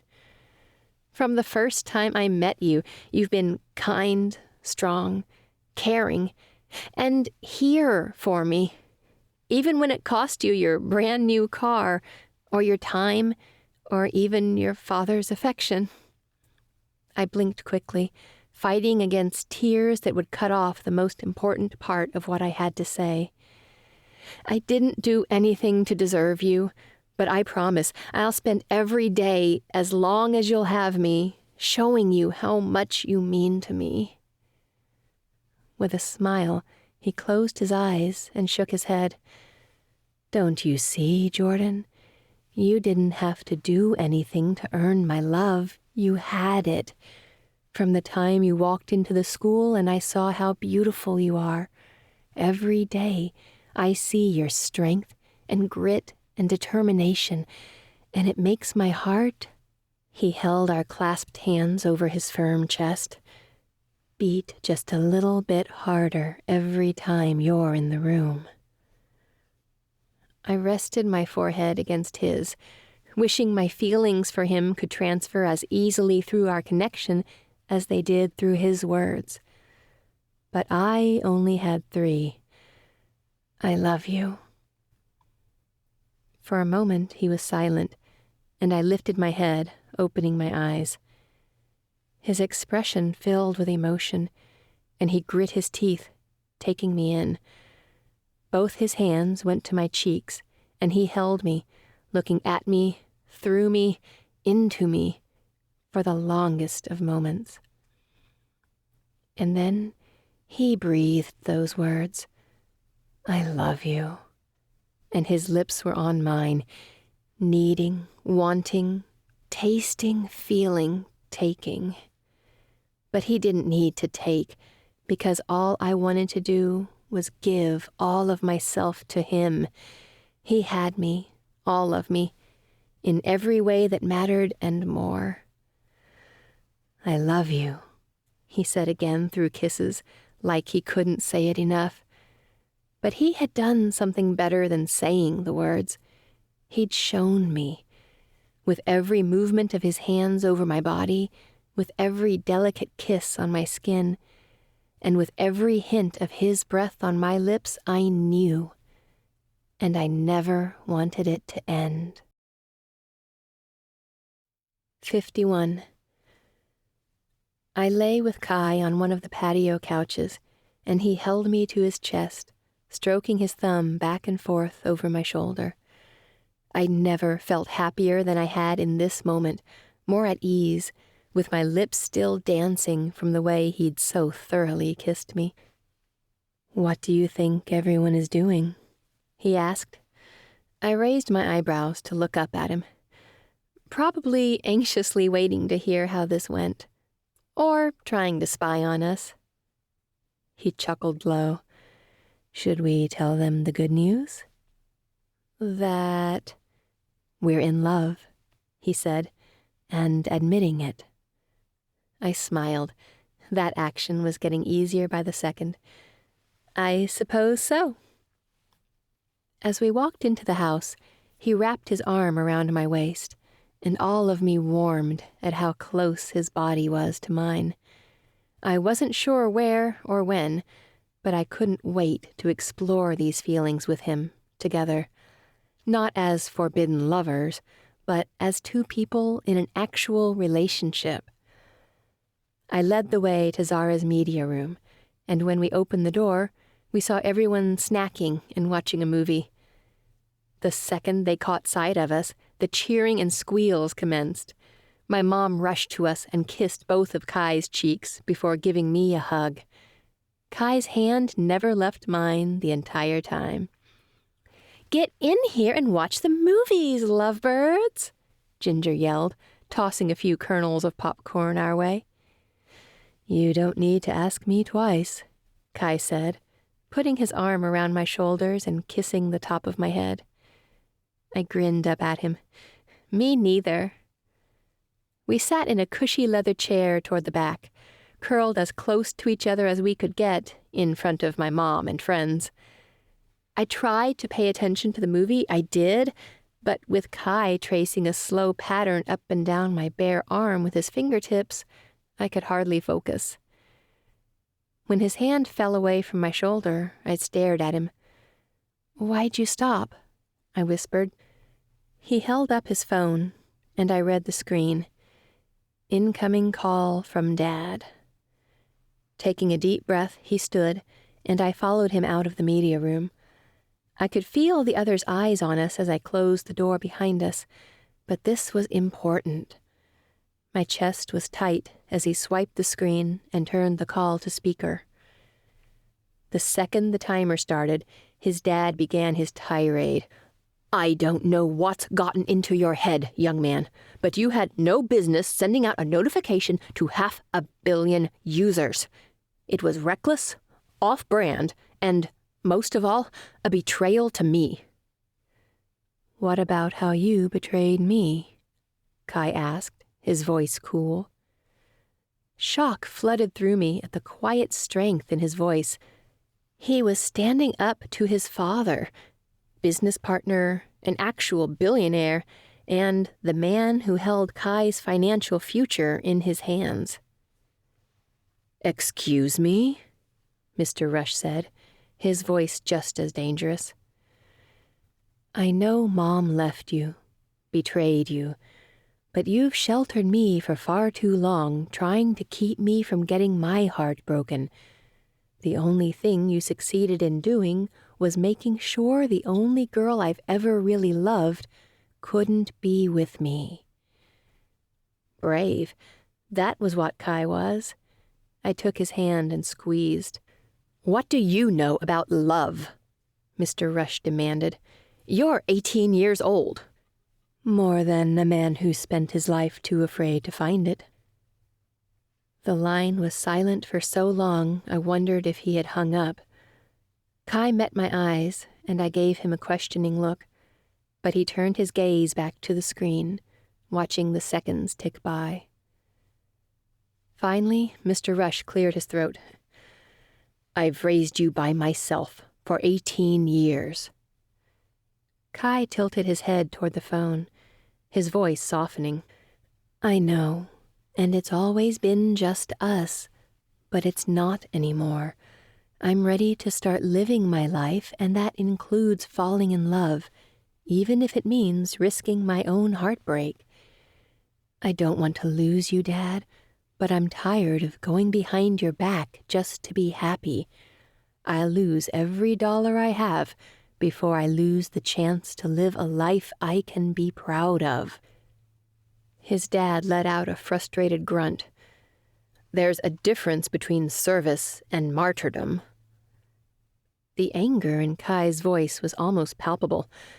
You destroyed their reputation, Dad. Our relationship was just as much my fault as it was Jordan's. Can we talk about this at home? Man to man, not father to son. Kai's jaw clenched.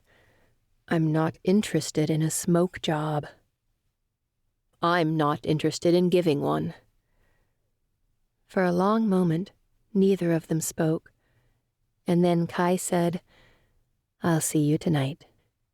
They said goodbye, and Kai tucked his phone into his pocket. He studied me for a moment. You're worried. I'd be lying if I said I wasn't. His dark eyes filled with concern, and he dipped his head to the side. What are you concerned about? My throat felt tight, and I shook my head. I didn't want him to think I distrusted him, but after all we'd just been through... Tell me, he breathed. I blinked quickly. What if... My voice cracked. What if he convinces you I'm not worth it? He could never do that. Do you understand me? Kai drew me into a tight hug. I love you too much. I linked my arms around his waist and breathed into his chest.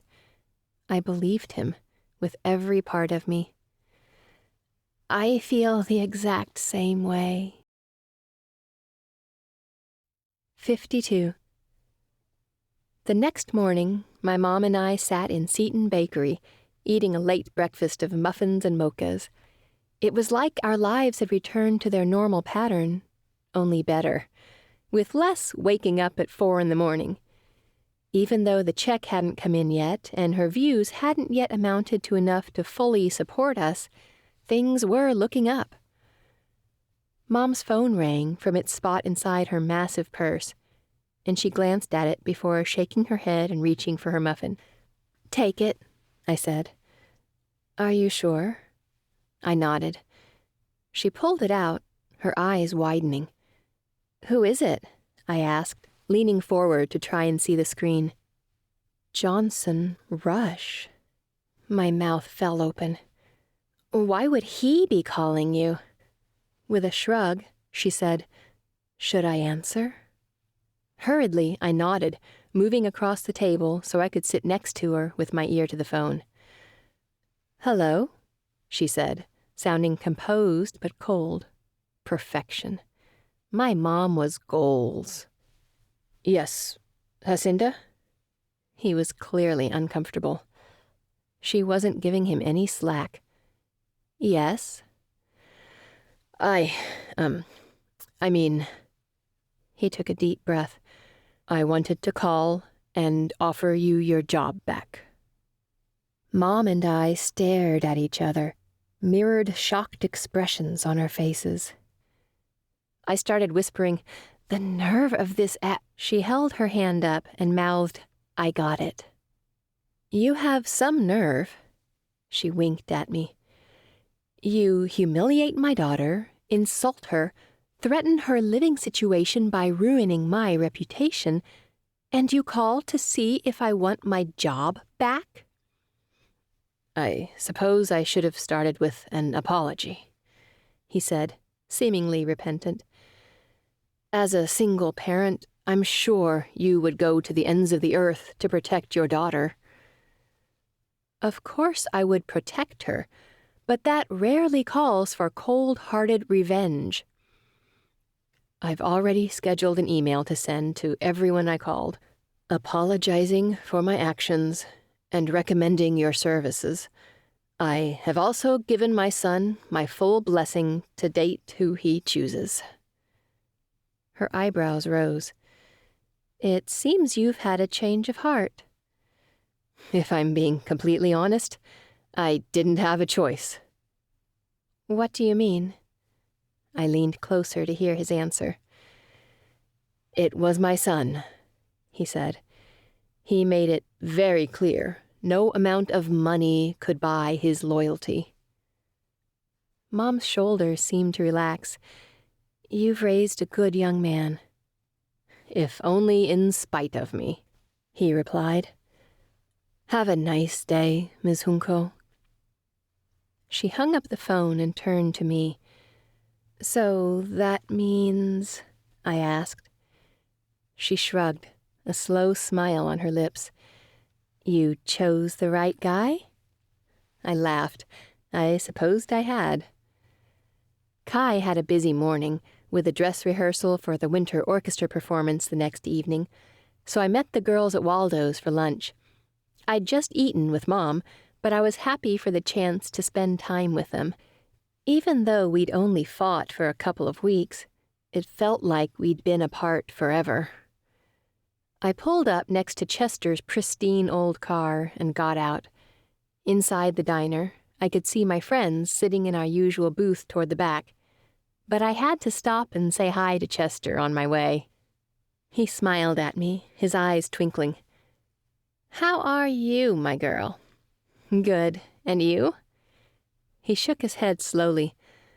"The missus wants to get a cat." "What's wrong with that?" I asked. "I'd love to have a kitty if I had more time for one." "Well, I'm more of a dog person myself, less temperamental." I laughed. "That is true. So it's a no-go?" He shook his head, a wry smile shaping his lips. "I might not be a cat person, but I'm a Karen person." My own lips lifted in a dopey smile. "You're getting one?" He nodded. "Sometimes, when you love someone, it means doing things you'd never imagined, just to see them smile. I guess something about a cat person and a dog person, it just works." "Let me know if you ever need someone to cat sit," I said. "I will." As I walked toward my friends, I thought about true love and how it took risk and compromise. I'd done the craziest thing of all, given Kai my heart. Maybe something about a curvy girl and a billionaire just worked. Callie and Jordan waved at me, and Ginger and Zara turned around in the booth to grin at me. "Hey," I said with a wave. Ginger and Zara scooted over so there would be room for me on their side, and I sat down. "What's new?" Rory raised her eyebrows. "You mean other than the fact that the most powerful man in Emerson sent out an apology email to everyone in the school directory?" "Or," Zara said, "that a billionaire is dating a ship in the Curvy Girl Club?" "Or," Ginger added with a grin, "that your mom is going viral?" My cheeks warmed. This is crazy, isn't it? It almost didn't feel real. "Totally," Callie said. "But that's what makes it awesome." I laughed. "I guess you're right." "What's the plan for tonight?" she asked. "Kai's taking me on a date. He won't tell me where yet, or what we're doing." I winked for good measure, even though I really had no idea. Zara ran her tongue over her toothy grin and shimmied her shoulders, while Callie blushed furiously. "Get it, girl?" Ginger said, laughing. We spent the rest of our time together just enjoying ourselves and each other's company. I may have gotten the guy, But it wouldn't be nearly as enjoyable without having the Curvy Girl Club back together again. 53. Kai knocked on my door at 7 that night. Dressed in fitted black pants with a tight, dark blue sweater, he looked moody and intense and hot. Like, really hot. Mom peeked around my shoulder to get a glance at him. "Hello, Kai." He waved with a soft smile. "Hi, Mrs. Junco." Mrs. Gutierrez called to us from the kitchen. "Necesito verlo." Kai scrunched his eyebrows in the cutest way, and my mom opened the door wider to show Mrs. Gutierrez leaning against the counter with a bowl of popcorn. "Want to come in?" Mom asked. He nodded, and instinctively my chest tightened at the idea of having him in my house, of showing him how we lived, especially now that we didn't have a TV. But I knew we had nothing to be ashamed of, especially not with Kai. I looped my arm around his and stood by his side as he walked in, his expression unreadable. Mrs. Gutierrez looked him up and down with a sly smile on her lips. "Él es tu novio?" "Sí." I grinned. He was my boyfriend, and I couldn't be happier about that fact. "Hola," Kai said. "Me llamo Kai. Mucho gusto." Her toothy grin grew even wider, revealing the pink of her dentures. "Habla español. Qué bueno, Jordan." I turned to him, just as surprised. "You speak Spanish?" "I've been learning," he said. "I'm thinking it would be good to pair with my business major at UCLA." "What?" I asked. "I just got my acceptance letter." My face might as well have been a heart-eyed emoji. How had I gotten so lucky? The microwave dinged, and the popcorn inside made a few last pops. Mom went to it and shook the bag. "Want some?" "No thanks," he said. "Movie night?" Mom and Mrs. Gutierrez made matching offended expressions. Kai's face fell. What did I do? Are you guys against televisions or something? Laughing, I shook my head. You never say no to food in a Latino household. "Oh." He seemed to relax. "Please give me all the popcorn. Leave none for yourselves." Mom shook her head, laughing, and let him take a handful from the bag. "Doña and I are just having a girl chat." Then she held up a book on the counter with a hot guy on the cover. "I have a hot date with Fabio afterward." He chuckled and looked at me. "Are you into that too? Because that's a little hard to live up to." Laughing, I shook my head. "Nah, I'm more into the brooding billionaire type." "Looks like I'm your guy," he said with a playful wink. My mom gave us a sly smile that made me blush. "You two have a good time," she said. "Ten cuidado." "We will be careful," Kai promised. Then she leaned against the counter next to Mrs. Gutierrez. "But don't have too good of a time." "Bye, Mom." I pushed Kai toward the door. "I'll see you later." "Adios, Doña Gutierrez." We walked down the uneven stairs to the parking lot where Kai's Honda waited. I smiled up at him. "You know, you don't have to keep driving that thing." Shrugging, he said, "It's kind of grown on me." "You should have a doctor check that out." "Ha ha," he said, and opened the passenger door for me. "I'll just wait 8 years for you to look at it. Now get in the car." So pushy. He leaned over and looked me right in the eyes, all humor gone from his expression. "I'll be doing more than pushing tonight." My stomach swooped and my skin pricked into goosebumps at his words, excitement flooding through me. I bit my bottom lip, looking up at him. He reached up and pulled it free with his thumb. "That's too hot. I have a whole date planned, and we'll never get to it if you keep doing that." With a breathy chuckle, I settled into my seat and buckled in. "Let's get on with it, then." He grinned at me, happily. As he pulled out of the drive, I asked, "Where are we going?" "The marina." "For what?" "Mountain climbing." I gave him a look.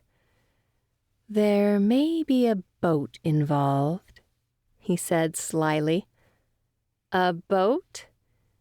"Okay, maybe it's closer to a yacht." "What, we're not flying to Hawaii in the helicopter?" I teased. With a small smile, he shook his head. "That's date 3 at least. I wanted to take you on a good, official first date." "Time for lesson 2, I said. "Most people just go out to eat and watch a movie." "Most people don't get lucky enough to go out with someone like you." Butterflies danced in my stomach. I'm the lucky one. Shaking his head, he began driving toward Brentwood Marina, holding my hand the entire way. Perfect first date etiquette. He parked near a dock strung with twinkle lights. It was beautiful, like something out of a fairy tale. My eyes fell on the yacht, floating at the end of the wooden planks, a large white boat, barely moving with the waves. After Kai opened the door for me, we crossed the bridge hand in hand to step onto the ship. "Are you driving?" I asked. He shook his head. "No, I'm having supper with you." "So you did pay attention to the first date handbook?" He laughed, waggling his eyebrows. "Baby, I wrote it." I'd only seen glimpses of this Kai, the carefree one who laughed and played with me. I loved it.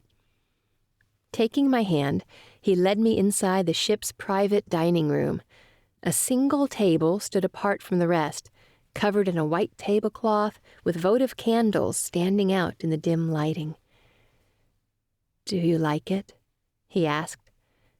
At the tone in his voice, I realized something. "Are you nervous?"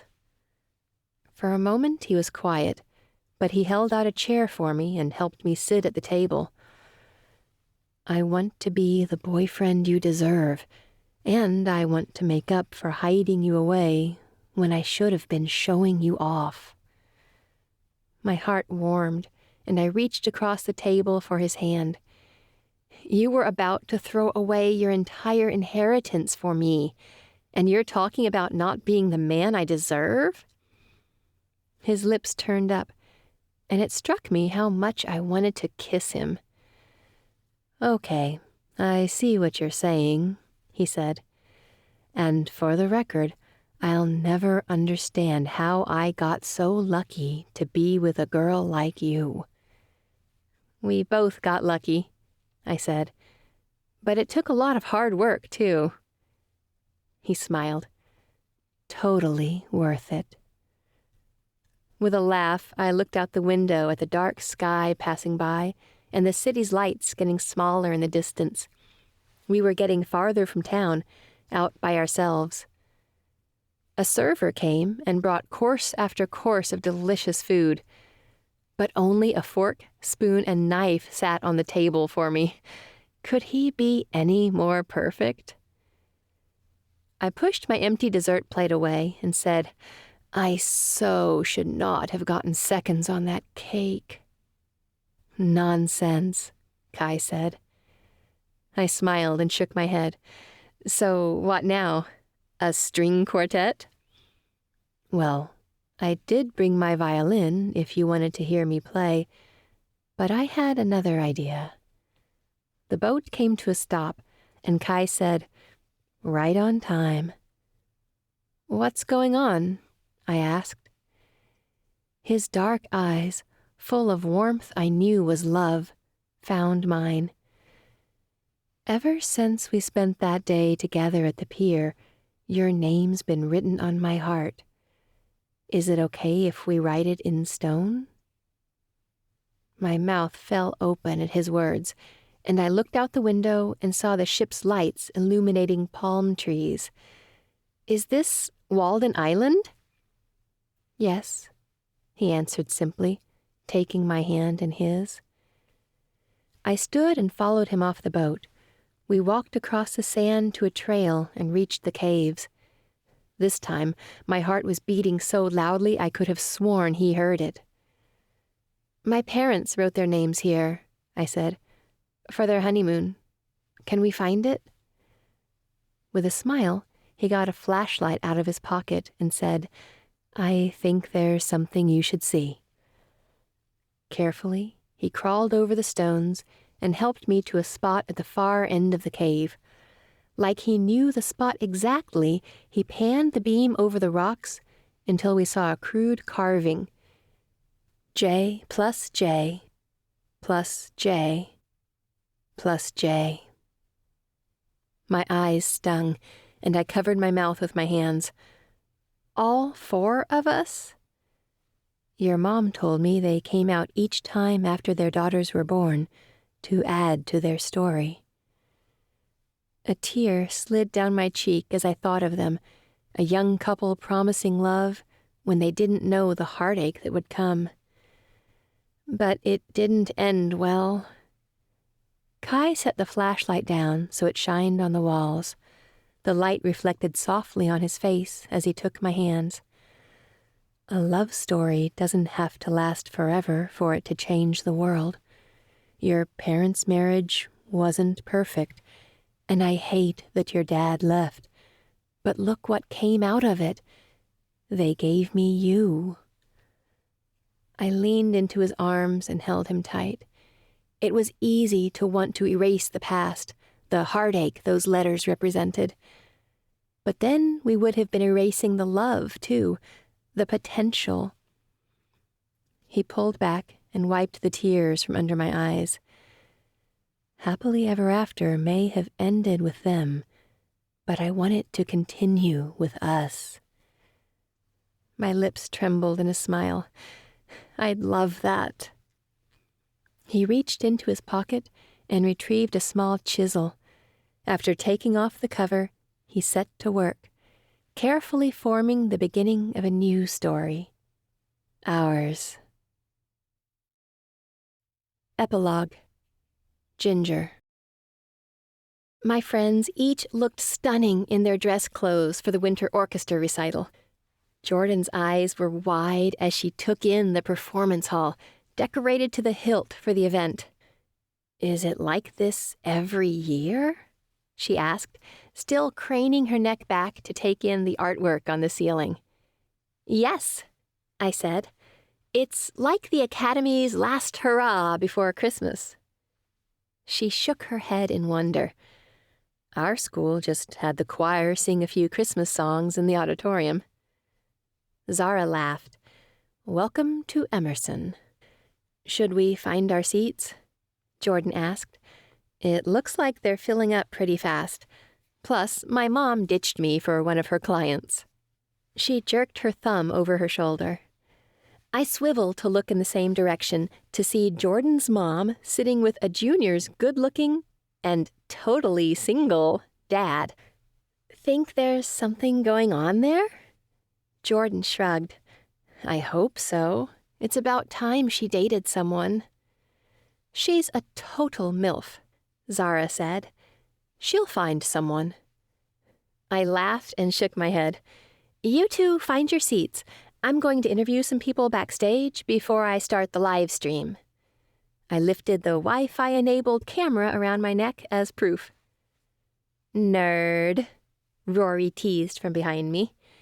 I swiveled to see her and Beckett together, holding hands and looking absolutely adorable. Ugh, you two are way too cute. She smiled up at him. He is pretty good-looking. Yeah, I said. See you later. I turned and walked toward the stage, where I knew I could get back access to the preparation rooms.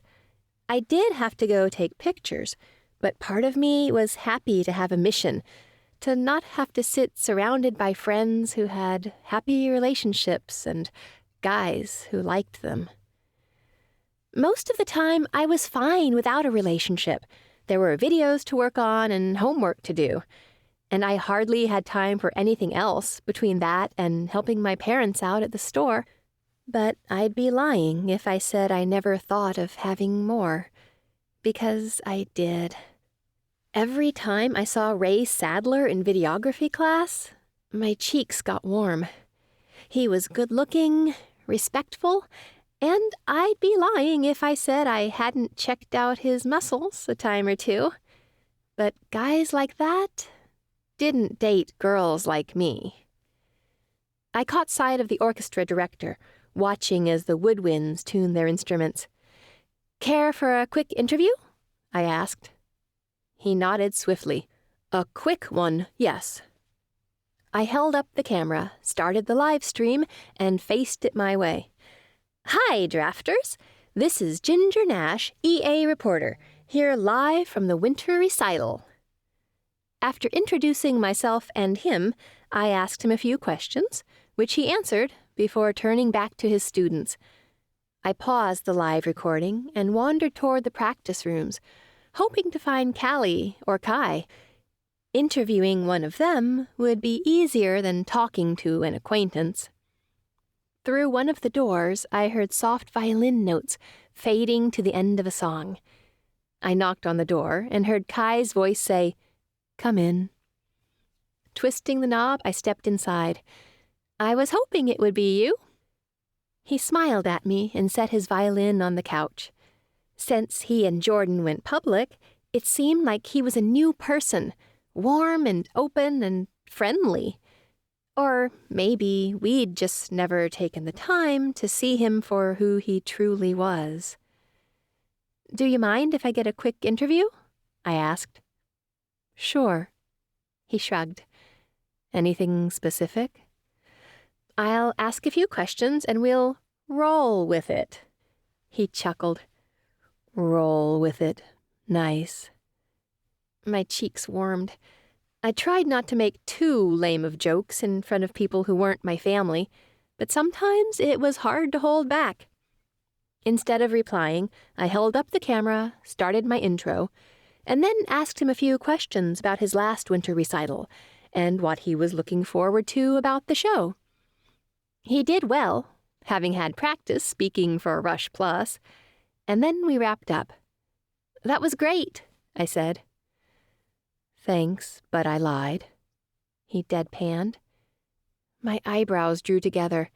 About what? I so did not want to have to retract a statement made on the live feed. "I know I said I was looking forward to hearing everyone perform, but there's actually something I'm more excited to do." He reached into his pocket and held up a delicate silver necklace. "I'm giving this to Jordan and her mother after the show." My mouth fell open as I touched the dangling charm. "Is that Juana's necklace?" He nodded. "Do you think it'll be okay, or should I wait?" "Jordan's been searching for it everywhere," I said. "How did you find it?" "I'd been to every pawn shop in Emerson and Seton, and I finally found it at one in Brentwood." He put it in his pocket. "I'm lucky I found it at all." My hand covered my heart. Jordan is going to be so happy. His expression softened. "I hope so. I'd do anything to make her happy." "I think you already have." I gave him a parting smile before letting myself out of the dressing room, wondering how on earth I would ever find a love like that. This has been Curvy Girls Can't Date Billionaires, written by Kelsie Stelting, narrated by Joyce Oben. Copyright 2020 by Kelsie Stelting. Production copyright 2020 by Kelsie Stelting.